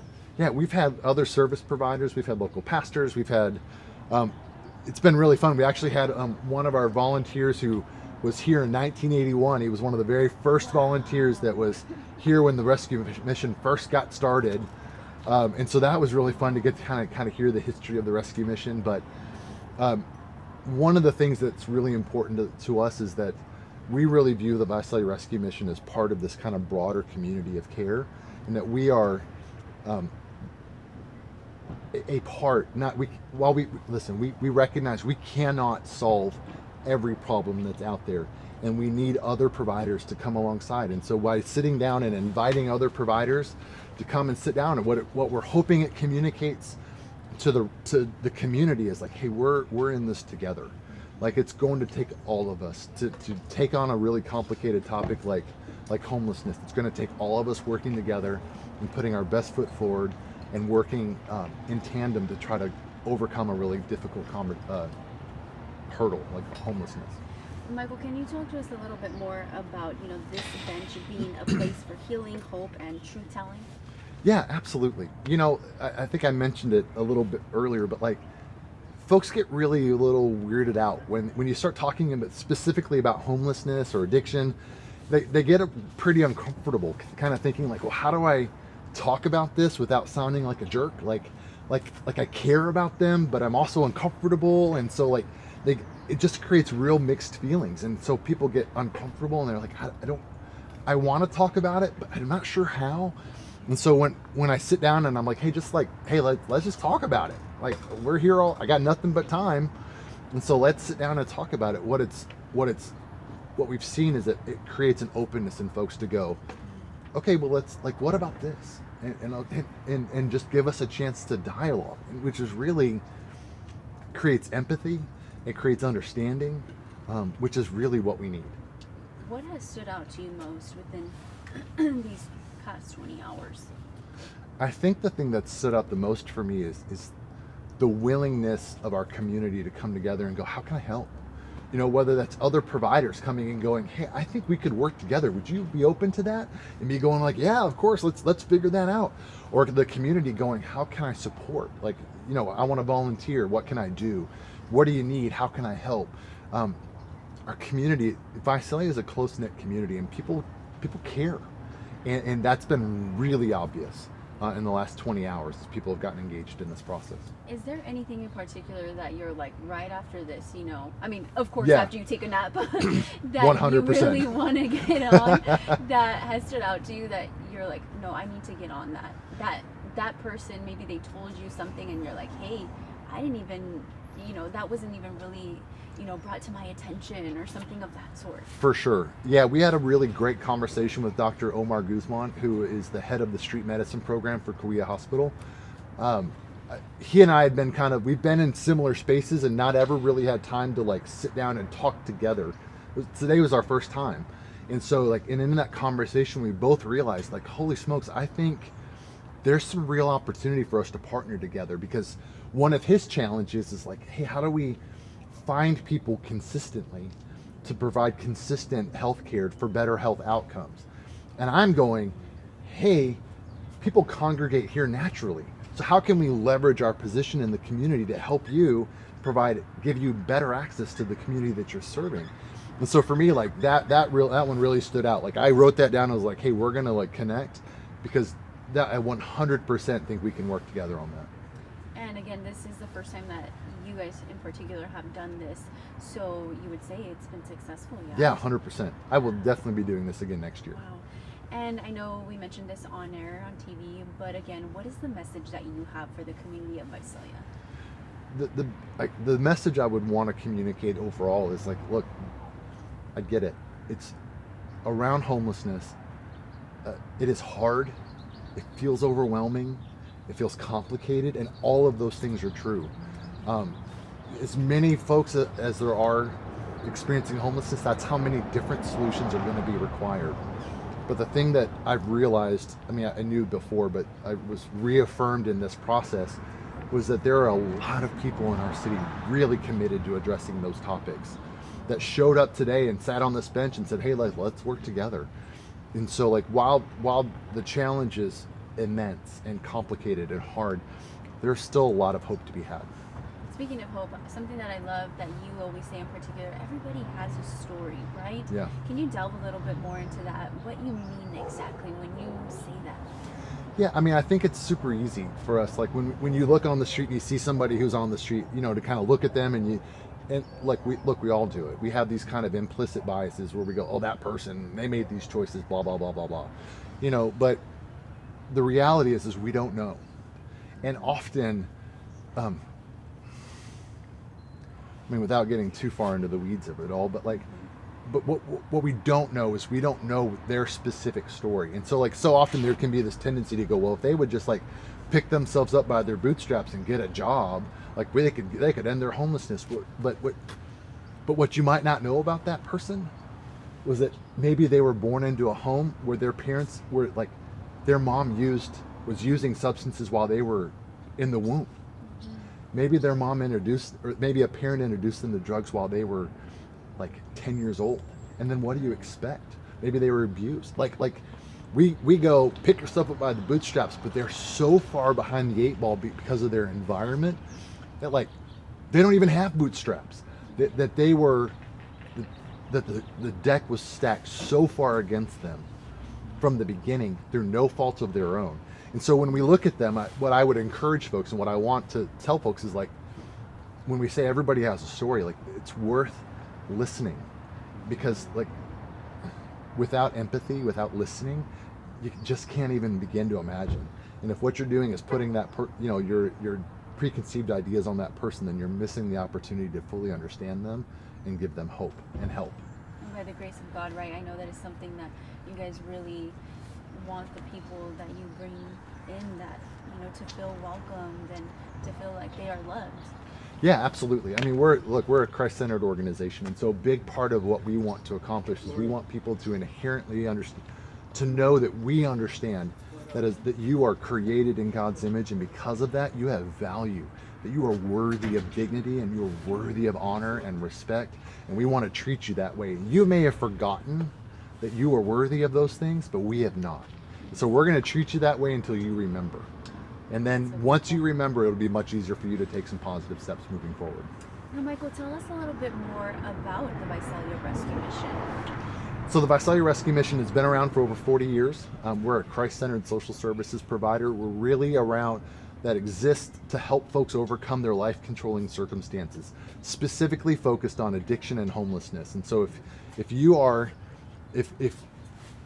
sorry, my brain is really moving slow. Okay, my friend. No, I'm glad we're recording this. No, it's okay. This is all pre-taped, so that's the beauty of it. Yeah, that's great, because my brain is really slowing down. I know, you've been here for 20 hours straight, my friend. Yeah, so really, like, the services that we provide are really focused around helping folks overcome whatever challenges exist, to help them overcome their circumstances. So if it's addiction, we've got an addiction recovery program. If you're experiencing homelessness, we have shelter.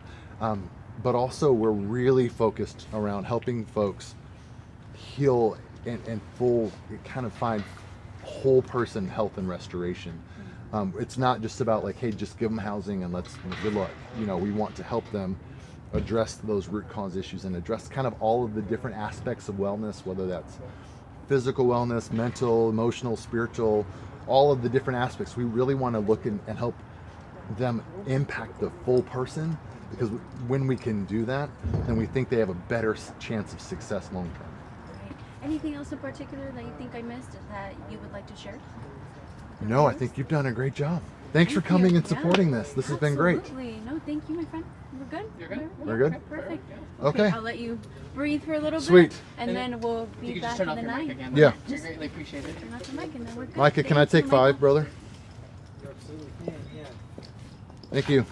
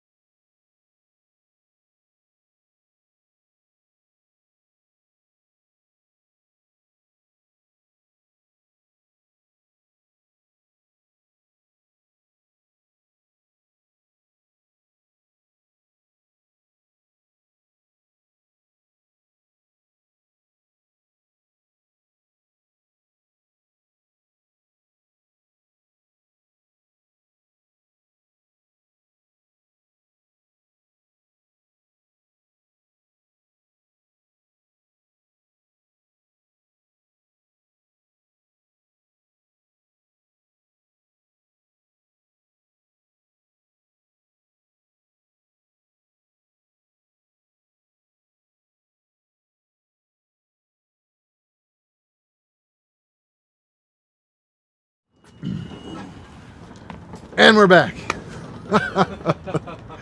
Conversations on a bench. I'm going to keep doing that.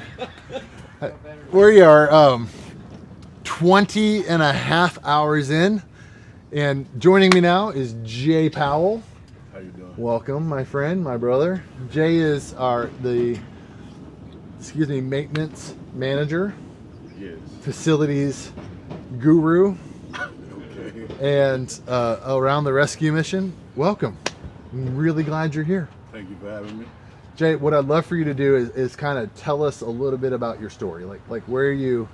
Here's what I want to know. I want to know like kind of your before the rescue mission, like a little bit about who you were before, how long you've been involved with the rescue mission, and what's got you excited about the rescue mission right now. Okay, so homeless. I've lived behind trash cans. I've eaten from trash cans. I was down bad. Let's see, drug addicted, alcohol, you name it. Lost. Had no direction. Right before the rescue mission, I went to jail, and I was blamed for something I didn't do, and being around the wrong person, wrong crowd, and almost got life in prison. And so you get in prison, and we do what we do. We're in there crying to God, God, please help me, take this from me. Yeah. And I thought that taking it from me would be taking it away. Well, God has different plans. Always has different plans. He's like, okay, I'm going to take it from you, but I'm going to do it this way. And what happened was I pleaded to a lesser and had an 8-year tail, and I was. They told me I had to do a program,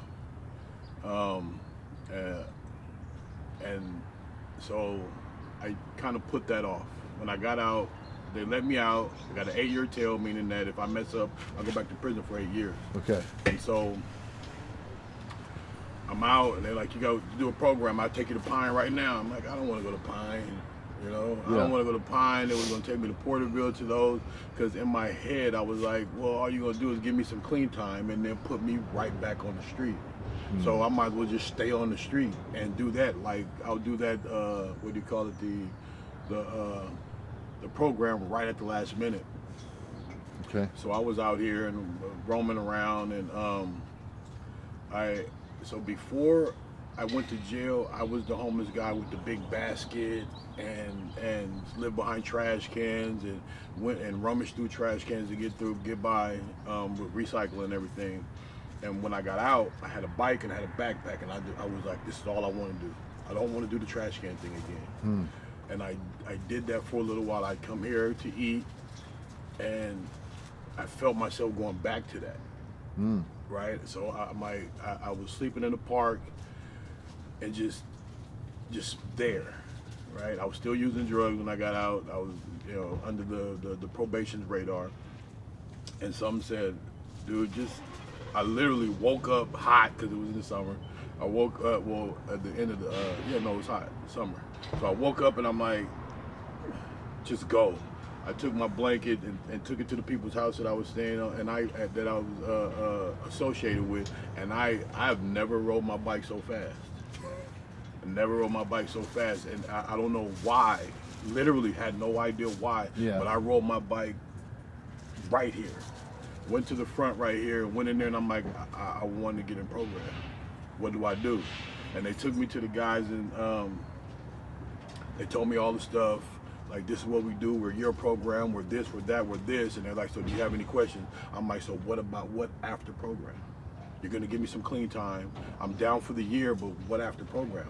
And they was like, a year transition. You can, you're gonna be able to pay $200 a month and get you a job. And I'm like, I'm in. Yeah. Because that was the hope, that's the aftercare that I needed. Yeah. If I can get clean and have a place to stay, then perfect. And I got a place for my mail, and that aftercare would make the difference. Got it. So I did the year program, and while I was here, I've been on maintenance since I did maintenance while I was in program.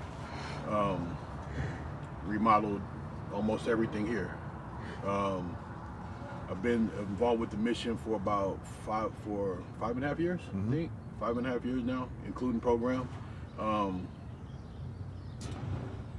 And what was the other question? What are you excited about? What's happening around? Like, what are you excited about right now? Everything. Everything. I'm not gonna lie, the mission looks so different from when I came in here. So when I first came in, before I was the maintenance guy, and it looked like, forgive my terminology, but it looked like a trap house. It was run down, it was bad, there was holes everywhere, no one respected the place, it needed a lot of love, but even with it looking like it did, you can tell that the Holy Spirit was here. Yeah. People, there was still love, it just didn't look good. Yeah. Right. So they put me on maintenance. I remember they asked me, they're like, hey, what's your experience? I'm like, I'm kind of a carpenter, you know. They're like, oh great, we need a maintenance guy. That was like probably my second real prayer in life. One was while I was in jail. Hey, God, get me out. The other one was from Vogue House over to the maintenance building. I'm like, God, I don't remember anything. I'm like, I don't remember anything, and your hands, your will, help me out, right? I love it.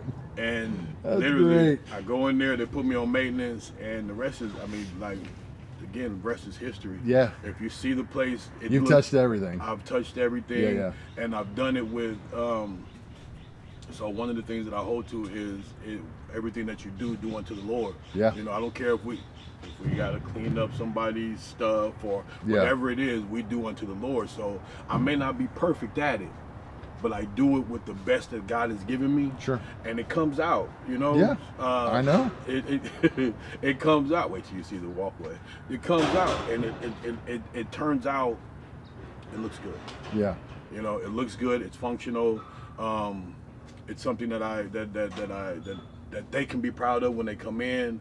And what I'm excited about is everything. Literally, I mean, the place looks so different that the growth that's happening is amazing. The things that we're working on right now, amazing. It went from the mom and pop type, and then the trap house looking, to a institution of God. Okay, it looks like it's a place where people come in and they can be proud of where they're at. Yes, they come in broken and they still kind of got some things, you know. Sure. They kind of mess it up a little bit. Sure. But they still come in and it doesn't look dreary. Yeah. You know, and I don't know if people know, but the way it looks is the way you feel. Yeah, it matters. It matters. Yeah, for sure. So they come in and it looks like, oh, okay, I heard about this place. I thought it looked a certain way, but now it looks like this. So it's a little bit of more pride, you know. Yeah. Pride about themselves, pride about where they're at, and I mean that's always been my goal, is to leave it better, to do better, you know, do it better. Yeah. Yeah, and just keep growing with the mission. Nice. Tell everybody what you're doing right now. Like Jay's in the middle of going to school. Yes. Okay. So, and I see your shirt. My wife brought me this shirt, right? And because I just finished the mod with an A average, right? I have 2 mods in. That a boy. 2 mods in, and both of them I finished with an A average. I told my wife that I'm gonna start every time we finish a mod, and I'm gonna wear the shirt. I love it. Never underestimate an HVAC technician who does all things through Christ who strengthens him. That's great. So, little backstory: we've had some rough goings with some of our HVAC guys. That's true. And so I got tired of it, and I'm like, okay, God, I think this is what I need to do. Yeah. I'm gonna fix our AC units, right? And so I went on and I go to school. Yeah. I go to school with 2 mods in. I got 8 more months to go. I'm doing pretty good so far. Yeah. Yeah. Just keep growing, you know. Listen, so Jay's here's what I want you to know about Jay. HVAC school is not cheap. It is not an inexpensive undertaking. And Jay, on his own, was like, yo, I'm doing this. Did not come and ask for help. And I'm like, bro, you tell me how much it costs, and I don't know what I can do to help, but you let me know. Never came back to me and told me what was going on. Did not ask for help. Just proactively said, I want to serve and I want to learn. And dude, you're just here's the other thing. Jay is too modest to tell you.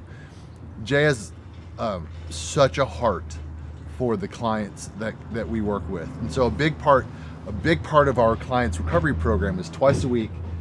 On Mondays and Fridays, they do what's called work therapy, where they spend 6 hours on Mondays and Fridays working around the mission, remembering what it feels like to have a boss, to be expected to be somewhere at a certain time, doing a certain thing in a certain way, and that's part of their program. And so regularly you have the opportunity to have some work therapy clients working with you. Yes. And Jay is a spectacular influence on our residents. He loves them and is patient with them and brings them along. And I want to tell you, like, I'm proud of you, because when I got here 3 years ago, that was not who you were. You were not patient. You were not kind. And that's just what you were. That wasn't who you were. And I loved you then, but I want you to know that I see the growth, and you have worked very hard the last 3 years to allow yourself to be formed more and more into the image of Christ. And it shows every single day. I appreciate it. And I am, it's an honor to work with you. Thank you. I'm glad you're here. Thank you. That means a lot, because I am from a culture of non-appreciation. You know, it's just get it done, and sure. And yeah, I appreciate you, brother, but just get it done. Yeah. You know, expendable. Yeah. It's hard, and here I appreciate the appreciation, and to know that I'm appreciating this, and I don't do it for it. I know. But it's appreciated to have it. Yeah. Thank you. Do you have any questions for me? Anything? I mean, we talk all the time, yeah. But like anything burning on your mind that you want to ask me in front of the tens of people who are watching? The tens of I don't even know how many people are watching. 18 people who are watching. Thanks for watching, guys. One of them is my wife. Hi, Debbie. Super grateful for your husband. Think he's great. I don't know. We talk so much that I have no questions. Okay, that's fair. We talk every single day. We talk every single day, and okay. So I want to express my other appreciation by keeping me in the loop. You know, sure. To where I don't have the questions. I know what's going on, where I Yeah. need to know what's going on, and I just don't wake up and stuff is happening. So I just appreciate that. You're welcome. All right. Yeah. Awesome. Did you ever hear back from, did they come back, did the electricians come back? Not yet. Not yet, okay. Not yet, we're waiting on it. Okay, awesome.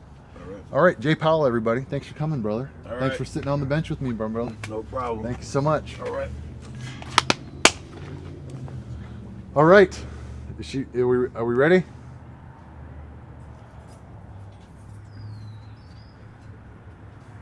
All right, up next, Melinda, how do you say your last name? Hunnemeyer. Oh, I'm really glad I asked. I would have gotten that wrong. Melinda Hunnemeyer. Yeah. Melinda, you're currently staying in our shelter, is that right? I am, yes. I'm Michael. Very Hi. nice to meet you. Nice to meet you. That's a handshake. That's Thank awesome. You. My dad taught me to shake hands like that. So. Mine too. Yeah. Yeah. Awesome. Well, thank you for joining me on the bench. So this is Conversation on a Bench. Yes. We are almost 21 hours into it. Got some brain fog, huh? Oh, so much. Yeah. So much. But also, like, I'm loving every minute of it. So thanks for joining me. I'd love to hear what's on your mind. Well, I'll just start with, what is the gospel? What is the gospel? I'm just asking you. Sure. So the gospel, like the way I interpret that question, the gospel is it's the truth of Jesus as and our need for him as Savior, right? And so when somebody asks me like, hey, would you tell me the gospel? It is simplified down to this: like, we are born needing, separated from God because we're sinful, like we're all broken, like we're born broken, we're all a mess, and the only our only hope to have a right relationship with God is through the redemptive work of Jesus on the cross, right? And so when I come to a space where I say, Jesus, I acknowledge my sin and I need you to forgive me, and I accept you as Lord, and then I get saved. That's the gospel. The good news is that there is hope and redemption in Jesus. Yes. Amen. Yes. Amen. Okay. So my thing is, and I came here before a couple times. It was like 6-7 years ago. Okay. And that was when I was on the streets. I'm going to get my pad of paper because I have a feeling I'm going to want to take notes. Is that okay? Okay. And that's when I was on the streets. And when you came to the shelter, you actually heard the gospel. Hmm. You did, from staff, and we had chapel 6 nights a week. Now I know that, or 7 nights a week. I know that that's volunteer based, but I do have someone that, he's one of the jail chaplains, and he would volunteer his time. And I know we just got a lady. Yep. And then also staff can do it as well. But now, since we have these state-run classes that they brought in, that it's like a teacher in school, a state school, like public schools. Like, they can't talk about God, but if we ask them, then they can engage. Who's teaching those classes? Our staff is teaching. The staff is. And they're saying like, hey, we're not allowed to talk about God? Yeah, the staff can't, but if we bring it up, then it opens them up to talk about it. That's a misunderstanding. So we can definitely clear that up. Well, I've been clarifying this since they started, and it's and that's been the latest thing. Okay. So. No, listen, I'm super. Number one, thanks I for. want to be as gracious about this as I'm trying. No, you're doing great. Yeah, like listen, here's the reality. Like I don't ever get to I almost never get to engage with our shelter guests. Yeah. And so when something's not working well, I almost never hear about it. And so this here is like. This is why we do this, right? This is exactly why we do this, right? And so I am, number one, thank you. I am thrilled beyond words that you took the initiative to come over here and had the courage to sit down on the bench across from me and go, hey, can we talk about this? Yeah. Because I would never have known that there was clearly some misunderstandings. And so I didn't mean to interrupt, so tell me some more. No, it's just because Colleen is state run, and so that's what it is. Okay, so and we only have, since we have these classes, and there's six classes, and we're doing it 6 nights a week. You're doing Colleen classes. You're doing life skills classes 6 nights a week. Yeah. Okay. And well, let me back up. It was 2 classes a day, and they were in the afternoon, and for 3 days a week. And then they moved them up to the evening because it was taking our time for being productive during the day to go for jobs and stuff. I got you. Okay. So, but now they're in the evening 6 nights a week, and they don't. It's right during our. You're not doing chapel. Time. We're not doing chapel. Got it. They did get a wonderful lady. I think her name is Kim. I don't know, but she came in. She's going to start doing Sunday nights chapel, starting October 19th, I think. Okay. Yeah. But yeah, so so there's that, and I just feel like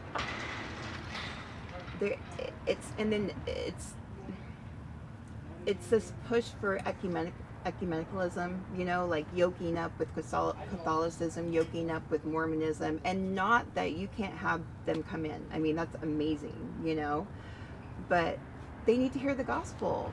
They need to hear the gospel, and Clarify what do you mean by yoking up with Catholicism or Mormon? What do you mean by that? I mean a lot of churches are doing it these days, where they see Catholicism and Christianity as the same religion. Sure. And then even Mormonism, I found a Book of Mormon, on the shelf, and I'm hoping it was just because at the shelter. Yeah. Oh wow. I'm hoping it was just because maybe they're learning about Mormonism, but I'm like, if someone comes in that's a Mormon, for me, I was at that's a thing. That shouldn't be a thing. I was at Teen Challenge, and we had a Mormon come in, and they made them get rid of their text, the Book of Mormon. They said, you can't have that here. You're going to learn the gospel, the real gospel. And so I just feel like there's not that firm foundation anymore. Okay. And it's very, the classes are very it's all about self. There's no foundation in Christ, because everything that you learn, from morals to life skills, comes from the Bible. It comes from God, and He has commanded us to, Yeah. And so, how can you teach these classes without God? Yeah, for sure. Without the Bible. Yeah, I think there's it sounds like, because I don't think that's the experience that the men are having, and so I think there's just been a breakdown in understanding about what the purpose is, right? And so, because you've been around the rescue mission, it sounds like, and so like the gospel is why we exist. Like Jesus called us to this work, and so we want to put him forward, right? And it's our love for him that informs everything that we do, including teaching life skills, right? Like that there's value in teaching anger management. There's value in teaching emotional control or regulation and all of those things, but not by themselves. Like it's with the biblical, right. You have to have the scripture and the Bible to back it up. Yeah,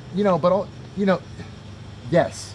But one of the things that we talk about quite a bit around here is we believe two things at the exact same time. When we think about like what does it mean to be a Christ-centered organization, right? That means, number one, that we believe that God still moves miraculously in his world, that he is alive and active, and that if he wants to, he can heal in an instant, he can free from mental illness in an instant, and he still does that stuff all the time. And so because we believe that, we ask him all the time, God, would you move miraculously on behalf of our people?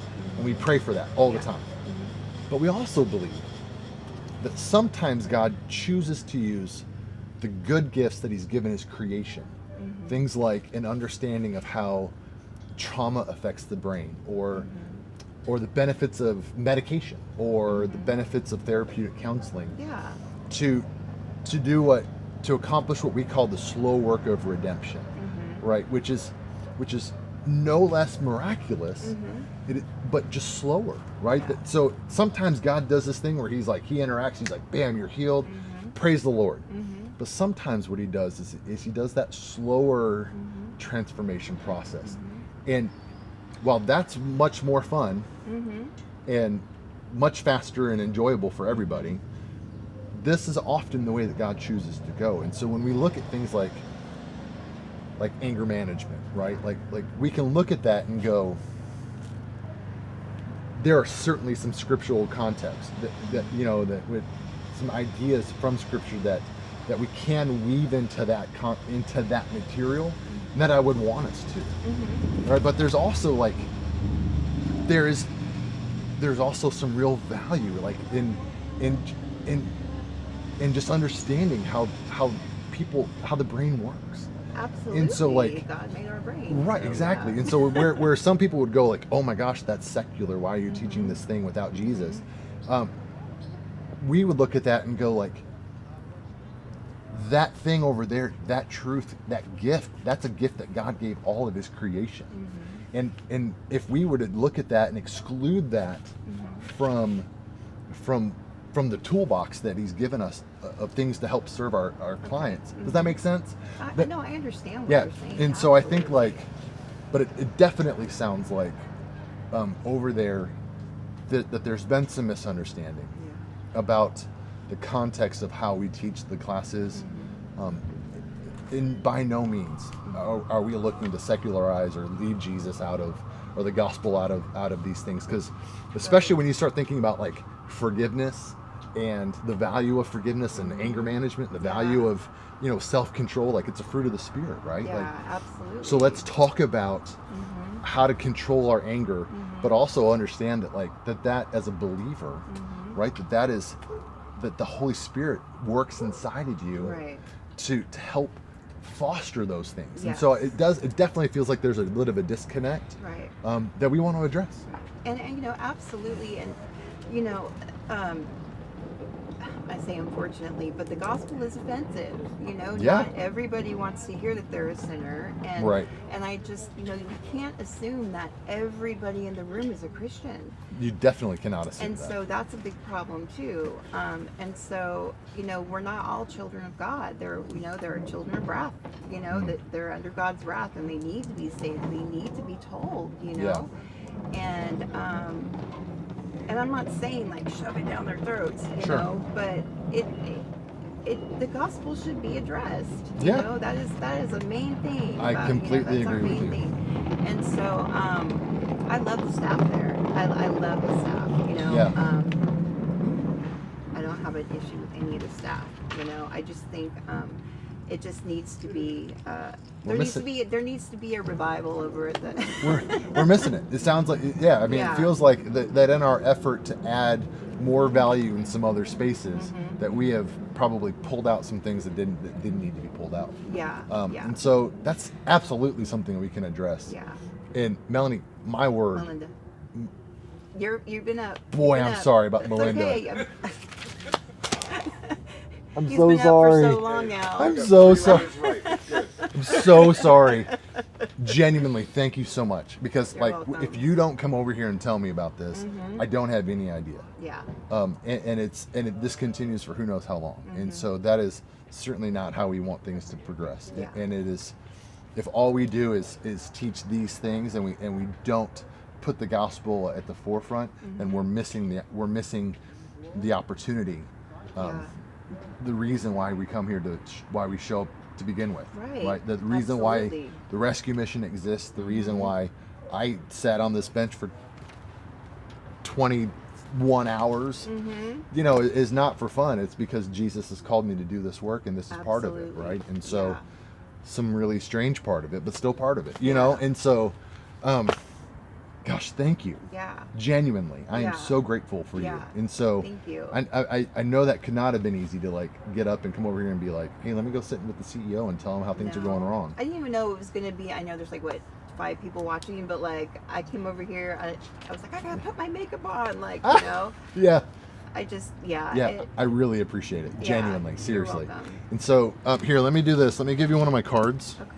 Um, You tell me what your background is really quick, because I don't even Yeah. like know where you're from, or do we have a time limit? No, or- we've got more time right now. We got Okay, more time. okay. So I'm giving that to you because my cell number's on there. Okay. And so, if there are things that I can do to help, or if you have other ideas, I mean, I want to hear them. Yeah, for okay, sure. okay. I have no interest in staying disconnected for Yeah. sure. And so, so my background, okay. Let me get it together. So I came here from Phoenix. I've been the CEO here for about 3 years. Okay. I worked at the Phoenix Rescue Mission for about 4 years before that. I was not the CEO there. I was one of the directors. Before that, I worked in restaurants. I worked in retail. I felt early in my college years, I felt the call to the ministry, and thought like, okay, I'm gonna go work in a church. Yeah. You know, and it became really obvious really fast that that was not what God had in store for me. Yeah. And so like I just went and kept pursuing the Lord and saying, God, like, what do you want? Okay, I'm gonna go work in Chick-fil-A and sell chicken. Yeah. Right now, I'm gonna go work for Walmart and sell everything else under the sun. You know, and just kind of keep pursuing obedience and along each step of the way, just kind of going like, this is where you have me. And so like what I'm going to try to do is love folks like I think Jesus would want me to love them, and I'm going to treat them with honor and respect, and try to push them forward. And as you create opportunities, Lord, to like for me to share the gospel, I will. Absolutely. And like if that's my ministry for my whole life, great, fantastic, Yeah. praise the Lord. Like I just want to be obedient. Yeah. And then it just so happened in 2019 that an opportunity at the Phoenix Rescue Mission opened up for me to work, to kind of combine this love that I had for this type of work. Because I've been really excited about this type of work since like 2002. Okay. But it took me literally almost 17, 19 years to get to the rescue mission and to get to but I needed all of those years of like leadership and work experience and business experience Right. and success, and also lots of failure, you know, along the way so that I could be prepared Yeah. to come into the rescue mission space. And so that's kind of my background. So I worked for the rescue mission in Phoenix for almost 4 years, and I've been here since January of 2023. Okay. All right. And are you originally from? I'm originally from Michigan. Michigan. Okay. But then I moved to Texas for middle school, high school, and college. That's where I met my wife. Okay. So we went from Texas to Phoenix, back to Texas, back to Phoenix, and now we're here. Wow. Yeah, we've done a little bit of moving. Yeah, I've been there. I did Yeah. that a lot. How many kids do you have? I have 3 boys. You have 3 boys. I have 3 boys. Awesome. They are 23, 21, and 18. Wow. Yeah. That's How about cool. you? Do you have any kids? I don't have any kids. No kids. No kids. Okay. And it's not for not, you know. Yeah. But I do have some medical things that, you know. I got you. But never had kids. I was married. Regrettably, I am divorced. Mhm. And yeah, I got divorced in 2010. But before that, we met in Connecticut, and he went to seminary in North Carolina. So we moved to North Carolina after we got married, and then California, Connecticut, North Yeah, Carolina. you So bounced. anyway, I understand, and I'll let you go. But Yeah. yeah, I understand the moving all around and stuff, and it's hard. So Well- but it gave me a little tinge of like, because I'm like, you guys did it. I'm proud of you for that. Yeah. It's hard. Yeah, it is. Yeah. But listen, genuinely, Melinda, I am unbelievably grateful, and it's not, I'm not giving you lip service. Like, that's legitimately my cell phone, and if there's something I can do to help, please let me know. Okay. All right. All right. It's a real pleasure to meet you. Thank you. Thanks You so too. much. Yeah, thank you. And I got it. We're gonna get on that.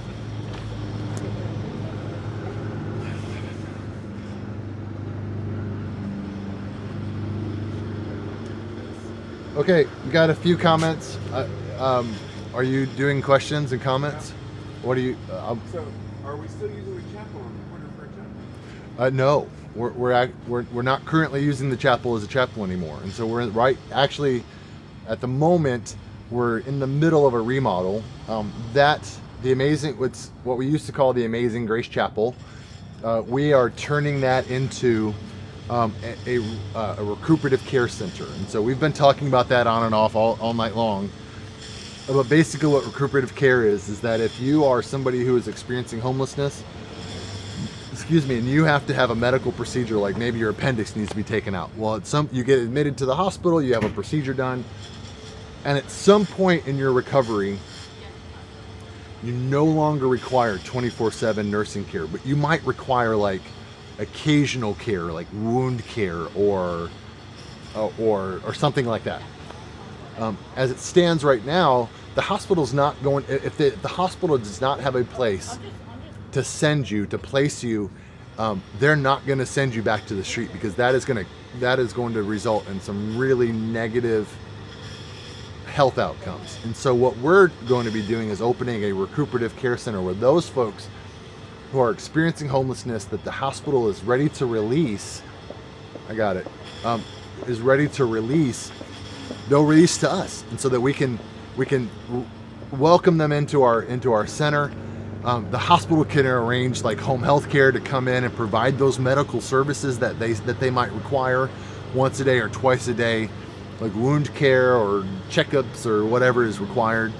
And in the meantime, critically important to us is that while they're recovering, we're coming alongside and building relationship and wrapping around additional services like housing navigation, case management, life skills classes, and hopefully connecting with them in relationship and casting that vision of like, listen, you don't have to return to the streets. You can go straight from here into our shelter. You don't have to live on the streets, and we have the resources available and the people that are committed to helping you move into a brighter, different future. And so that's what recuperative care is, and that's what the Amazing Grace Chapel is turning into. Will we have another facility that we use for kind of chapel type? We use our community center auditorium for chapel on the men's side, and at the women's side they have a couple kind of larger day kind of congregation spaces. So we've got space to do that, just in a different location. I have a couple other questions. Somebody asked, does ECO still run in Visalia? I don't know what that is. ECO, do you know what that is? I'm sorry, I don't know what that is. Since Patrick is looking to bring it to Tulare. I don't know what that is, Patrick, but if you want to give me some insight, we'll look into it. Tommy wrote on Facebook and said that the Visalia Rescue Mission changed his life and brought him back to the Lord. He attended the Life Change Academy in 2018 and as a broken person, and graduated in 2019. He was employed by the mission for 3 years. He has 7 years of sobriety because of the Lord and the tools he learned at VRM. Tommy, congratulations, brother. Like that, 7 years of sobriety. That's what we're talking about, dude. Like, way to go. Couldn't be more excited for you. Oh, yeah. ECO is a CSET program. It looks like somebody found the other answer already. So I don't even know what that is. But somebody else has got the on top of that. I'm sure somebody will tell me about that. It's CSET is located on K Street in Tulare. Hope that helps.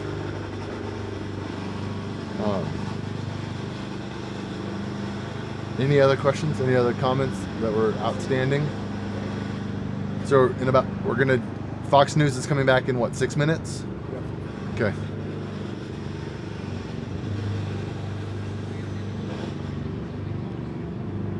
Listen, I just admire Melinda. Like that, like how brave was that? Oh yeah. Like, do I like hearing that, like, I think we're missing the boat in some spaces? No, I don't like hearing it at all. But also, like, I just admire the heck out of a woman who, like, has the guts to come over here and sit down next to the CEO and be like, hey, can I tell you, like, that I think you're missing the boat in some spaces? Yeah. It is wildly helpful and so valuable to us. Yeah. Unfortunately, like, the hard truth of leadership is, like, the higher up in leadership, the harder it can be for you to get a really clear picture of what's actually happening in all the spaces. And as much as we've been talking about the many things we do, right? Yeah. We are spread in so many directions. Harder. Harder. Yeah, that's exactly right. And so when we get somebody like Melinda who just steps up to the plate and says, hey, look, let me tell you about this thing that's happening, and it's I disagree, and I would like to see something different. Like, yeah, I 100% agree with you.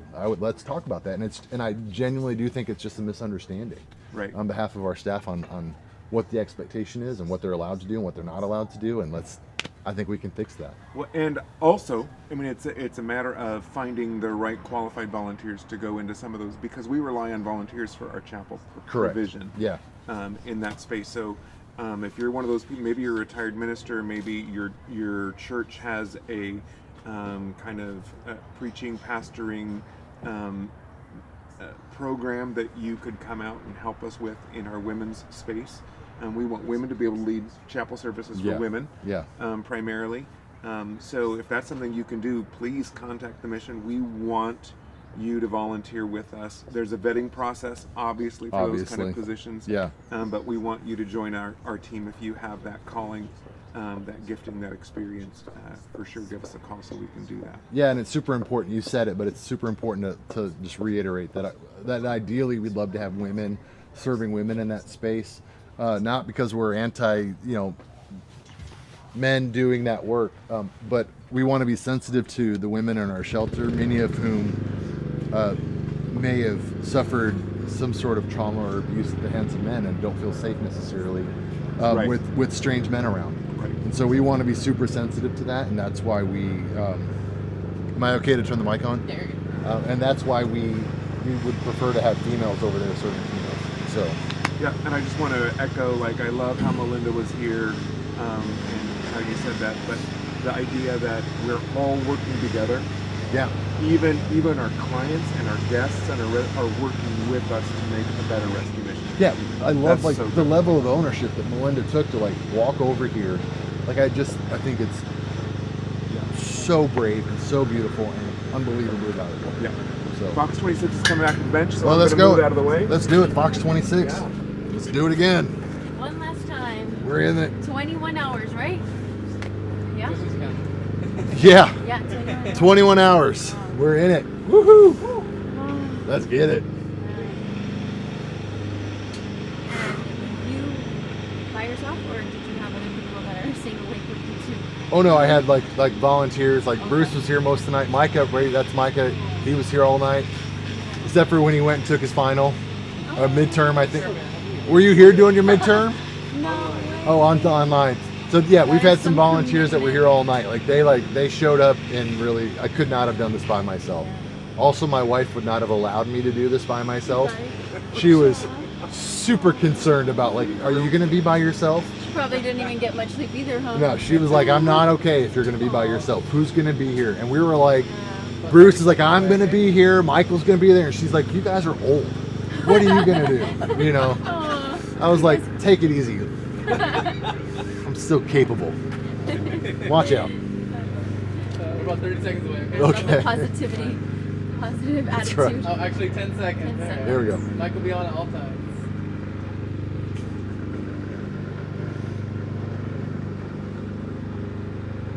Alright, cross legs.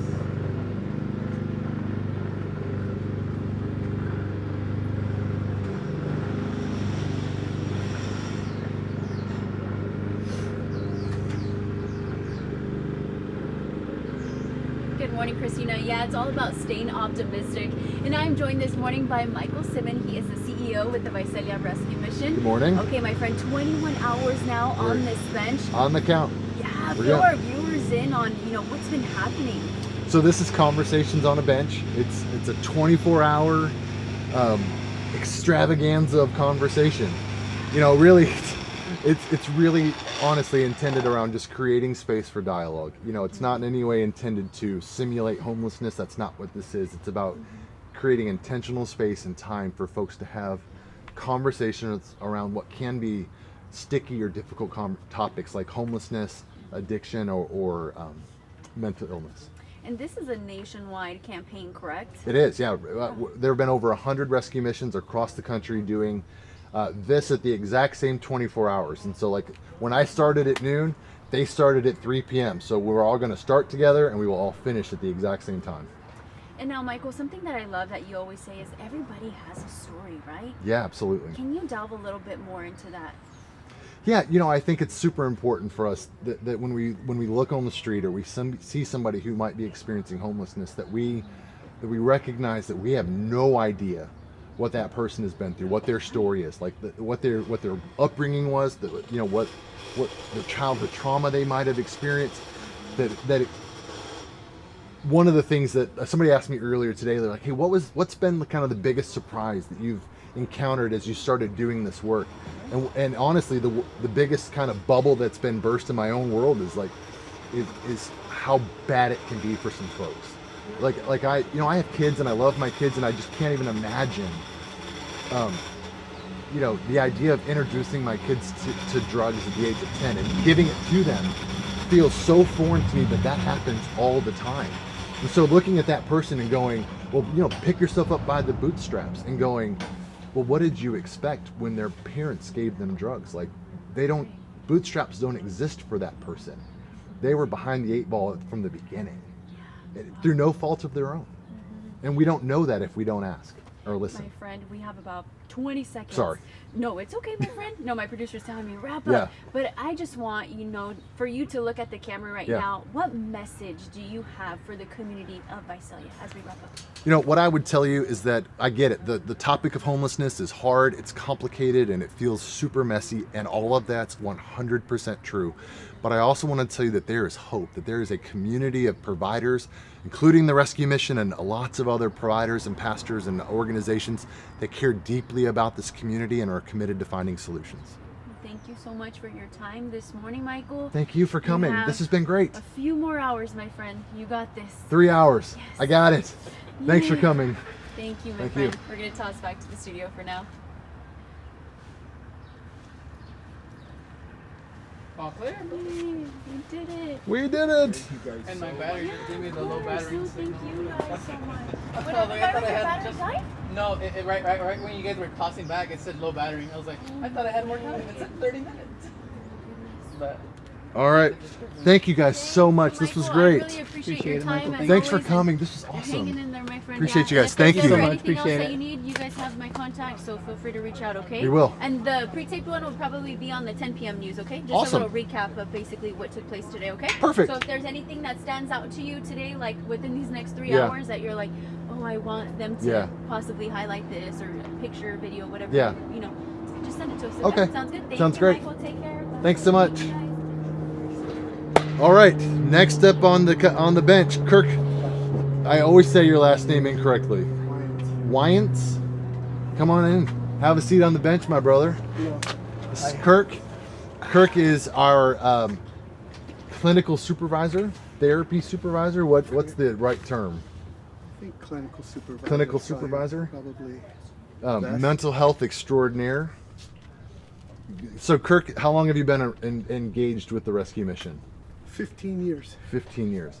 So Kirk is, let me, a little bit of background, and then I'll let him tell his piece, but I want to take a moment to say that the rescue mission and where we have grown in the space of recovery and the quality of our program does not happen or exist without your focused your focused effort to train and equip the leaders in that program. And I am unbelievably grateful for the way that you have served the rescue mission for the past 15 years and in the last 3 years since I've been here. So welcome. Thank you. Thank you.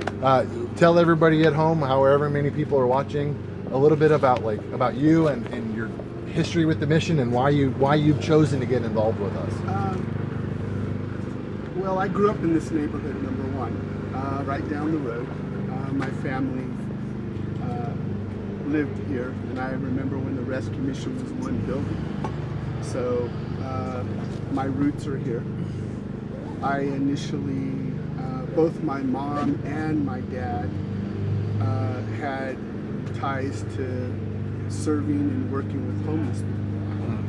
And so I always had an affinity to serve and work with that population, with the folks. So I came here and I initially started a contract to train and develop therapists. And so that's what we've been doing over the last 15 years. Yeah. And in serving that, they are able to, the people here get quality care, and then those clinicians get to grow and develop their career. Yeah. But most of them come, they initially are very hesitant, but then they all want to stay. Yeah, they're like, I'm not so sure about these people. Initially. This serving this population, I'm not sure that's for me. Then they get here and they're like, oh my gosh, I love it. Yes. So in that whole process, I've seen a lot of different change and different development and growth. Many people coming to the Lord, many people healing. I want to piggyback on something you said just a minute ago in relationship to healing, is that we have a perspective of not everybody heals the same. God does not heal everyone the same. And so in everybody's journey, they have to seek that and find that in different ways. So we really try to facilitate that. Also work with developing the staff that work with all the folks here in the program. Yeah. And that's been a pleasure working with them on leadership and growth and just in general. Yeah. Awesome. Well, man, talk a little bit about, because here's one of my favorite stories about Kirk. So I show up here. Don't believe anything you No, it's 100% true. So I show up here in January of 23, and maybe 2 weeks into my tenure at the rescue mission here in Visalia, Kirk comes by my office. He's like, "Hey, I want to take you to lunch." I was like, "That sounds great." And so we sit down, and across the table, Kirk goes, "Hey, so what's your vision for the rescue mission?" And I'd been here for 2 weeks, and I was like, "Bro, I have no idea. I barely know where the bathroom is." And so, but it's been one of the things I really enjoy about our relationship is that you are as committed as any full-time employee to the success of the organization. In some cases, more committed, because you've been doing it for 15 years, and you have shown, I love it, tenure, and a length of commitment that I just think is so admirable. We've spent a lot of time overnight over the last 21 and a half hours. Wow. Somebody get this guy coffee, please? No more coffee. I've had more than enough. My brain is like, what's happening? And so, but we've spent quite a bit of time in the last however many hours talking about how we've been working intentionally to elevate the quality of our recovery program and to be intentional about adding in the professional counseling, the professional counselors that we've hired, but also just getting intentional about getting better quality curriculum and higher quality teaching.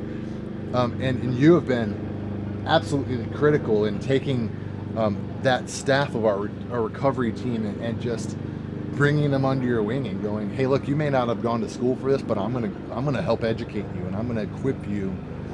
And so we've got folks like Maggie Garcia, who sat down here, who is an absolute beast, you know, and who has just flourished, you know, in that environment where you've been like, hey, let me pour into you, and she's like, yeah, I'll take every bit of that, and we've seen that. And so I what I'd like to hear from you is, you know, where have you seen the program, like where have we come from and where would you like to see it go? Like what's, like if you had the magic wand, you know, what would you like what would you like to see the rescue mission invest our time and efforts in this space? Well, first of all, I know you were a godsend at a time when we needed your skills and your patience. I think the one thing we have to keep in mind is the people that we serve, we're always going to be dealing with pain and suffering. Right. And that's not going to go away. And we have to remember that and keep focused on mental health doesn't fix that alone. People need Jesus.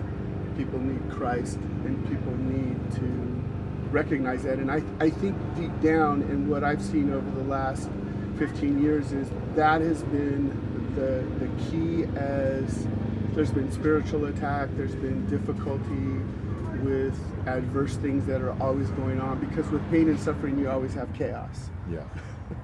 That's right. True. Yeah. And so we're always dealing with chaos at some level or another.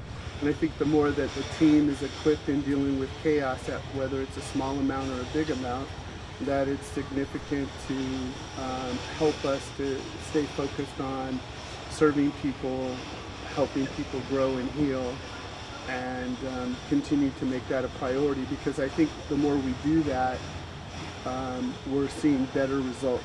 And we don't always see the results when they walk out of the rescue mission. Right. We're setting the table for them to grow down the road, and I think we're getting better and better at that. I think also too that I think what I would see in the next 15 years, or if I was ideally looking at the next 15 years, I would think in terms of how do we continue to grow people as leaders who are serving, whether they're clinicians or they're serving the people at Rescue Treasures, right? And how do we do that better? I think we're not just ministering to the people we serve, we're also ministering to the people who are serving. Yeah. And I think that's twofold. I think getting better at dealing with trauma, because 78-80% of the people that walk into the rescue mission are dealing with trauma, and getting better at that as an organization. Agreed. Trauma-informed care, and being able to develop those aspects of who we are and what we're doing. It's exciting. Yeah. I think we have some fantastic clinicians that we brought on. Some have gone to seminary, some have not, and their hearts are in helping these folks grow. One other piece is that we're also dealing with two people who have co-occurring disorders or dual diagnosis, and real quick explanation of that is simply people who have substance abuse issues and also have mental health issues, and so it's twofold. Yeah. So that creates more complex need for treatment, and I think we're getting better at that as we equip the whole organization. Yeah. I know that the organization has a mindset now that I think more than ever is one of wanting to learn and grow, that we don't know it all, and that we're constantly committed to growing and learning, which I think is where my passion is, because I always live in that realm. And I think as an organization, we're getting better and better at doing that. Yeah. And I think that's helping us to be more equipped. I think we should also think outside the box that with treatment as we move forward, to bring more diverse treatments in to supplement what's going on and what we can do. And I think we're building that as God continues to grow and develop us. Yeah. One of the things I've been waiting for you to show up so I could ask you this question, because I've been answering this question all night long. And so I'm really anxious to hear from you as a clinician. Okay. Like, talk to me about like how you as a believer, as a Christ follower, as somebody who's firmly committed to the gospel and advancing the gospel of Jesus, but also as a clinician, somebody who is a professional. How do you talk to me about like what that looks like to meld those together, and what does it mean to practice, my brain's not thinking. Integrate, that's the word. To integrate like the clinical aspect of therapy and all of the things that are there with your faith and biblical concepts. Like, talk to me about what that looks like for you. So when I think about that, and I think you have to look at, if God is the creator of everything, then he created medication, he created psychology, he created all of those areas to supplement people growing and getting rid of obstacles that are in the way. And so I look at it as those tools that God has created assist us in helping to get those obstacles out of the way, so people can hear, people can be more open. I talk to my team a lot and with them and say, reflect Jesus in who you are, not just in what you say. Right. And I think integration doesn't mean you have to be one or the other. It just means that you have to stabilize people with different things, just like we go to the hospital and we get stabilized so we can grow and we can heal. And I look at the rescue mission as a emotional, mental, and psychological hospital. Yeah, and that, in lots of ways that's true. And that's what we do. And Yeah. so the more equipped we are in that process, then we're able to help people to come to the truth and be able to recognize not only all the things that have happened to them, but that God wants them to join his story. Yeah. And so by getting, anxiety and decreasing anxiety, or decreasing depression, or decreasing fear or shame, or whatever that is, that allows people to open up and be able to hear. And so, but there has to be a lot of safety, which the rescue mission, we spend a lot of time doing, working on safety for people, because I don't think people heal well if they're not safe. Right. And then with safety comes trust. Yeah. And so that's just how I've seen it over the years. Yeah. I don't think it has to be one or the other. I think it's a blending. Some people, I have had addiction issues in my past, and I did not, it was people who reflected Christ to me that drew me to Christ. It wasn't people shooting Bible verses at me. Yeah. And that's just how I grew and I healed, and that started my journey of healing. Yeah. I think obstacles in the journey of healing, everybody has those, and so I think we need to just keep that in mind and remember that's not one way. There's lots of different ways. Yeah. But I think that's relationally based. Yeah. And I think that's what the rescue mission is trying to do, is whether it's from a psychological or emotional perspective or a spiritual perspective, it's all relational. Yeah. And the better we get at that, then people are going to be drawn to that. Yeah, I think one of the things, like Bruce and I were in the middle of the night at some point, we were talking about this topic, and it just that organizationally we just refuse to go, it has to be this, or it can only be this, or it can only be this. that like it can only be the Bible or it can only be psychology, right? Like that's nonsense. Like that dichotomy does not have to exist. That if we believe that God is the creator, like you said, the creator of all things, that means that God created psychology. So if we were to take that out of the toolbox, then we're basically going, all right, God, you've created this tool, like this hammer that I need in my toolbox, and I'm going to go try to build this house without a hammer, right? And you're going, well, like, where's the hammer? I gave it to you. Why aren't you using it? Right? It's handicapping ourselves.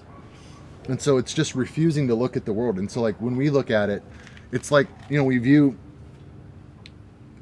think about it like from our biblical worldview. It's like putting on my glasses, right? It's like when I'm looking at you, I see you this way, but now all of a sudden I'm looking at you like this way. It's like I view everything through these lenses. It's now I'm looking at you and your sunglasses and your shoes and my shoes, all of that through these lenses, and I'm interpreting it through the lens of Scripture and going like, God, you created all of that, and I accept that and I believe that, and so I'm going to choose to call all of your creation good, and also recognize that because of sin, right, that your good creation has been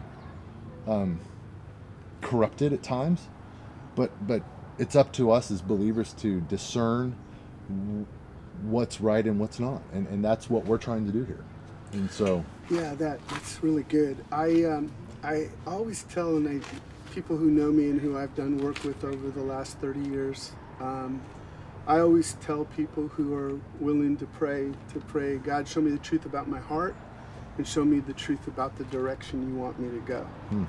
And I testify today that I have never seen God not answer those questions. Yeah. The only problem is people don't like the answers. That's the truth. Yeah. And that may be something outside the box. Yeah. So I think that's the part where you have to walk with people and negotiate that. But I do think he's going to answer that. Yeah. And it's a very simple prayer. Yeah. But it's also a very deep prayer. Yeah. Because he does show you that, and he wants us to step out of the boat. Yeah. He wants us to be able to trust him in that. Yeah. Yeah.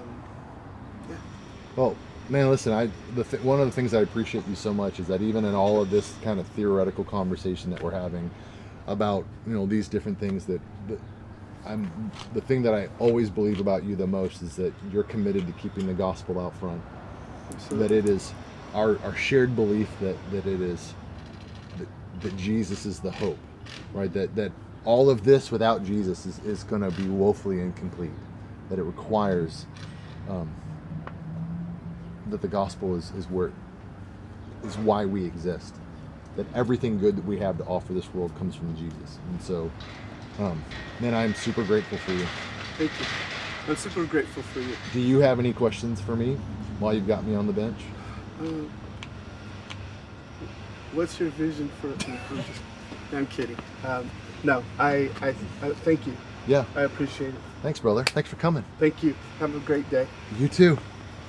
All right, up next, the entire hospitality team, because these folks don't go anywhere by themselves. This is the same barrage team that attacked you about Aaron. Yeah, this is earlier last night when I was telling the story about Aaron taking over Bruce's old job. So welcome to the bench / chairs. We've got Danielle. I can't read that. I'm sorry. Samaya, Sadie, Moang, Brian Coda, Chris Tello, Annabelle, Stephen, and Nate. Come on down. Welcome. Hi. To the bench. Are you coming? Come on, brother. Welcome to the bench. How are you doing? I am great. How are you doing? Good. What brings you guys to the bench today? She has a couple questions, and I'm going to add on to it.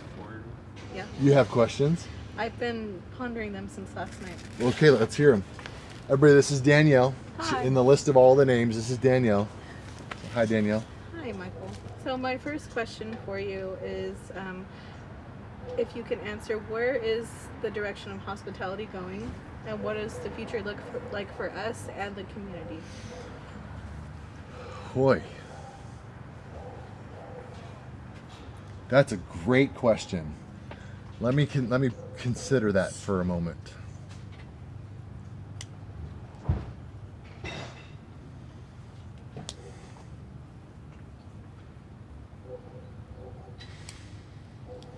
Where is hospitality going? What was the second question?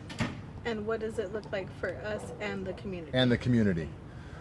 All right, so I think when we think about the future of hospitality, one of the things that come right to the kind of the forefront of the mind is we really want to turn the, and we're actually already in the process of working on getting the permits for this, the dining, like our outdoor dining space, into something permanent, where instead of, because you guys know what it used to look like. It used to look like a bunch of pop-up tents all kind of zip tied together, and they fell apart and they broke, and it did not look great, and they were raggedy half the time, and the wind picked them up and they tore them apart and they were breaking, and nothing about that communicated dignity, honor, or respect, right, for the folks that we were serving. And so we moved to the larger event tent, which was a huge step up for us, but the city doesn't really care for because it violates some zoning things. And so so the immediate future of the hospitality is looking like creating a more permanent, dignified dining environment for our guests. So that's the kind of most immediate future. Beyond that, I'm not sure. Okay. To be super honest with you, like we're not ever going to stop serving dinner. Like, that is a fundamental part of who we are, and it has been since the beginning, since 1981. Yesterday afternoon, we had a volunteer that showed up that was here when in 1981. He was one of the very first volunteers to come and volunteer. Did you guys know that Grape Street was our first building? Did y'all know that? No, I had no idea. That's where the kitchen, they used to serve food out of there, and they did everything out of Grape Street. I had no idea. So anyways, so when we started, it was only a kitchen. There was no other service being offered. yeah, Food. just food service and like the gospel presentation, basically. And so so that's part of our DNA. That's not going anywhere. It is critical, and especially when you think about somebody like Gilbert, right, who just graduated from our recovery program, who was homeless in Visalia for 26 years, who knows how many meals he served and how many dozens or hundreds of times we connected to him through a meal, and it took that many times before he was finally ready to go, okay, I'm ready for more, right? But it was the meal that kept him connected to us. That is critically important, and it's not going anywhere. Okay. And so beyond that, I'm not sure. We have lots of ideas about what it could look like in terms of potentially expanding back beyond. All of that would require approval from the city and money and a lot of those things. But also I kind of, we just have some fundamental questions about what do we want it to be? Because outside of serving more meals, hospitality, the way we grow hospitality, is collecting more food and distributing more food. And then the question is that really what we want to do? That's a really important service for the rescue mission, and that it provides food for us to serve. And it's a really important service that we provide to the rest of the community that we help serve. So for you guys who are watching, you may not know this about the rescue mission, but one of the things that we do regularly is through partnerships with local grocery stores like Costco and Save Mart and Walmart, we are regularly picking up food that they donate to us. And so last year, for example, we collected over 700,000 pounds worth of food. Now clearly, we can't use 700,000 pounds worth of food. And so what we did was we turned around and we distributed over 400,000 pounds of food to a network of other ministry partners, whether that was food pantries or other ministries. And honestly, nothing goes to waste. Even the stuff that we collect that's spoiled or gone bad, we have a goat farmer that comes and he collects that, right? And so nothing goes to waste. And so for us, it really, like, when we start thinking about, like, would we want to expand that? And does it make sense for us to expand that? Like, that's a service that we provide to the community, and it's really important because it helps us and it helps them. But to expand that, like, if we were to start collecting 1 million pounds of food, right? But, like, we're still only going to use 300,000 pounds worth of food. So, like, do we want to get into the business of distributing more food? I don't know. Like, I don't know if that's kind of in our core mission. I'm not sure. So I don't know. The Lord really hasn't made that super clear yet. Does that make sense? Yes. Did I answer your questions? Yes. He answered mine. Oh, did I? Yeah, you did. What was your question? About expanding the back, and it was part of hers too. Yeah. It's going to add on to it. Yeah, I do think that we could be more organized. Yeah. I would like to see us ultimately expand our dining space. I think we could add more tables, but that would require us to kind of push our storage farther back. Yes. And that's going to take some negotiating with the city to make that happen. And so we're, yes, that's great. Thank you, Bruce. One thing that we would also like to see is, as we get better and better at serving food, I'd love to see us start doing more and more intentional outreach. You guys do such an extraordinary job at serving our guests with love and honor and dignity and making them feel special. I would love for us to find some additional ways while they're eating for us to kind of get out and interact. And I don't know what that even looks like. At this point, we're still dreaming about that, but that's such an opportunity for us while they're here and they're sitting down and they're eating, for us to connect. And hopefully, I think about, like, Gilbert, right? Like, what would it have looked like if, while Gilbert was sitting down having dinner, if somebody had come alongside and been like, hey, what's your name? Hey, let me get to know you. Would that have made a difference? I don't know. It will, right? But I think it would. I really do think it would. And so, like, so how could we take that and expand it? And I don't know. But that's all, like, those are part of what we're dreaming about. Right. How would you like to see it expand? Do you have a vision for what you think hospitality would look like? Well, yes, I would, like Sadie said, I'd like to, because at some point there was talks about the laundry room being, for our walk-in freezer to be expanded that way. Yeah. That would help out a lot with room. And then going back to what you were saying about, like, being able to interact with the community, a couple times what happened was with Seamus and Brandon Elliott, we would pray for people that would just come up, and it was drop of the ball, and we would just all hold hands and gain together. So that is something I would like to do more often, is to engage with the community more, because that is who we see every day and it is who we serve. Do you feel like right now that you've got the time in your day or in the afternoon to do that? It really depends on the day. Like, if you were like, today's, like, we've got the time and I just want to get out there and do it. Yeah. Do you currently feel the freedom to be like, hey, today's the day, we got time, let's go get it? Yes. Great. Then go do it. Yeah. Go forth and pray and be amazing. So please do. I would love that. That'd be amazing. And it always feels great when we do get to do it, even Yeah. if it's just drop of the ball moment, and it's really nice. And then the other question, I have two more for you. Please. The other question I had was if maybe once a month, staff-wise, maybe you could come to each department, you yourself can come to each department and spend some time with us, pray with us, get to know us a little better, so we could also get to know you. Sure. Is that something that could be put in? I know you're a busy man, so. 100%. If I schedule it, 100%. Okay. And so all I need to do is just talk to Aaron and find out when you guys are meeting, and I'll put it on the calendar. Okay. If it makes it onto the calendar, I'll be there. Okay. I just need to know when you're meeting and schedule it out in far enough advance where it's doable. Okay. But I would love that. Yeah, we would too. I think that'd be amazing. Yeah. You guys are great. Thank you. You're such a special team. I love having you guys. Yes. Okay, what's the next question? And the next question is, I just popped into my head. Maybe a few times, every few months or something, maybe all of senior staff can come over to the kitchen and help us make a meal, or just get to spend time with us baking something.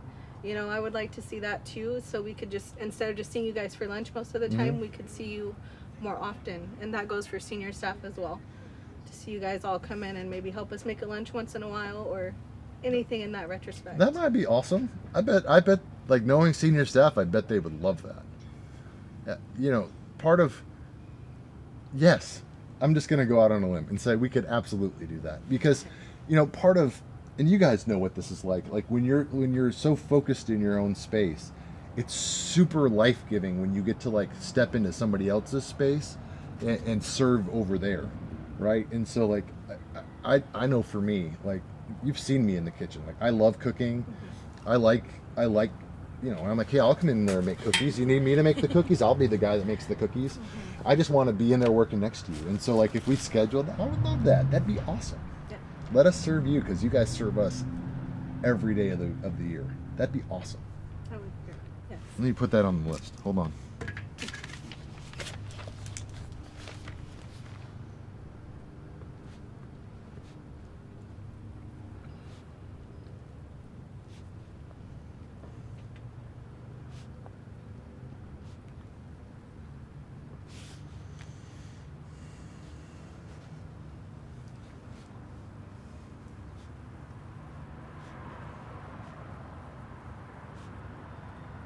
Okay, I think that's a great idea.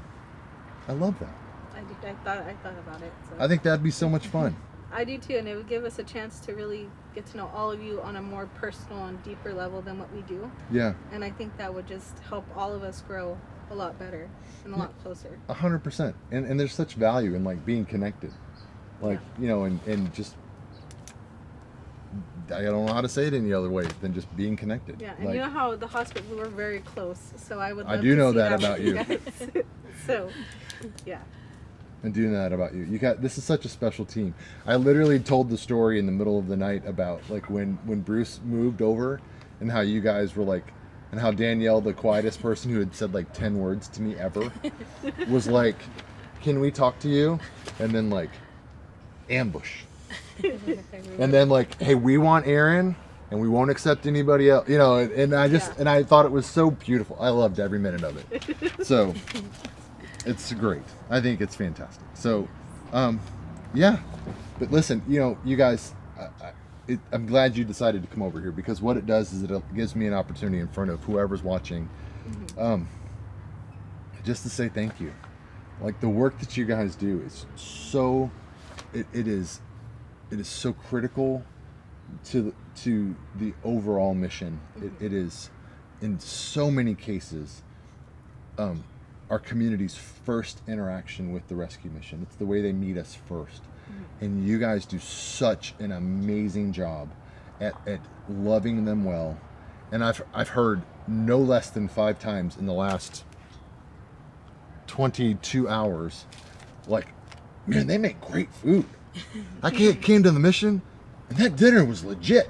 Like, that was great steak, and oh my gosh, the food's amazing. Like, I've heard it over and over again. And so, like, the work that you're doing to provide high quality, hearty meals is being noticed and highly appreciated by the folks that you serve. And so thanks for all that you're doing. Yeah. I'm super grateful for you. Thank you. Did anybody else have any questions? No questions? You're here to support Danielle as she asks her questions? Yeah. I love it. What a group of friends. Danielle pretends to be shy, but I'm not so sure. I love it, She's dude. like a fireball when she's ready. She's got ideas, and I love that about you. Don't ever stop having thoughts and ideas. Thank you. I just want you to keep being bold enough to share them with me. Thank you. Hopefully we're, like, developing that relationship where you know that I want to hear them. Yes. And so keep bringing them to me. Absolutely. We will. Thank Okay. you. You guys, thanks for all that you're doing. Thank you. Thank you. Everybody, this is the hospitality team of amazingness. Thank you guys for all that you're doing. Thank you. We appreciate you guys. Can we take 5? And I'll come back and answer that question that's on the board.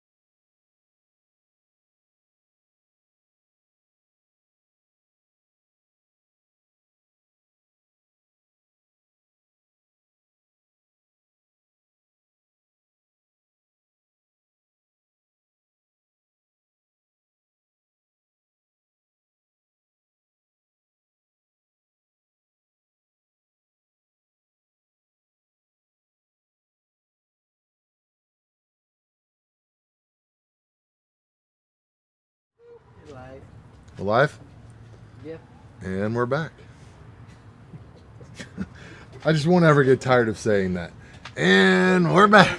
The old golf swing. My word, that's crazy. Okay. We are officially 22 hours in. 2 hours to go. Yeah. All right. So in a few minutes, we are going to, let me look at the schedule. What do we got going on here? And so in 30 minutes, we're going to connect to the Union Gospel Mission of Tarrant County. That's Fort Worth, Texas, which is where I went to high school and middle school. So I thought that'd be super fun. So we're going to talk to Charles Wolford there. But now that we're back, Patrick asked a question online. What can I do to change the heart of my church towards the unhoused? That's a great question. All right, so Patrick, I'll be the pastor voice. You'll be the pastor voice in this one? Yeah. So if you weren't on earlier, I'm bivocational. I also pastor a church in Hanford. And we actually do some weekly ministry with the unhoused in our community because our church is located on our downtown's Main Street. And so that gives us a prime location to work with the unhoused population in our town. So I think a couple of things, Patrick, for you as a pastor. Number one, if you want to come to me and say, hey, I have this desire to see our church do more in this space, what I want to see as a pastor is you to take some initiative in that space where if it's your calling and your heart that you are willing to kind of pave that pathway and start the momentum for that. And so as you are doing what you do with the unhoused population, just keep sharing those stories, your heart, what God's doing through you and to you and in you in that space with your pastor. And as your pastor sees your faithfulness to that and sees your calling being lived out to that, your pastor is going to be drawn into that with you and see that as part of that church's body ministry because you're part of that body and you're constantly doing that. And so then as his heart gets drawn into your part of the body, he's going to be more willing, or she's going to be more willing to call others alongside you in that space and recognize that as a part of the holistic church body ministry. So I think the first thing you got to do is be personally active and share that story with your pastor. Let your passion for it exude into your own relationships within your church, and it grows from there. Be a regular member and participant in your church. Like if you're doing this thing but you're only showing up at that church once every 5 or 6 weeks, and then you're saying, hey, come do this with me, but you're not living as part of that church body, that's also going to fall more on deaf ears in that way. So I think it's really part of being a healthy member of your own church body, bringing your own passion and experience to bear within that congregation, and then letting other people catch on to the momentum that you're doing. Boy, you're so equipped. You're so much better equipped to answer that question than I am. But yeah, I mean, I'd piggyback on that and say, from the pastors that I know, and even as the CEO here, like everybody's quick to have an idea, but not everybody's quick to jump to do it, right? And so if you're the guy, so I absolutely echo what you said. Like if you have a passion for the unhoused, then do it. Do something about it, and then bring it along. But show that you're the guy that is already committed to doing the work. Yeah, it's like you said earlier. Everybody has an idea. Yeah. But not everybody's committed to live out the idea that they're bringing. It's one thing to bring an idea and say, I think you should do this. Yeah. It's a whole different thing to say, come with me. Yeah, I'm doing this. Join me. Yeah. That's a whole different thing. Yeah, 100%. The other thing is just pray. Recognize that yeah, right that on. That you are that the leadership in your church has a very full plate, and that they are trying to juggle a lot of competing interests and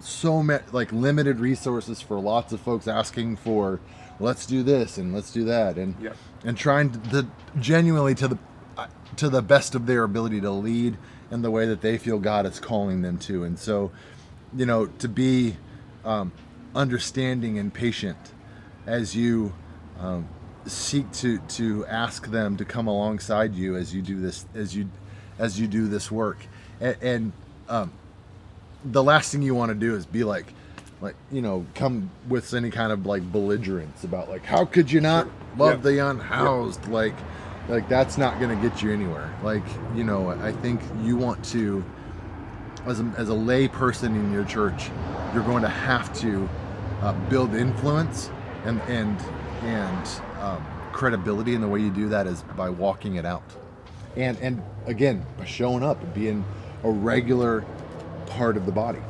I think your statement about patience is really important too. That as pastors, we see lots of people who have big ideas in the moment, and then if buy-in doesn't come in 3 weeks, then they're out. They're going to, you know, move on to some other congregation to try to get that done. Yeah.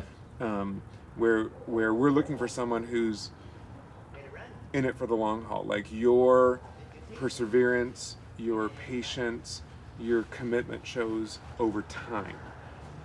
That builds huge credit. In any relationship, time builds huge credit. And your relationship with your church body, time builds you huge credit, and your time and commitment and consistency in doing something, that's amazing. Yeah, you know, and I think like just be mindful that like,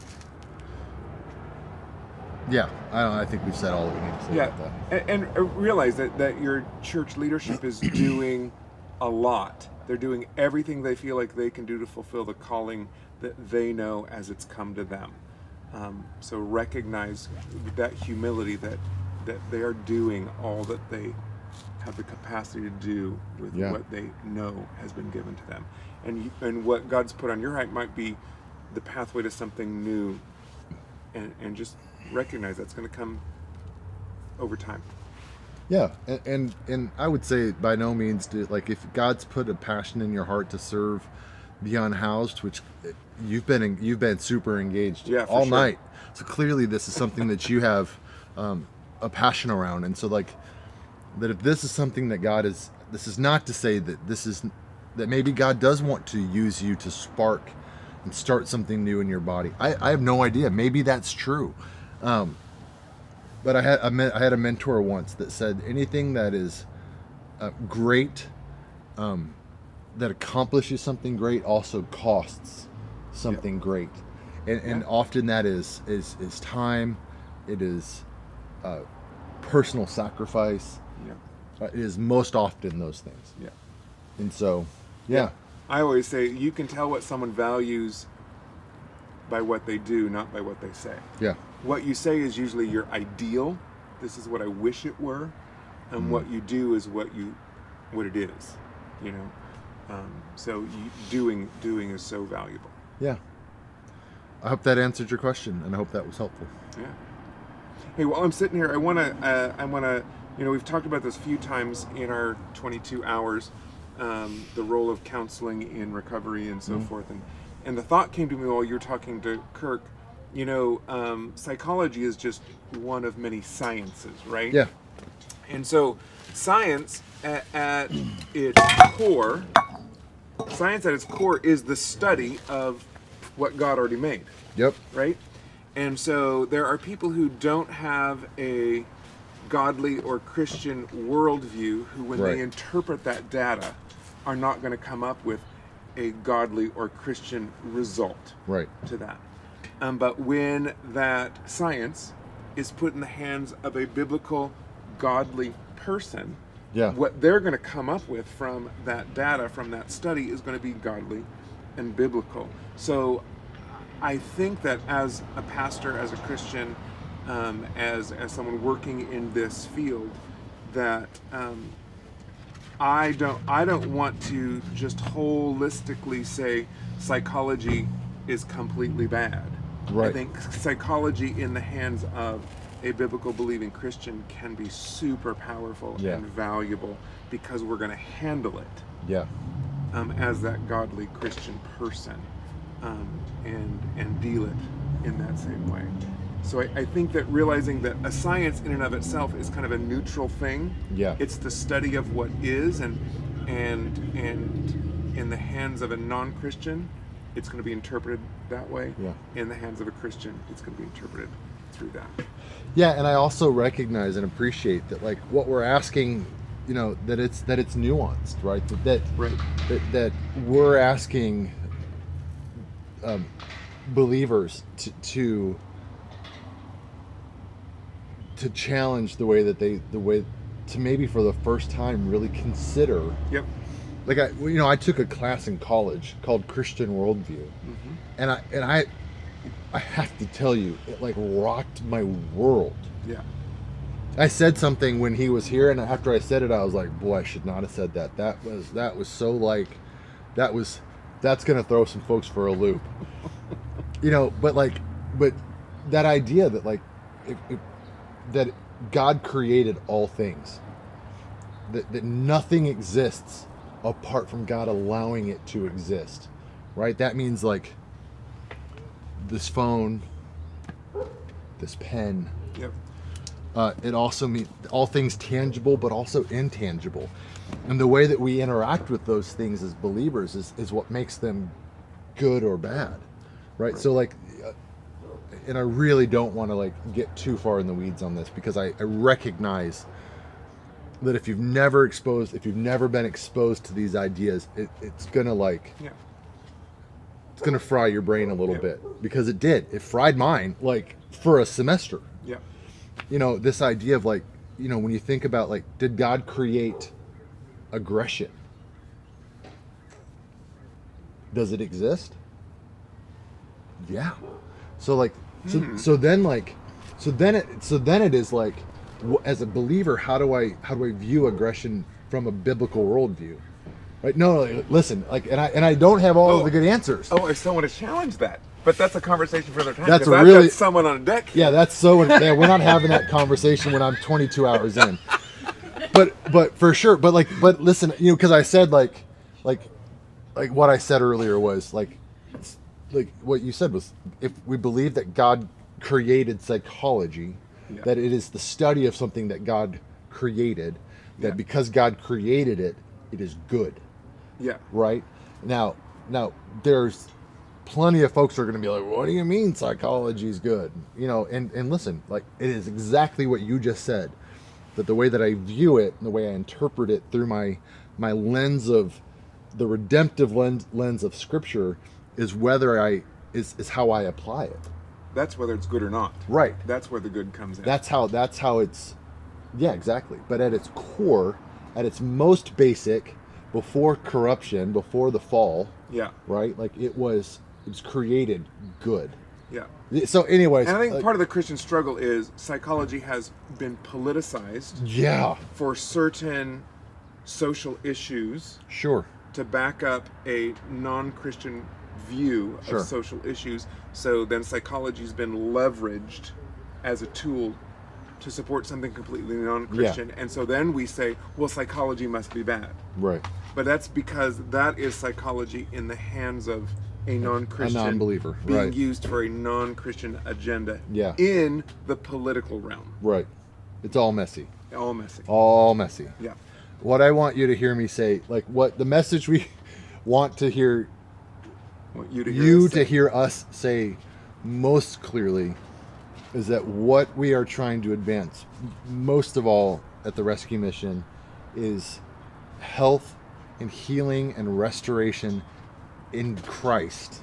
In Christ. That it begins with a belief in this redemptive work of Jesus on the cross. Yeah. Right? That it starts there and everything else is birthed out of that. Yeah. Right? But that God also wants to use the other tools in his toolbox to help bring healing. Yeah. And so, we firmly believe that the brokenness that our guests, our residents, our clients are experiencing that Jesus is the final and total answer Yeah. to that brokenness, and that all the tools that we employ Right. are on behalf of the Jesus answer Yep. to that brokenness. Exactly. Yeah. Great. Yeah. I think Lisa's going to come to the bench. Up next. All right, Lisa Alvarez. Lisa Alvarez. Come on down. You're the next contestant on Conversations on the Bench. Okay, nice. Good morning, Michael. Good morning, Lisa. How are you? I'm good. Thank you. Thanks for joining me. Thank you. Do you want to tell everybody this is Lisa Alvarez? She is an employee here at the Rescue Mission. You've been working for us for 3 months? And tell us a little bit about you. Well, I came to Visalia Rescue Mission because of my addiction. And I was 30 years in my addiction. And Wow. God was just, it was 30 years. And I lost my family. I lost my children. They basically had to raise themselves. My daughter had to raise my son. And then I just found out, I heard about the Serenity Center, so I came to the Serenity Center, and then from there, I stayed a couple of nights, and from there they asked me if I wanted to be in a program. So I came into the program, and of course it's a 12-month program. And you know, all this time, my kids didn't want to have anything to do with me. My daughter had took my grandkids from me, but within that year, you know, my walk with Christ just became stronger and stronger, and I built relationships with other women that had an addiction similar to mine. And with my lady leaders, you know, they were just so, you know, just, they're very compassionate and just very passionate about their work. And so that led me to stay, you know, because they understood me. They, you know, their stories were similar. And I recently graduated from the program 3 months ago. And then I got hired on here at Visalia Rescue Mission, and I'm the front office administrator. And I couldn't hold a job before I came to the program. You know, it was 2 months here at a job, you know, just whenever I'd get paid, then I'd go get, you know, use that to go do, you know, go get high or go get drunk or whatever. But I have stability now. And my main thing is that I have my walk with God. Jesus is in my life, and I will never let him go. And he's always showing me, you know, different ways, new ways, you know, and I'm so blessed with this job that I have at the front office, because I see the broken that come in. I see, you know, I love the unlovable, and it gets kind of hard sometimes because they just don't understand, and I just want to just get them. And it's like I too was in your position at one time. You Just know, let me love you. Yeah. So, so I'm just truly blessed with that, and I'm so glad that we offer transitional. Because after my program, it was like, okay, throughout the year that I was in program, I have restoration with my children now, and they talk to me now. Now they actually wanted to spend time with me and be with me.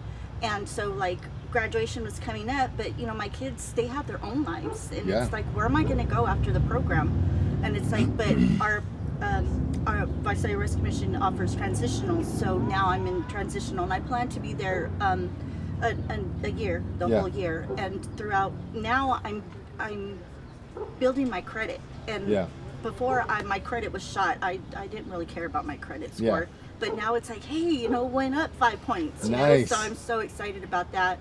And just, it's exactly that, transitioning into getting out of your bubble from the program and being a productive member of society, and learning how to balance my recovery. And I run Celebrate Recovery, so that is a big part of my recovery. And I'm in transitional, and I have my children, and I have my grandchildren back in my life. And just to you know, learn how to balance all that, it's just such a blessing. So, but my question to you was, what led your heart? Because I see you and Amy and everybody, and Bruce and everybody, you know, go and come, and I know what your positions are, but but as far as a personal level, what led your heart to Visalia Rescue Mission? Great question. Number one, thanks for coming and sharing. Like you know, I think in the last 22 hours, Bruce and I have had lots of conversations, including the one we just had before that, and it's super easy for us to like kind of dive into the weeds and get all like into the semantics. But what really matters is this, right? It's life change. It's looking at the fruit of what Jesus is doing in the lives of the people that we serve, like you, like where you came and you're like, I hadn't been sober in 30 years. And it's like the video, like I won't share it anywhere, obviously, but the video of you with your son, like when you were reunited with your son for the first time, like, oh my gosh, I was bawling my eyes out, you know. And so, but it's just like, that's what it's about, right? It's about finding restoration and healing, and then having the space in transition to do exactly what you're doing, which is, I need some space to like fix my stuff and also solidify my recovery. So I'm just proud of you. Like, you're killing it. You're killing it. So thanks for all you're doing. Thanks for telling us your story. It's just such a, I mean, Jesus is so glorified in you, and he gets all of it, man. It's beautiful. So thanks for telling us your story. So to answer your question, like what like personally made me want to come to the Visalia Rescue Mission? Well, that Jesus, like genuinely, it was Jesus. He called me here. I don't know any other way to say it. And so, like, you know, so my God exposed me to the work of like rescue mission work when I was in my early 20s. I don't remember the exact year. It was probably like 2002. I think 2002, in the 2001, 2002 range. I was in Atlanta, and I was, we were with the company. I was with the company. We were touring this place called Blood and Fire Ministries, and it was basically a rescue mission. It was like addiction recovery, and it was feeding the poor and helping the folks who are homeless, right? Like, and so it was all of that. And I'm this 3-year-old kid, and I'm like, oh my gosh, like this is the greatest thing I've ever seen. And my heart is like set on fire, and I'm like, God, this right here, this is the work of the gospel, and I just want to be a part of this. But I knew that like that's not what he had for me right then. And so I was like, okay, I'm gonna do this other thing that you called me to, but like that thing over there is so cool. And I love it, and I'm so into it, right? So then, like, fast forward 17 years to 2019, 1, 2, 3, 4 jobs later, and like, I have, by then, like, I've gotten all of this business experience. I have, I've learned a lot. I've succeeded a lot. I've also failed horribly in life in some spaces, and I've done all of these things, and this job at the Phoenix Rescue Mission pops up, and I'm like, and I'm not exaggerating when I'm like, oh, I could do that job, that pays what I need, apply. That's literally, like, that's the fullness of the thought I put into it. It pays what I need, I could do it, apply. I was so desperate to get away from the job I was in that I was like, whoop, just anything will do. And I went home and told my wife, and I was like, hey, I applied for this job at the rescue mission. She was like, you did what? And I was like, yeah, I applied for this job at the rescue mission. She was like, so that's a ministry job. And I was like, I guess it is. She goes, well, how do you feel about that? And I was like, I'm actually really excited about it. So like, I'm like digging into the website, and I find the HR director's email, and I send like the most ridiculous email ever. Like, here's my resume. It'd be a mistake for you not to consider me. Sincerely, Michael Simmons. Like, it was so it was ridiculous. And they called me the next day. They're like, we loved your email. It totally worked. But then I got to that job, and it was like this like spectacular culmination of like God orchestrating across 17 years. Like, so my first job at the rescue mission in Phoenix was the director of social enterprise. And so they had a restaurant, they had a cookie business, and a catering business that they were trying to operate to provide workforce development opportunities for folks in their program. Well, here's the thing. Nobody at the rescue mission knew the first thing about running a restaurant. None of them. And they were failing miserably and losing like $35,000 a month. They were like bleeding money. And so like, I was like, I 100% know how to do that. And so for me, it was like, I've got all of this work and leadership experience that God had orchestrated. And then he was like, hey, remember 17 years ago when I set your heart on fire for this work? It's time to go to work. He planted that seed. Exactly. And so like, So all of a sudden I'm at the Phoenix Rescue Mission, and I'm just like this, man. I'm like, oh my gosh, this is what I'm doing. And I was ruined forever. I was like, I can't imagine doing anything other than that. And so I did that for almost 4 years, and then there's some circumstance. My job changed. COVID like closed all of our businesses, and so then my job at the rescue mission changed. And then in fall of 22, my boss came to me and said, hey, look, we're going to restructure some departments. We're going to pull this department out from under you, and what's left, it just doesn't warrant a leader at your level or your pay. So we're going to eliminate your position entirely. We love you, and we're sorry. And he's crying because we're good friends. And I'm crying, and then I was mad, but then I was crying, and then I was mad. You know, all the feelings. But my wife had been telling me for like 6 months, like, hey, in my spirit, I just feel like there's this change coming, and I feel like we need to get ready. And I like utterly ignored it. I was like, no, stop it. So of course I had to go home and be like, you were right, and I was wrong. Here's what's happening. And so then we just went to the Lord and said, God, all we want is your will. Like, genuinely all we want is your will. So whatever you want us to do, wherever you want us to go, that's what I want. Now, what I really meant was whatever you want me to do, 100%. But Lord, I don't want to go to Louisiana, Arkansas, or California. And then this job. And then I got, through a friend of a friend, got connected to the company that this organization had hired to find the previous executive director's replacement because he was retiring. And so it was like this like amazing orchestration of God just going, it's time for Michael to go to Visalia. And I love it. I just love it. I love the people here. I love the job. I love the team. It is the perfect situation for me, and I've been so happy. Well, we're blessed to have you. Thank you so very much. Yeah, it's my joy, genuine pleasure, and I'm so glad you're here. Like it's been a thrill for me to get to watch you kind of come through program and grow, honestly, and just become more and more confident in who God has made you to be. And settle into that and be like, hey, look, God's done this really amazing work in me. Let's praise him and lean into that. And it's just been so great to watch it happen. Thank you. And I cannot wait to see what he continues to do in you. Thank you.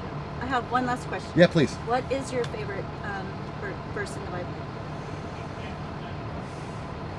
Romans 5:8 says that, but God demonstrated his love for us in this, that while we were still sinners, Christ died for us. And I like that because what it tells me that like in my nastiness and in my filth, he like loved me.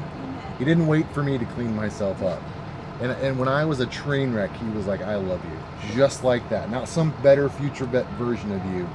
That awful, selfish, greedy, terrible version of you. That's the guy I loved, and I died just for that guy. And I wanted to demonstrate my love for you. So that's my favorite. Amen.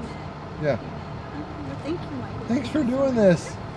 Awesome. Okay, is it time for me to join a Zoom? Okay. Yeah. This is Charles Wolford. I'm in a breakout room. All right.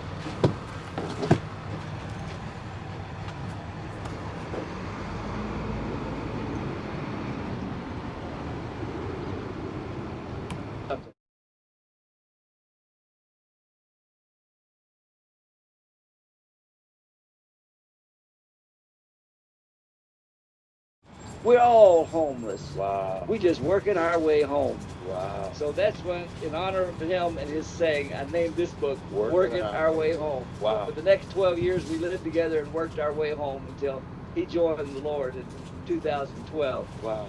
But yeah, this is going to be the 20th anniversary of our book, the publishing of our book. And this is the 25th anniversary. Here in 2 more weeks, it'll be the 25th anniversary of Debbie's death. Wow. And we were coming here 2 years before she died. And her life and her dream made a difference, you know. And so I have been keeping her dream alive and speaking. I've done it over 1,000 times all across America. Wow. So how many missions have you actually spoken at? Well, I lost count. How many missions are there? There are 320. I've probably done most of those. Is that right? Plus others that are not mission that are not in association. What a blessing. That's So, it. And for a while, you actually were on the City Gates board, so I you was. served on the City Gate We board. committed So to dump in that many water. of the missions that are listening in, you've been ministering with them and shared with them messages of your story for quite some time. Quite some time, So yes. what a blessing. Well, this is what I want to do. I want to make sure that all who are listening, one, if you've never read the book, The Same Kind of Different as Me, that's a must read. You need to do that. Working Our Way Home is another book that they need to pick up. You have a children's book that also We have a Denver wrote. I children's want to book make sure that we that, point to that. Denver became an artist, and he sold more than 500 paintings in his lifetime. And but he illustrated this book. These are all Denver's paintings and drawings in this book. Wow. And it's about Denver and it's teaching children about homelessness and philanthropy. Wow. And it's a really good. It's called Same Kind of Different as Me for kids. Wow, I love it. I And, love it. yeah. So next year is going to be the 20th anniversary, and I want you all to know publicly we are having conversations with Ron about what next year may look like and celebrating the same kind of difference as me. So I'm going to ask you to stay tuned because we are excited about an opportunity. We already are blessed by your presence and renewal of a friendship here. We know that God has had his hands on you, and we're excited about what God may do in the 20th anniversary of Same Kind of Different as Me. We know that Beth is with you also, right, somewhere. Yes. Please tell Beth we said hello. We're going to be with you on, Tuesday, I believe, Tuesday, and having yes, dinner with yeah. you. And so we're excited about that and being able to share and being able to tell the story of what God's going to do. Ron, thank you so much for coming out and telling your story, and we can't wait to hear what God has left in store for you as well. All right. God bless you. Thank you so much for God coming out. bless you. Thank you. Appreciate you.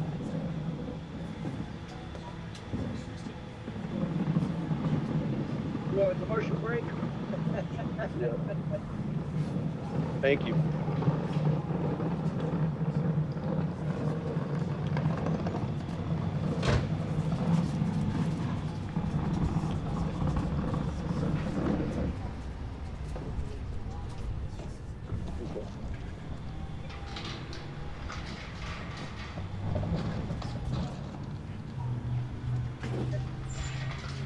Okay.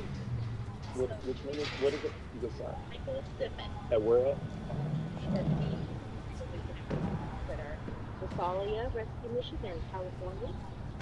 The CEO.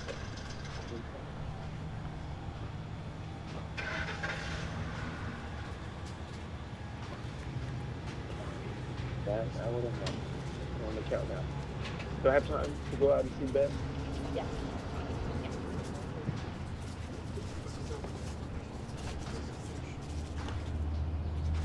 Looks like he's taking a minute. Are we connected to that? Like looks like he's. Hey, what's going on? How are you? Okay. I wanted to say hello. How are you?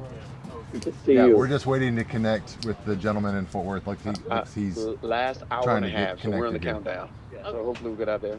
I'm about to burn up a little bit, but so I think we will endure. Yes. Yeah. Yeah. Cool off and hydrate. Absolutely. We'll see. You had your little umbrella out there. Well, we started at 2 o'clock yesterday, and the sun was right over the top of us. So I think we'll endure it. So I'll sweat a little bit, but we'll be fine. How are you feeling? I'm good. I'm Are you good. ready to Yeah, get no what, when you worries. go home It's and fine. relax? Absolutely. It's nappy time. It's gonna take a long nap. Yeah, it's nappy time. Dude, amen to Yeah, that. it's nappy I think time. you'd use a nap. But thank you guys for being here. A whole 24 hours? But just for when we were filming. Yeah. That's a marathon, isn't it? Yeah. Yeah. Well, thank you all for being here. I'm getting ready to get on with the mission out in California. We'll see you guys. Thank you. Visalia. Visalia is right out of San Diego, I believe. Nope. Yeah. Have you been there? Yeah. All right. We'll see you. Bye-bye. Are we ready?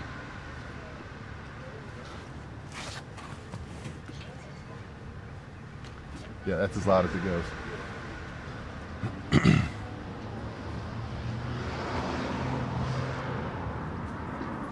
Thank you. Michael, how's it going? Good, brother. How are you doing, man? Man, I am doing well. So what is it? Is it 8 o'clock there? No, it's 10:30.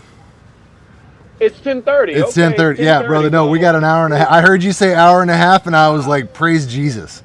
Like, They're gonna turn the volume up just a little bit for me. I can't hear you quite Yeah, we're gonna see if we can turn the volume up a little bit. Oh, really?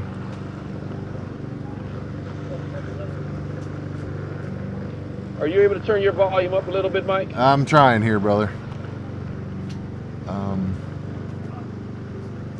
Microphone. Can you hear me now? That's a little better, but I have a lot of background noise, but I'll try. Here, let me. Scooch in just a little bit, see if I. Here, I'll come a Go little ahead. closer to the mic. How about that? Hold on. Here we go.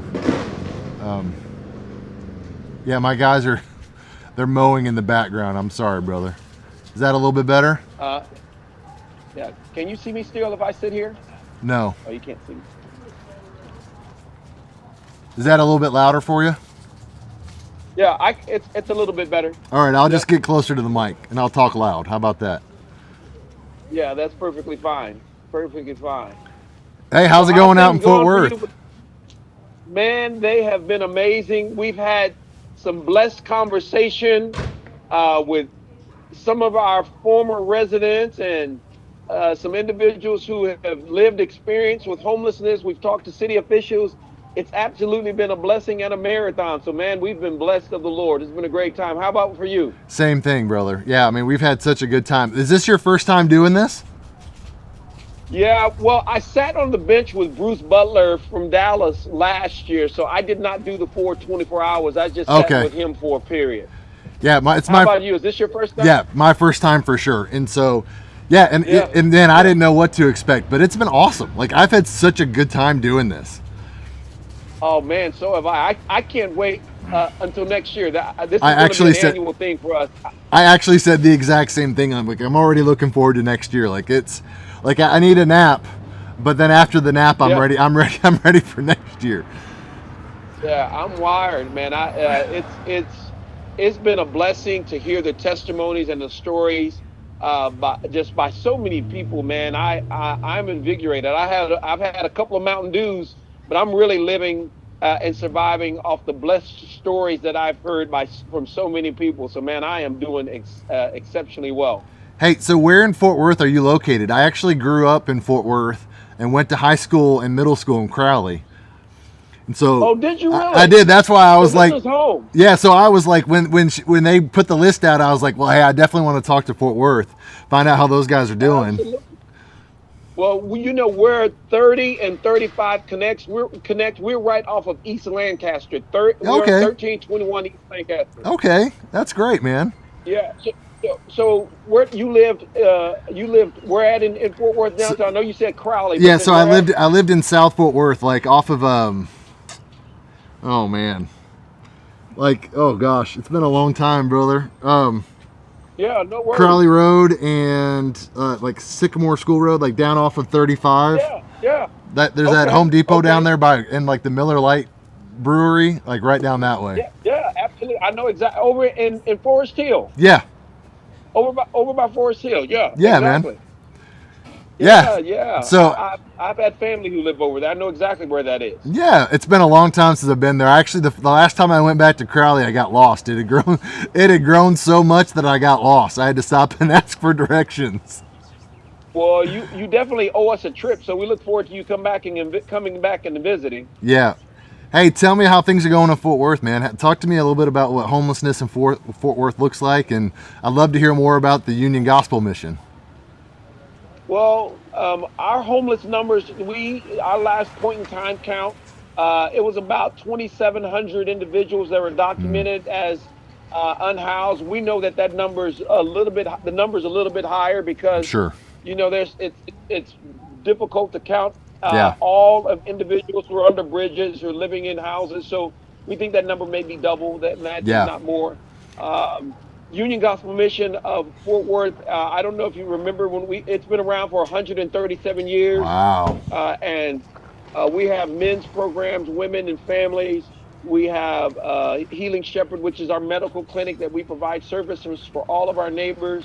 Wow. We have an affordable housing complex here. So it's quite the ministry that we provide services to so many of our neighbors here. It's an amazing ministry, and God has just blessed it so much. That's amazing, man. That's absolutely amazing. How long have you been there? right under 2 years. In January of 2026, it will be 2 years. Okay, I got you. Yeah, when I hit And so, I'll be here how about you? 3 years in January. Yeah, so not much longer. Okay. Yeah, and where were you at previously? So I worked for the Phoenix Rescue Mission for 4 years before coming out here.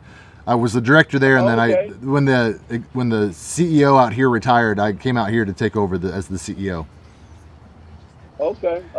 And so tell me about the ministries that are going on there where you are. And again, remind me what city in California are you in? So we're in Visalia. It's like in the Central Valley. So we're about 2.5. We're almost right in the middle between LA and San Francisco.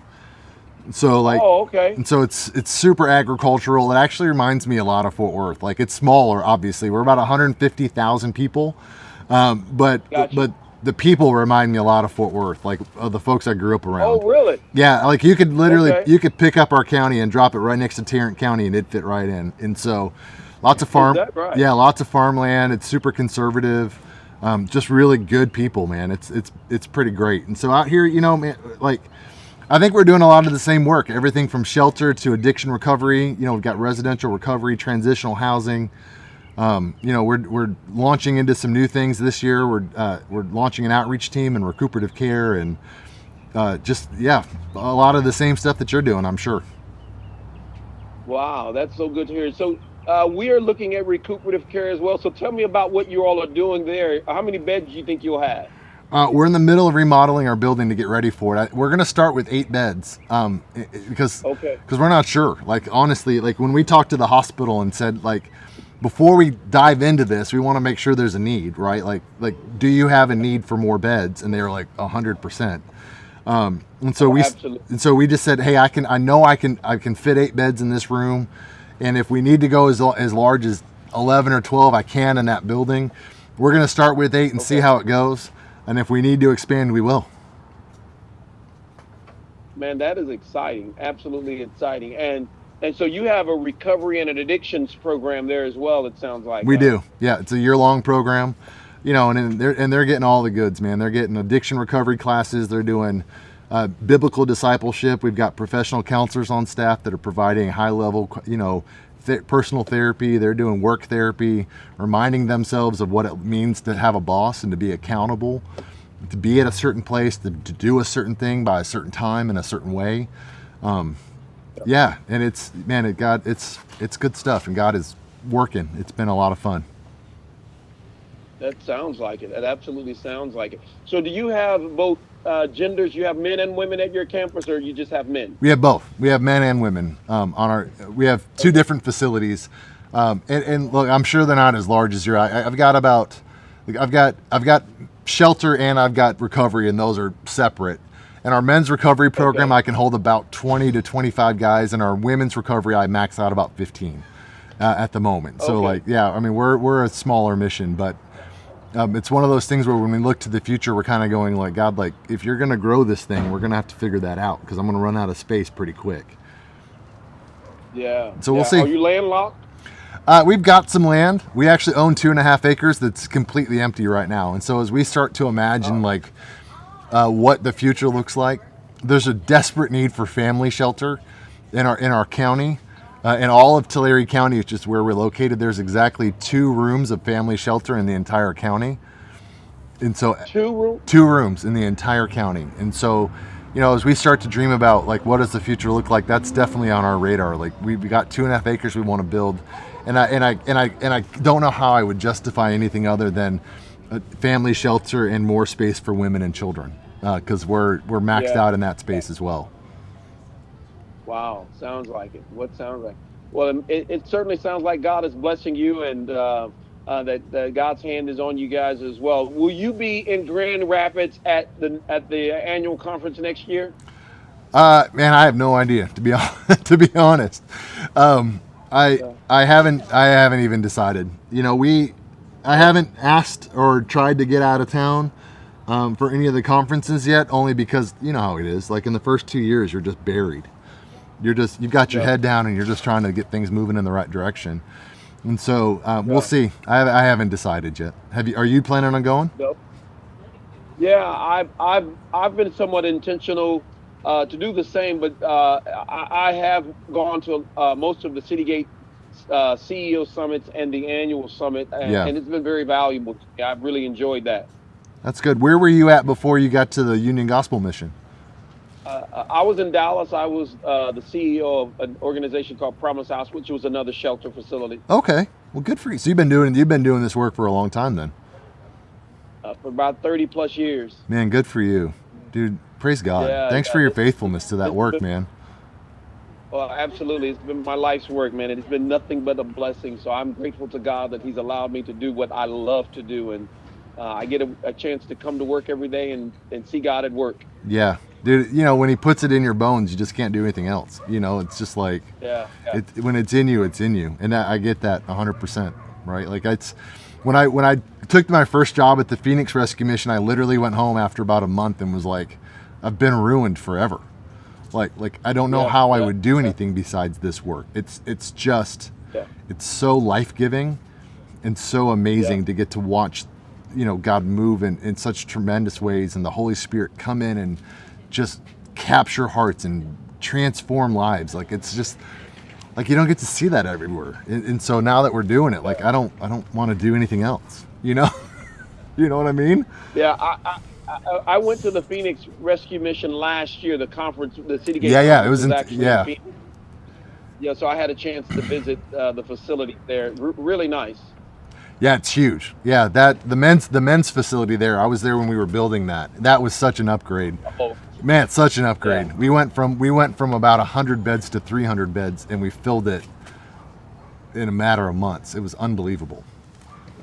Wow. Yeah, the need is so great, and man, God is just God's moving out there as well. What a blessing! What an absolute blessing. Well, Michael, brother, how can I be in prayer for you while you're there at the mission? I would want to have a word of prayer with you and make sure we put you and your mission on our prayer list. I think just, as we've been working real hard to put new things in place in the last year. And so this year, what we feel God calling us to is just to implement with excellence the things that He's already launched. He's planted a bunch of seeds, and it's time for us to nurture those. And so as we just want to see God's, we want to see Him move in the spaces that he's been working, right? And we don't want to get ahead. We don't want to fall behind. And we want to just we want to see Him continue to transform lives, brother. How about you? How can we be praying for you? Yeah, same thing. We have gone through a CEO transition. We're closing out the second year of that at the end of this year. We just pray that as we're working with the previous CEO, he's CEO Emeritus, that transition continues to go well, but also the plans of God, that what He has planned for us in the next couple of years. Similar, that we would be faithful, continue to share the gospel of Jesus Christ, and see what He has next. Awesome, man. That's awesome, brother. Dude, I thank God for the work that you're doing there, man. Like my heart still beats for Fort Worth, and I'm grateful that there's somebody like you doing the work, dude. So keep it up. Well, likewise, brother. God bless you. When you come to Fort, make sure you look us up, and we'd love to have you to take you to lunch or dinner and have you to visit the shelter. That sounds great, brother. Hey, can I pray for you before we disconnect? Please do. Father, thanks so much for the work that you're doing in Fort Worth. Thanks for Charles and his team and the calling that you placed on their lives. And God, I just pray for your intense favor on them as they continue this CEO transition. Lord, would you just birth vision and clarity and of discernment, that as he seeks you, that he would discern your will clearly, and that you'd give him the courage to do it. Lord, all we want is your will. We want your kingdom to come and your will to be done. So I pray your favor over him and his team, and we ask you, Lord, to be glorified in the work that you do there. Would you bring revival to Fort Worth and all of Tarrant County, God? Would you just pour out your Spirit in such a mighty way and bless that team in Jesus' name. Amen. Continuing in prayer, Father, I pray for Mike and the work that he's doing.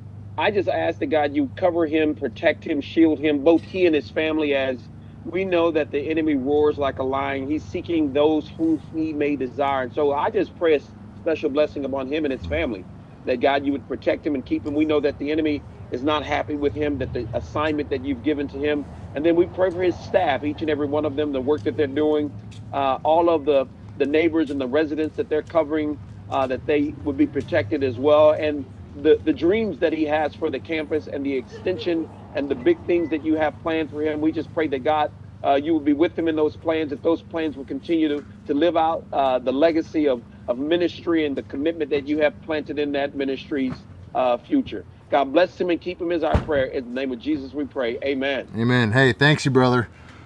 God bless you, brother. You too. Have a good day. Thank you. You do the same. All right, bye. All right. That's so fun.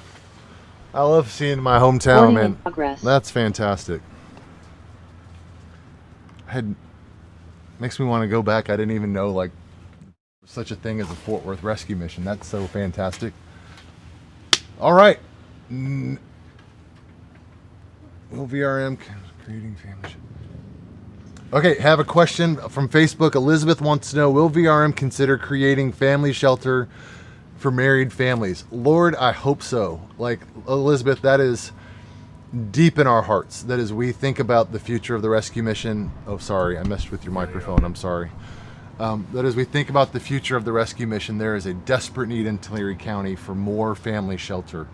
And we've got the space, and all we need are the funds and the timing to do it. And we don't want to jump out in front of the Lord. And we have the land. We have the land. We don't have the space, right? What do you mean? To have a family shelter right now? We have the land. That's what I mean by space. Yeah. Yeah. We own the land, so we have a spot to build, and we want to build. And when we get ready to build, I have to imagine that bug. Sorry. Have to imagine that family shelter is going to be a big part of that. And so, yeah, we're on the same page. That is absolutely on our radar and in our hearts, and we're hoping that God moves us in that direction in the future. And we'll wait for him to tell us when. Okay. Up next to Conversations on the Bench, Vera Cruz. Come on down. Hi. How's it going? Good, how are you? Welcome. Thank you. Scoot back over. But these bugs are like driving me crazy all of a sudden. How's it going? Great. Everybody, this is Vera Cruz. She is the CalAIM manager, supervisor here at the Visalia Rescue Mission. So Vera, I know you really well, and so but they don't have any idea who you are. So why don't you give them a little bit of a rundown of like who you are, kind of your background, and how you came to work at the rescue mission, Sure. and maybe why you chose to come and land here at the rescue mission. Okay, that's kind of a long story. But that's let me we try got to give you the we quick got version. time. Okay, my name is Vera Cruz, and so part of my testimony is that I was a teenage mother. At the age of 16, I had my first child. I was a single mother by the time I was 22 with 3 children. Wow. Prior to becoming a single mother, I was in my addiction, and I was on the streets as a young teenager. Wow. And so I was raised Catholic and in Catholic school from kindergarten all the way through 8th grade. So I've always known the Lord, and I've always known that I was a servant. I used to serve in church and used to read scripture during Mass. So he's always been deep inside me. Yeah. I just lost sight of who he was. Sure. And started living out in the world. And my addictions turned into survival mode. And I had to figure life out very early. Yeah. But the Lord's always been so kind to me that I started working when I was 18. I was determined that my children were not going to be a statistic from a teenage single mother. Amen. And by the grace of God, they are not. Amen. I have a military veteran for a son. That's great. Yes, my children are all very blessed and doing well. And how old are your kids now? Oh gosh, you're gonna put me on Put the you spot. right on the spot. You're welcome. I have a 30-year-old Okay. son. Okay. I have a daughter who is going to be 27. Okay. And my Marine veteran is going to be 24. Awesome. Or I'm sorry, just turned 24. Look at you. You got it. I got that right. You were you were worried. And so the Lord put me in positions in my careers, in my jobs, where I can say that I don't know that I was necessarily qualified for, having been a dropout and I eventually went back to school and got my high school diploma and worked on an associate's degree. But I was always in an office environment, which led me to be a substance abuse counselor in different prisons, an eligibility worker at the welfare office. I thought I wanted something different, and so all I had known was office experience, Yeah. right? Office culture. And so I went and got my pharmacy tech license. Okay. And I did that for a few years, actually right prior to coming to the VRM. And at the church that I was attending at that time, which was 2.5 years ago, I was serving in women's ministry there. And there were some women from the program here who were attending our women's Bible study who I was able to build relationship with. And when I learned that they were graduating, some of the women from our team came to the graduation. And I didn't know anything about the Visalia Rescue Mission. I'm originally from Porterville. And so when I came, I was just in awe of God's presence in the graduation and what was happening. And so I knew that I needed to have a part of what was happening here. And in my little thinking, I thought maybe it was just going to be contributing and donating hygiene for the women's shelter. Okay. And the women's program. So I asked another staff member, or a current staff member, if she would give me a tour of the women's facility. And as we were there and walking around, I just felt the calling more that there was something else that needed to be done. And she had mentioned that there was a case manager position open. And I was like, wow, I have that experience. I know how to do that. I know how to do that. Yeah. And so I said, okay, I'll pray about it. And I prayed about it, and I applied, and I interviewed, and I came on 2.5 years ago as a case manager. I don't think I realized that you came on that quickly after I came on. Yes, I think within 6 months. Yeah, I don't think I realized that. Yeah. That's awesome. So then recently, major change for you here at work. You decided to take on the monumental task of leading our newly formed Calane team. And so, I've been talking about it all night. So can you just maybe give us a brief kind of like summary of like what Calame is, what kind of services we're going to provide, and how that kind of fits into the broader picture of what we're doing here at the Rescue Mission? Yeah, sure. So with Calame, we are currently offering day hab classes for our shelter and resident guests, both men and women, where they are receiving anything from addiction recovery to how to deal with their emotions, how to deal with stress and communicate with people. So we're offering classes to people in hopes that it's going to better their lives, give them some motivation, and let them know that they're not on this journey alone. We are also, we brought in a housing navigator who is helping people to find permanent homes. Yeah. And so some people with the community we work with don't have income or employment. So with those cases, we're starting very in the early stages of trying to figure out what are their skills, what type of employment can they do. Right. Helping fill out resumes and job search. We're working on budgeting and finances. Some people have never done that before, so we're going to do classes on how to manage finances. Love it. Right, so we're doing day hab, housing navigation. We are going to very shortly be starting enhanced case management. So it will, I like to explain to people who don't know what that is, that it's explain that, because that's a phrase that we all understand. But that sounds like mumbo jumbo to the general public. Right, so I like to say that it's case management on steroids. Yeah, that's a great way to describe it. The case managers will be able to come alongside our guests and residents and advocate for them if it has to do with medical issues and going to a doctor or a specialist or even mental health therapist, and just being involved in what the process is to help people to get back on track, whether it's medication management, medication compliance, attending appointments, having transportation to get to their appointments, and just overall helping people to work on their well-being.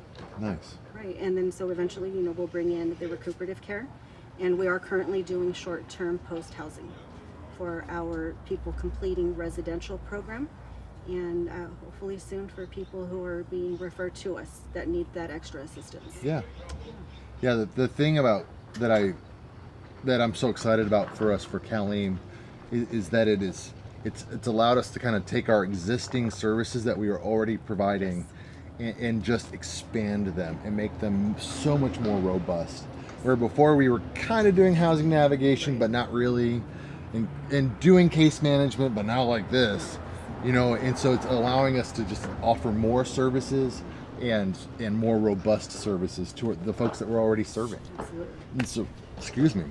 And so I just, listen, it's been, and I know, and Nova over there, she knows, it has been a journey for us to get to this point. It was not a small task for us to get this thing launched, and it's going really well.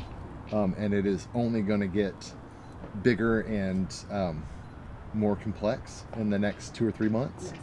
And so, I guess like my question for you is, like, as you think about the next year or two, like, what are you dreaming about for the rescue mission, or what questions do you have for me around what the future looks like at the rescue mission?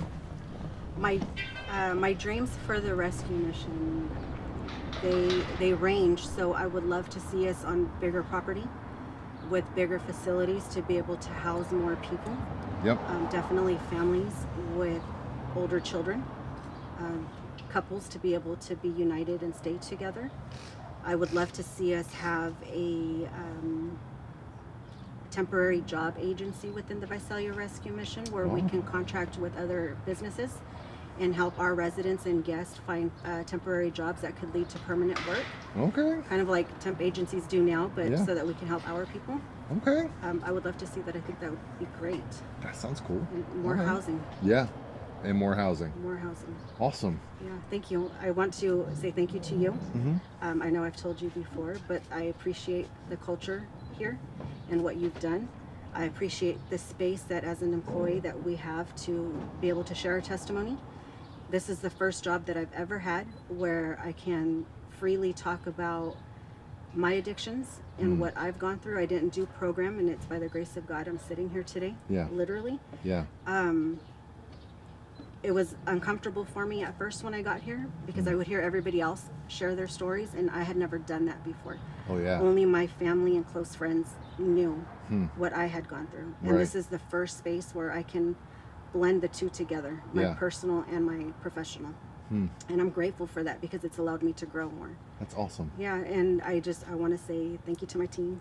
It's a great team. They're amazing. Not just the Calim team, but we couldn't have done this without the rest of the program staff. Yeah. And the VRM support from the staff and the board and just everybody. Yeah. It's a great thing that we're doing here, and I'm really excited about where we're going. Me too. And you're doing a great job, honestly. Like, I don't have the time or the brain ability at the moment to fully describe the immense challenge that we have undertaken to get us to where we are. And you guys have just persevered. You have not been hindered, not allowed questions or uncertainty to stop you from pushing forward and to getting answers. And you're unbelievably dedicated to serving our clients with excellence. And so I'm super grateful for you. Thank you. And I can't wait to see what God has in store for us as we grow in the future. Yes, thank you. Thanks for coming. Yeah, thank you for what you're doing out here. Oh my gosh, it's been so fun. Yeah. I'm super tired. I know, I'm But sure. but also it's been super fun. Yeah. Like, I've had a great time, and I'm looking Good. forward to doing it again. Good. I know people sometimes just want to be heard, and Yeah. knowing that you're out here and you're listening means a lot to a lot of people, so thank you. Yeah, it's my pleasure. Thank you to your family for allowing you to come sit out here for Yeah, this. no one. kidding. Well, thanks for coming. Thank you. Awesome. Thanks, Vera. Okay, up next, Nova Torres. Come on down. Welcome to Conversations on a Bench, Nova. Thank you for having me. This is Nova Torres. She's our Director of Programs here at the Visalia Rescue Mission. What does that say? Finish the full journey. Oh, okay, sorry. Just trying to read the notes. How's your husband? He's healing. His knee is- his knee is about this big. Oh, gosh. He is ready to get back to regular activities, and he can't, so that's pretty frustrating. Yeah. But he's getting better every day. Okay. Yeah. Yeah.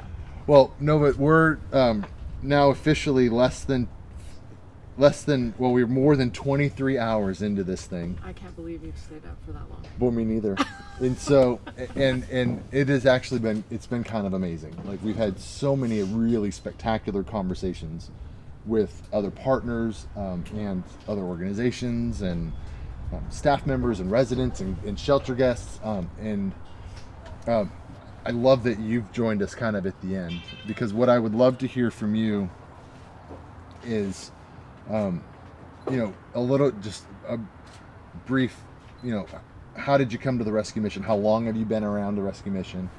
And then, like, what are you excited about? What are you excited about at the rescue mission, and dreams for the future, maybe? All right. Well, that's a lot, but go. All right. So my first experience with Visalia Rescue Mission was in 2006, 2007, when I myself needed to utilize the services. I was at a rough place in my life, and I went into the recovery program, graduated in July of 2007, and literally never looked back. Wow. Just was able to do a hard reset in my life, and I want to say most importantly, learned how much Jesus loved me, that I could never fall short of his grace and mercy, and got to reconnect with allowing him to give me the life that he wanted me to have. Yeah. So I graduated and never looked back. Never thought I'd come back here to work. And then about 10 years later, I happened to bump into a friend of mine at the grocery store who had told me, hey, we have a part-time position at the shelter. And at that time I wasn't working because we had just went through a real tragedy in my family. And I didn't even know I would be capable of working again, honestly, at that time. Sure. I lost my son, and I just thought, that's it. I'll never have the mental capacity to work again. Yeah. Well, the appeal of just working at the shelter and maybe offering a very little bit of hope that I didn't even know I had anymore. And I applied for the job, and it actually never was 24 hours a week. It jumped Always right into full-time. like a full-time position. And the first thing I did here was just fold towels and hand bedding to moms and kids. Wow. And it was the absolute most healing thing that I think I've ever done. And I just fell in love with the mission. I fell in love with the shelter. I fell in love with all aspects of what we do. So because I had a background in office, my boss at the time just asked, hey, are you willing to kind of take on a case management position, which just led to where I'm at now. To get to oversee the program. So for me, getting to oversee a program that I actually needed at one time is pretty amazing. It sits so different with my heart. And it's such a blessing. So and I think what I'm most excited for here at the mission is having you allowing my team to have no limits with our dreams. You kind of came in and just said, hey, the only thing holding you back is you guys. Where do you want to go with this? And we were very, minimal with our hopes and dreams at first. We were really like, well, but, I am so excited for this new Cowling team and what services we get to provide to people without having to hand them off. We get to provide those services. My program team, I love the fact that we aren't a heads in beds establishment. Like, we want good service, we want quality service, we want our people to really be touched while they're here. So it doesn't matter how many people we do or don't have. Of course, we'd love to fill our beds, but we know we're giving quality service to them. And of course, my heart is shelter. Everybody knows that. I love the shelter. I love the fact that we are offering services and classes to them that they get to their classes, their day hab classes are what we actually provide our program residents. So the fact that we've been able to give them quality services, it's amazing to me. And my dream would for us to be that faith-based social service, complete wraparound organization where we're kind of a one-stop shop. You get to come here and we'll meet you where you're at, no matter what you're going through, no matter what you believe in, and we're going to help you no matter what, and we'll be able to do that. So. Yeah, we're not far from that. No, at the we moment. are not. We're not far from that at all. No, we're not. Yeah, I think it's worth, you talked about a lot of different things. It's worth kind of detailing all of the different things that you oversee. So you oversee all of the men's and women's shelter. You oversee men's and women's recovery program, and you oversee, CalAIM. What else am I forgetting? Our mental health services. Oh, and the mental health services. And our front office admin. And the front office admin. And the case managers. Yeah, like.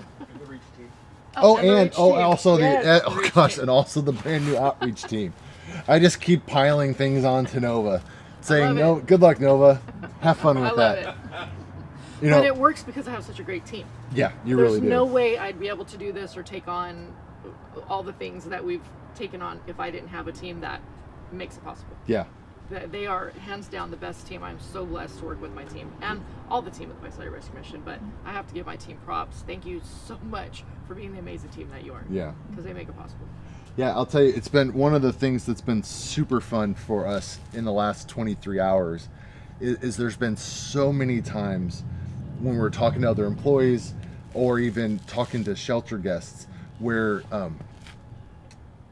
there's been this kind of recurring theme about, you guys, about us. Hold on. Wow. Let me get my brain to plug in again. This kind of recurring theme about like, hey, when we believe specifically that God has called you into the role that you have and that your team, each individual member of your team has, that means that with all of their strengths and all of their gifts and all of their experiences and their weaknesses and their failings and all that, their entire person, that God specifically called them into that space, that it's been super rewarding for me personally to get to watch your team kind of like embrace that idea that like God specifically chose me to do this work, and then go, well, if that's true, then that also means he's empowered me to do it, and then I can have some ideas and try some stuff. Like we sat down with James for over an hour this morning. Oh, wow. It was great. And listening to him talk about like how he went from being like, I don't want to try anything, like I don't want to try anything, to now he's like, man, I got some more ideas. Let's go. Like what else can we try? And to see him grow and transform and get just more confident in that has been just so rewarding, and just so much fun for me personally. And I think what we're seeing is better outcomes. Oh yeah. Also, I was telling Bruce earlier that one of the highlights for me of this entire experience was James was telling me about how much he loved doing the Dayhab and the life skills classes, and and I had heard that from like 2 or 3 of the shelter guests were like, man, those classes are amazing. So like it was a game changer. And so I'm hearing that and I'm sharing that with him. And he was like, and he said, he goes, the other thing he goes, I'm seeing is that they're treating each other better. Like not only are they like listening to and enjoying what they're learning, but also they're like being more civil with each other, and our compliance. Like I'm having no problems with them. They're handling their stuff on their own. Like they're taking the things that I'm teaching them and they're applying it together in relationship. And I was like, well, I hadn't even thought about that as a potential outcome of that. And it was just so exciting. And he was like, it's been great. He's like, it's really great. And he was just so fired up and energized about it. And to think about him at the beginning, like when we talked to him about like, okay, James, let's talk about life skills and Dayhab. He was like, what? I don't know about all of that. We piled a lot on the team this last year. They've been great, but not everybody can commit to our year program. Right. Not everybody can commit. Not everybody may need that year program. So the fact that we have really great, robust classes for our shelter guests now, it just makes me feel so much better that they have an opportunity to heal. They have an opportunity to learn about trauma. They're not just sleeping in the bed and leaving during the day. Like they have an opportunity to really work on themselves. And then if they decide down the road, hey, I do have time to come into program. Yeah. Or hey, I kind of want to stay connected to the mission. How do I get to stay connected to the mission when my time is up? Yeah. That's our hope. Yeah. And especially the moms with kids. Not everybody say Yeah. well, where are their kids going to go if they want to come to a program. Yeah, we don't have we- that ability we at the don't have moment. it yet, right? It's on my list, It's for on your sure. list, yet, and God's going to provide that for us when the time comes. I know that, but for them to be able to be at the shelter, and still learn some valuable life skills that help them, mother better, or just learn about their own situations, because life is hard. Everybody comes to the mission because of a circumstance that isn't always an easiest one. Right. So we get to address that no matter if you come into the program or the shelter, or if you're seeing our case management team, it doesn't matter. We're all speaking the same language, and you're going to get healing if you really want it. So, Yeah. That's amazing. Well, I've had so many people ask me like, hey, like, what are you dreaming about for the future? And so like, and I've answered that question, and I'll answer it again if you want to ask me, but I really would like to hear from you. Like, what are you dreaming about for the future as you think like 2, 3, 5 years down the road? Like, what are the things that you would like to see the rescue mission get into? And more space to house families, of course, to be able to take, a family in, not have to separate, would be amazing, because a lot of times it's a barrier. Most husbands or boyfriends don't want to let their wife and kids go down the street. That's a security thing they may not feel comfortable with, and not having to separate families in order to help them is one of my biggest prayers. I am extremely thankful that we have 2 full-time clinicians now and an intern. The fact that we're able to offer more mental health services to our shelter guests and not just people in recovery is huge.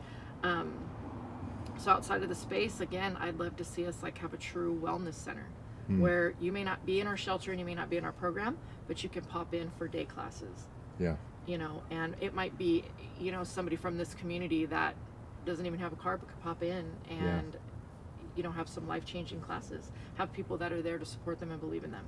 I'd love to have a space for us to have a true mental health clinic.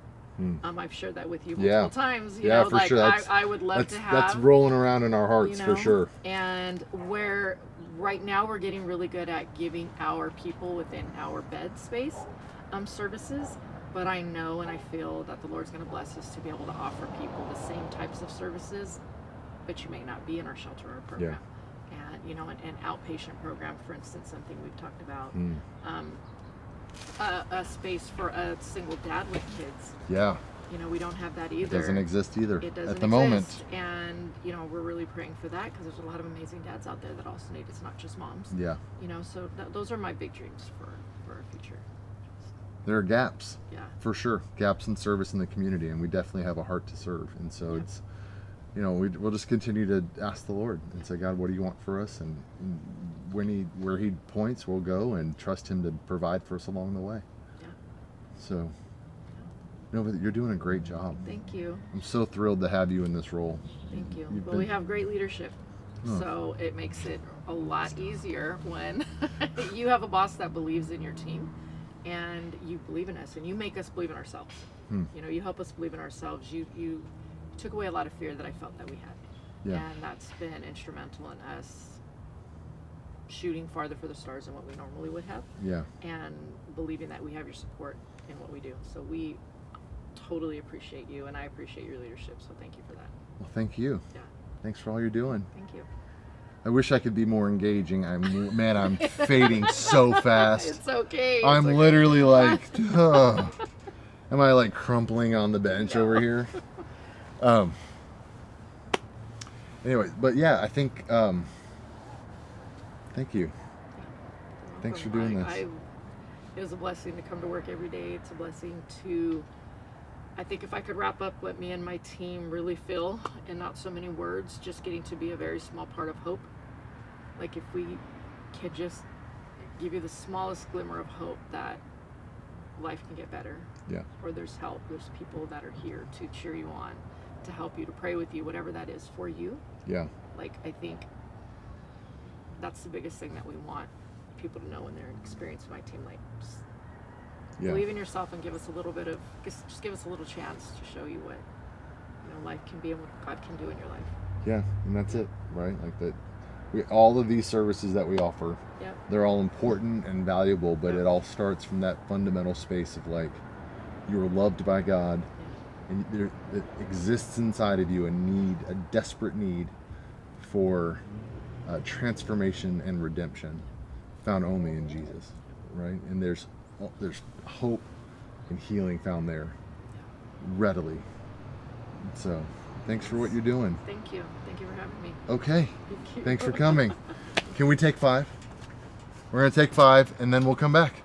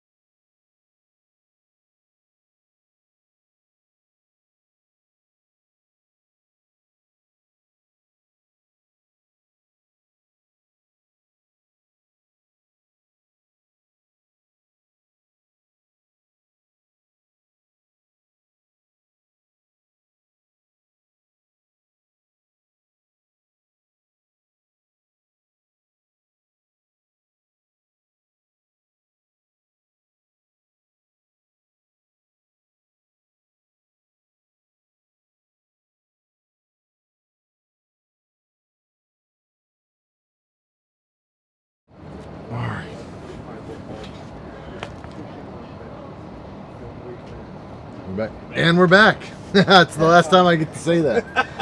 Yes, it is. That's the final Yes, it break is. before the home stretch. This is the home stretch. Make no mistake. Praise the Lord. Yeah. So I'm joining you now. We're 30 minutes away from the conclusion of this 24 hours, and you're exhausted. Your voice is nearly at the end of its power. That's true. Yeah. So I kind of want to like walk back through it. When you were looking forward to this event, and your expectations about what you thought it was going to be versus now what it's been. What's that comparison like?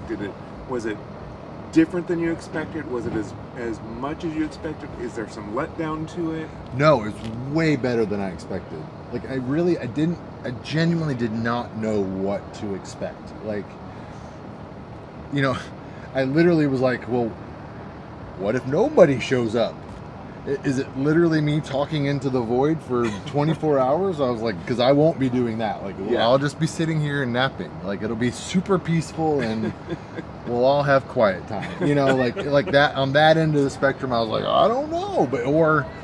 So I just didn't know what to expect. And so, like, I came in with actually almost no expectations other than, like, I'm kind of game for anything. Like, let's just try it. Like, the number of times I've said around the mission, like, I don't know, let's just try something. And so, like, for me, this is a great time for me to put my money where my mouth is, right?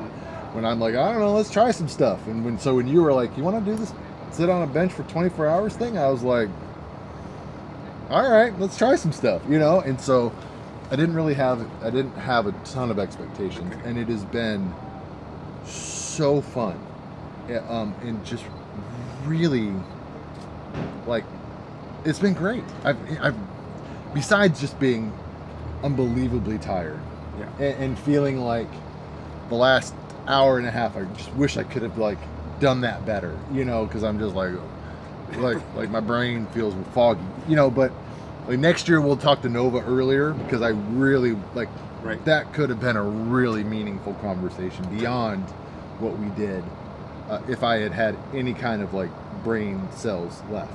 And so we'll do that earlier. But I absolutely have enjoyed it. It was so great to get to see like other partner organizations come in and sit down and us to get to talk about kind of our shared concerns. And then also really excitingly, like to get to hear them go, hey, I think we could work together. Would you be open to that? And me go, well, yeah, of course I'd be open to that. Like, let's get after it, you know? And so that's been way cooler than I could have imagined. Has there been anything, like, do you feel like you've gained some kind of insight on your end? Like, our goal is kind of maybe to create some communication for the community. Yeah. Has there been anything that maybe you've gained that you didn't expect to gain from this experience? Well, that's a good question.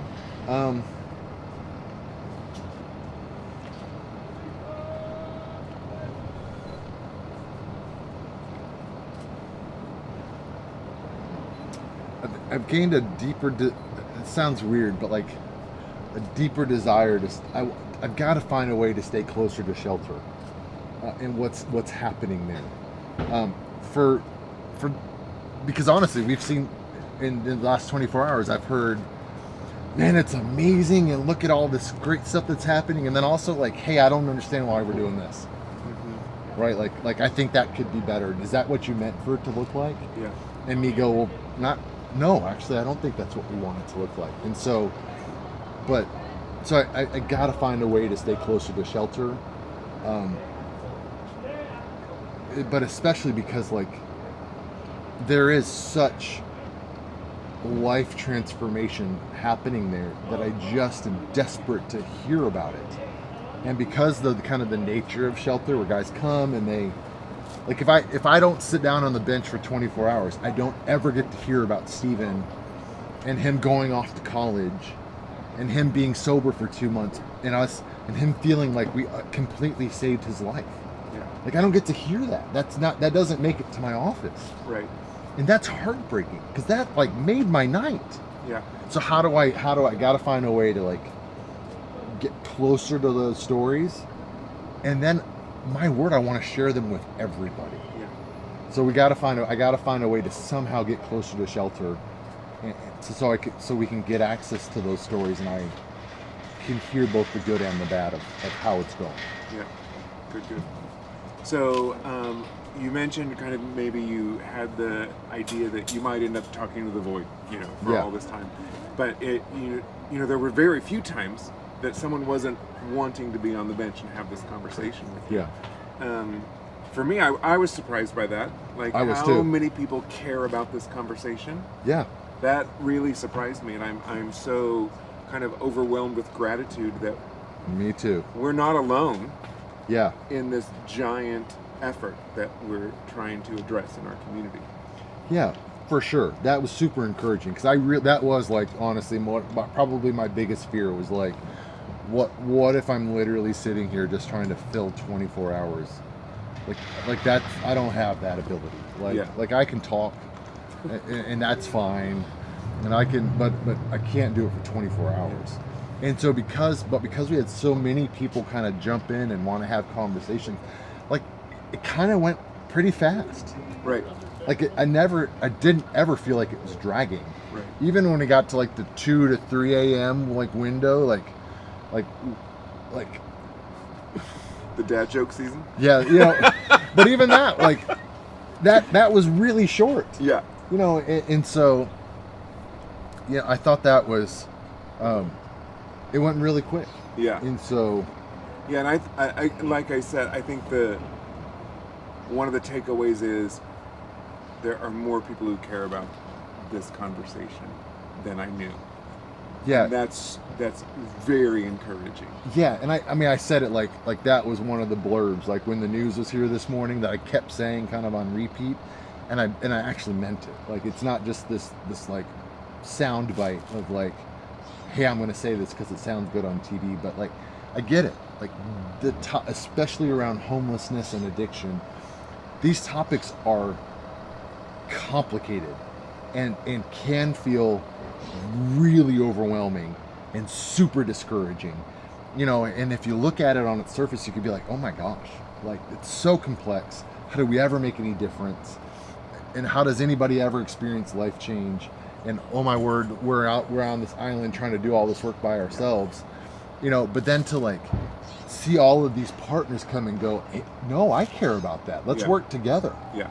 And then to get to see some of our residents and our graduates come alongside and go, no. Yeah. No, like there's lots of hope.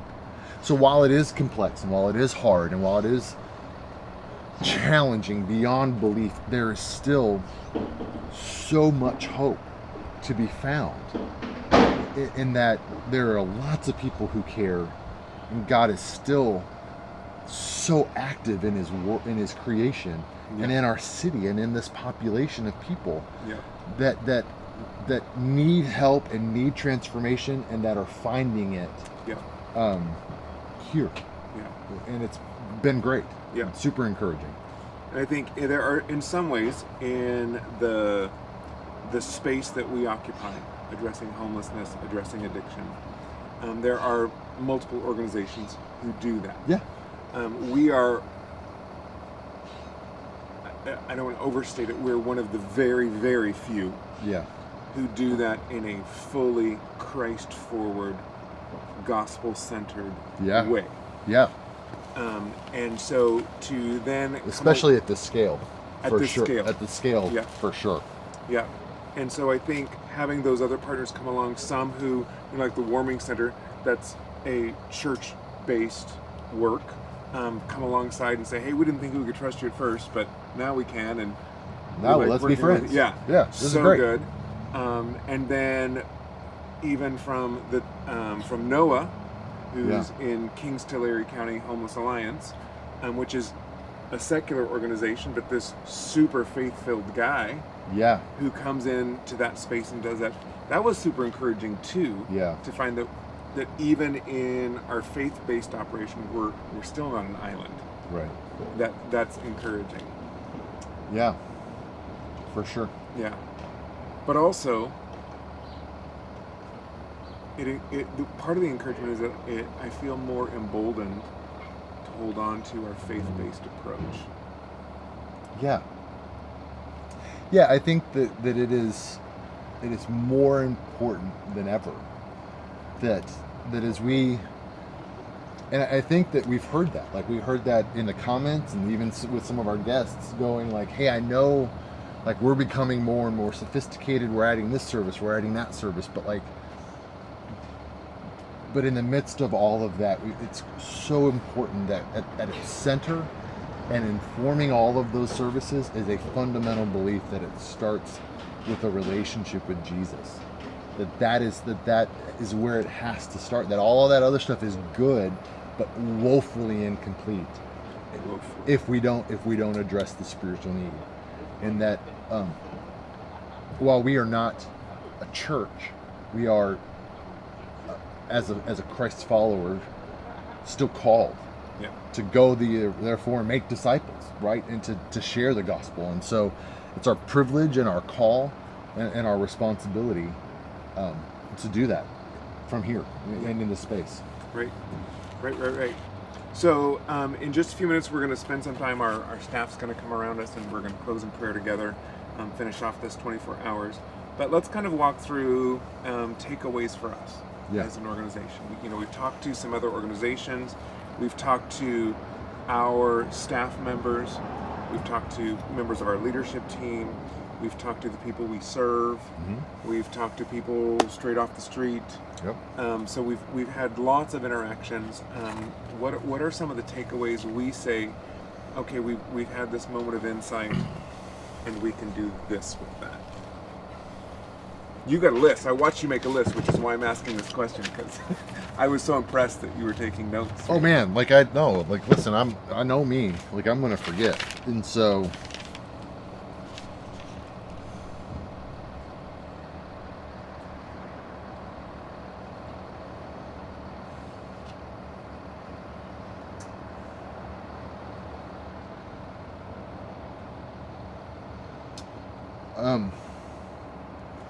I think one of the key takeaways for us is that, and this is not like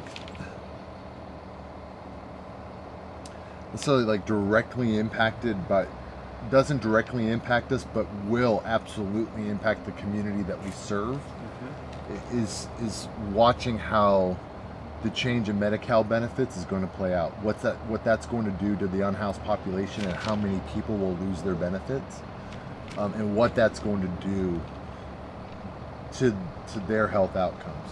Yep. And just understand that the rescue mission, well before we were interested in Cal-AIM or any of those services, that we were already doing the work. Yes. Like for us, like it's not that Cal-AIM was never ever about like chasing a dollar. It was about us just going, oh, we're already doing that. Well, sure, like if we can get paid for it, then great. Yeah. And just realizing that like our commitment to serving even those who don't have insurance is complete. It's utterly complete. That if you need a housing navigation and we can't bill for it, who cares? Come and get housing navigation. Right. If you need enhanced care management and we can't bill for it, I just don't care. Come get help. Yep. Like, and that's going to be the case across the organization. Yep. That it has never ever been about billable hours or dollars or those types of things. It has always been about we were already doing this service, and so we might as well bill for it. Yeah. And so understanding that in this new world, however that shakes out, that our team remains committed to serving whoever shows up and asks for help. So that's going to be a thing. Yeah. It honestly didn't strike me until that conversation with Dr. Guzman that the cuts in Medicaid were going to affect the at-risk population and their ability to access health care, and who's going to address that need now if those dollars aren't going to be there, or how are they going to address that need that hadn't yet processed. Yeah, I think generally, and this feels weird to like say of all of the things that we talked about, the things that like one of some of the key takeaways that I'm feeling internally as we end this conversation is just a continued need to be alert and aware that the landscape is changing, and in some cases dramatically changing around us, whether that be, and like Noah talked about how the HUD is facing up to a 30% budget cut, which I wish we had Googled what their budget is. Yeah. But like, what does that look like in dollars? It's got to be in the tens or hundreds of billions of dollars, right? And what does that look like for our county? Right. What does that look like for the number of people who were housed that will lose their benefits now and become unhoused? Like, and just be alert to the fact that our landscape could be changing. It may not. We don't know. Yep. But we want to be alert. Yeah. And aware that when it changes, we want to be equipped and ready to respond. Yeah. However we can. Yeah. And that might mean that, like, when James sat there and said, "Hey, our shelter's full. Like, every bed is full," and that if this new wave of folks lose their housing, and I've got 40 extra guys that need beds, like, we might end up opening our community center and having a secondary shelter. Like, just be equipped for that. And go, all right, well, God, I wasn't planning on that, but here we go. Yeah. Like, you set it on our hearts when we built this building years and years and years ago to put showers and a laundry facility, and to give us that as an opportunity if we needed it. Yeah. If you call upon us to need it, then I'm glad we have it. So I have no idea. Like, I don't want to be... You were on the bench last night in that whole same space. There was a guy who was kind of nervously walking around the street right during dinner, right about before dinner was served. He found me and he said, they tell me there's only 2 beds left for tonight, and how can I make sure I get a bed for shelter tonight? And it was his first night being unhoused in his whole life. Oh my gosh. And he was so frantic to make sure that he was going to have a bed. It's not fair to tell me this story when I'm like, dude, you suck. Why couldn't you have told me this story 12 hours ago when I had some sort of emotional control?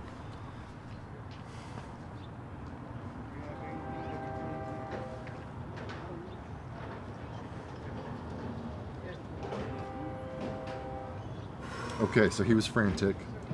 So, I walked him across the street, tried to connect with the right person, but that whole idea that more people are going to find themselves on their first night without a place to sleep. Yeah.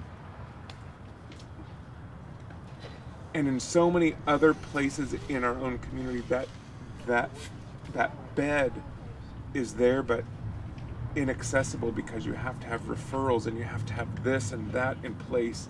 And frankly, they're full. They're full. They're full. They're full. The navigation center is basically full. Yeah. And so even that is not an option. Right. And so, like, I will. Here's what I'll say about that. Like, I have no idea, but what I know is that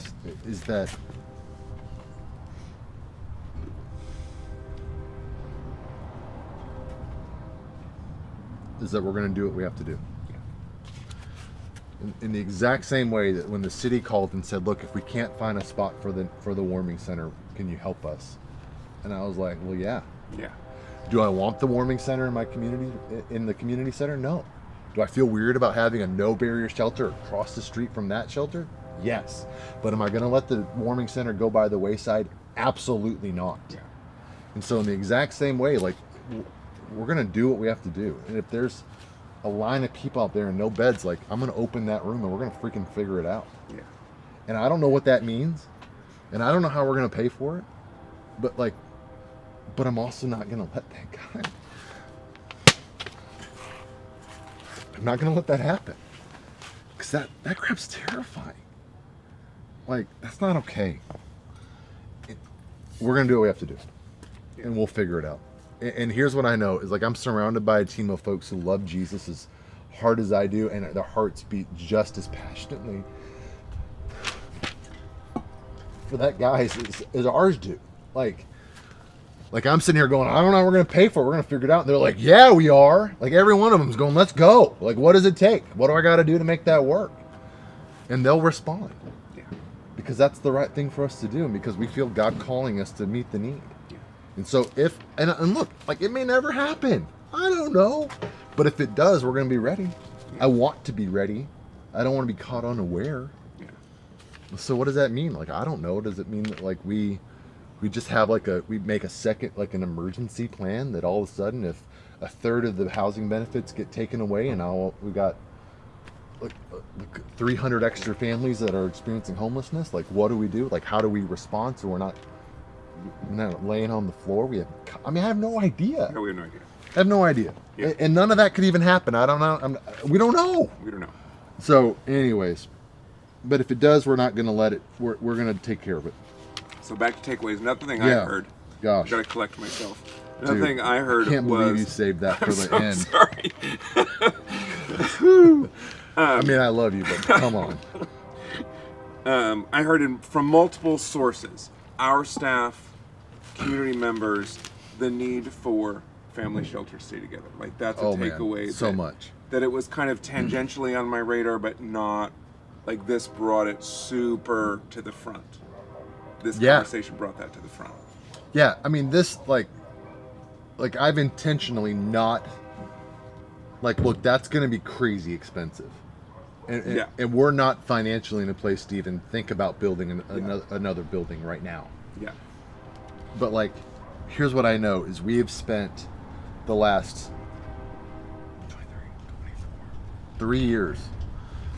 Yeah, the last 3 years pursuing God's will and doing what he asked us to do, which was what? The first year was 2023. What did we ask? We said, God, what do you want from us? And he said, get your house in order and prepare a foundation on which to grow. And we said, okay, what does that mean?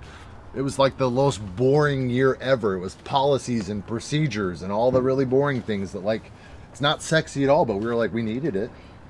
Right? And so every year we just say, God, what do you want? And I have no idea when it's going to happen, but we just continue to pursue the Lord. And eventually when he says, hey, it's time to build a building, he's going to make a way.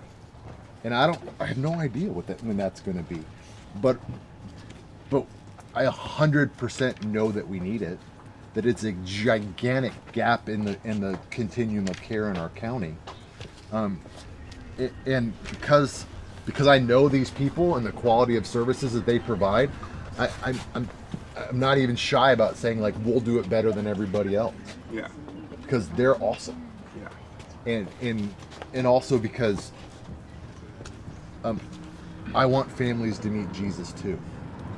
And there are no other shelters with that message. Yeah. Including that. And so I'm not dismissing or the Navigation Center. God bless them. Right. I love them. We support them. We're partners with them. We've done all that we can do to help them be successful, and we will continue to do so. I'm not dogging or throwing shade on anybody. No. But I know what God's called us to, and I know that if I just have a firm belief that when the opportunity comes to fill that gap, I want to be the person to fill the gap, because we're the only organization that's going to put Jesus in that gap too. Yeah. Amen. And I want, and that needs to happen. Yeah. Yeah. We've got a few minutes left before 12. And so I want to just bring a scripture that's been on my mind to a moment before I invite you to close us in prayer. And I've just reflected throughout the night and come to mind the words of Jesus that he spoke to Zacchaeus. And as their time together ended, Zacchaeus was a tax collector and a Jew, and that made him an outcast amongst his own people. And he encounters Jesus, and his life is radically turned around to the point where he's paying back people from whom he's stolen. He's just giving money back to people in this radically saved, dynamic way. And when at the end of that passage, Jesus sums up their relationship with this phrase: the Son of Man has come to seek and to save the lost. And so right in the center of our name is the word rescue. And those words of Jesus are rescue words: to seek and to save those who are lost. And so I'm just so committed, and I know you are so committed to being Jesus in that space, the rescue space. And so thanks for spending 24 hours. I know you're exhausted. Thanks for sharing the mission. Thanks for leading the team.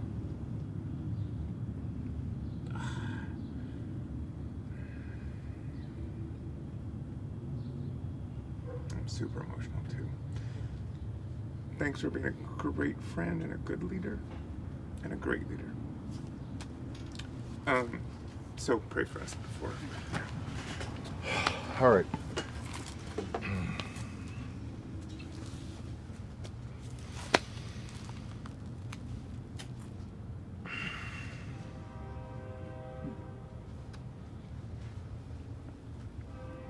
Father, all we want is your will.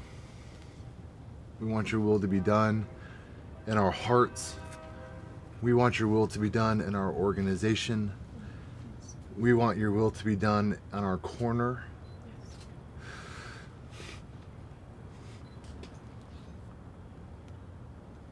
And in our city. And in our county. And Jesus, we ask you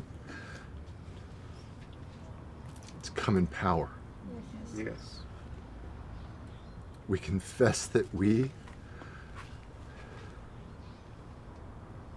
need you more than we need anything else.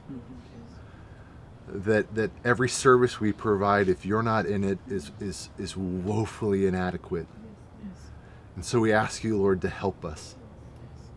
To help us to do this work with excellence because you've called us to it.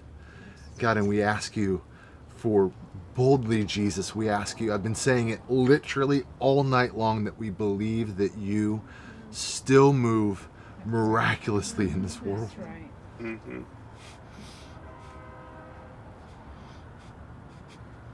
So would you do it? Would you come in power? Would you move miraculously in this world and our city, God, for those who are experiencing addiction, who are held captive?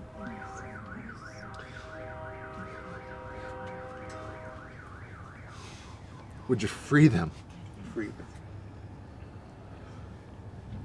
For those that are hurting, would you bind up the brokenhearted? Would you bring salvation to the lost? Lord, you know every need that exists, that we have organizationally. You know all the big dreams that we dream. And as we've talked about, more shelter and more this and more that, you know, all of that. We want only, God, what we want your will to be done here. Mm-hmm. When you want it to be done. So, Lord, we ask you that you would make it obvious to us what you want to have it, what you want to be done. Would you give us discernment to perceive your will? And then, God, give us the courage to do it. Lord, help us. We cannot do it by ourselves. We are only able to serve the clients that we serve because you have put it in us.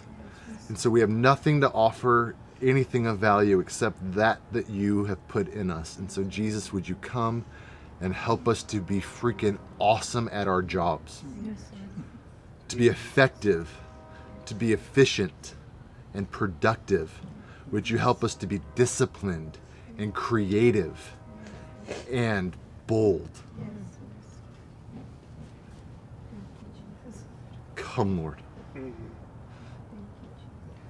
All of this exists for you. For you. And for your glory. It is not for us, Lord. We echo the psalmist when he said, not to us, O Lord. Mm-hmm. Not to us. But to your name be all of the glory because of your love and faithfulness. We confess it, we believe it, and we ask you, Lord, in Jesus' name to come and to do it. Amen. Amen. Oh my goodness, I am so tired. Keep it rolling till 12. That's all right, I'm going to leave that. Thanks, guys. Thank you guys for coming and being a part of this. That was great. Thank you for doing it. Super tired. I'm sorry I'm such a crybaby. I just realized we're a lot more alike than what I thought. Oh yeah? Look at the brand of your glasses. You know, I thought I was the only one with Prada's. Oh yeah, we're some bougie folks. Bougie. Hey, can you turn off the mic for just 1 second? I need to talk to these guys and I don't want it to be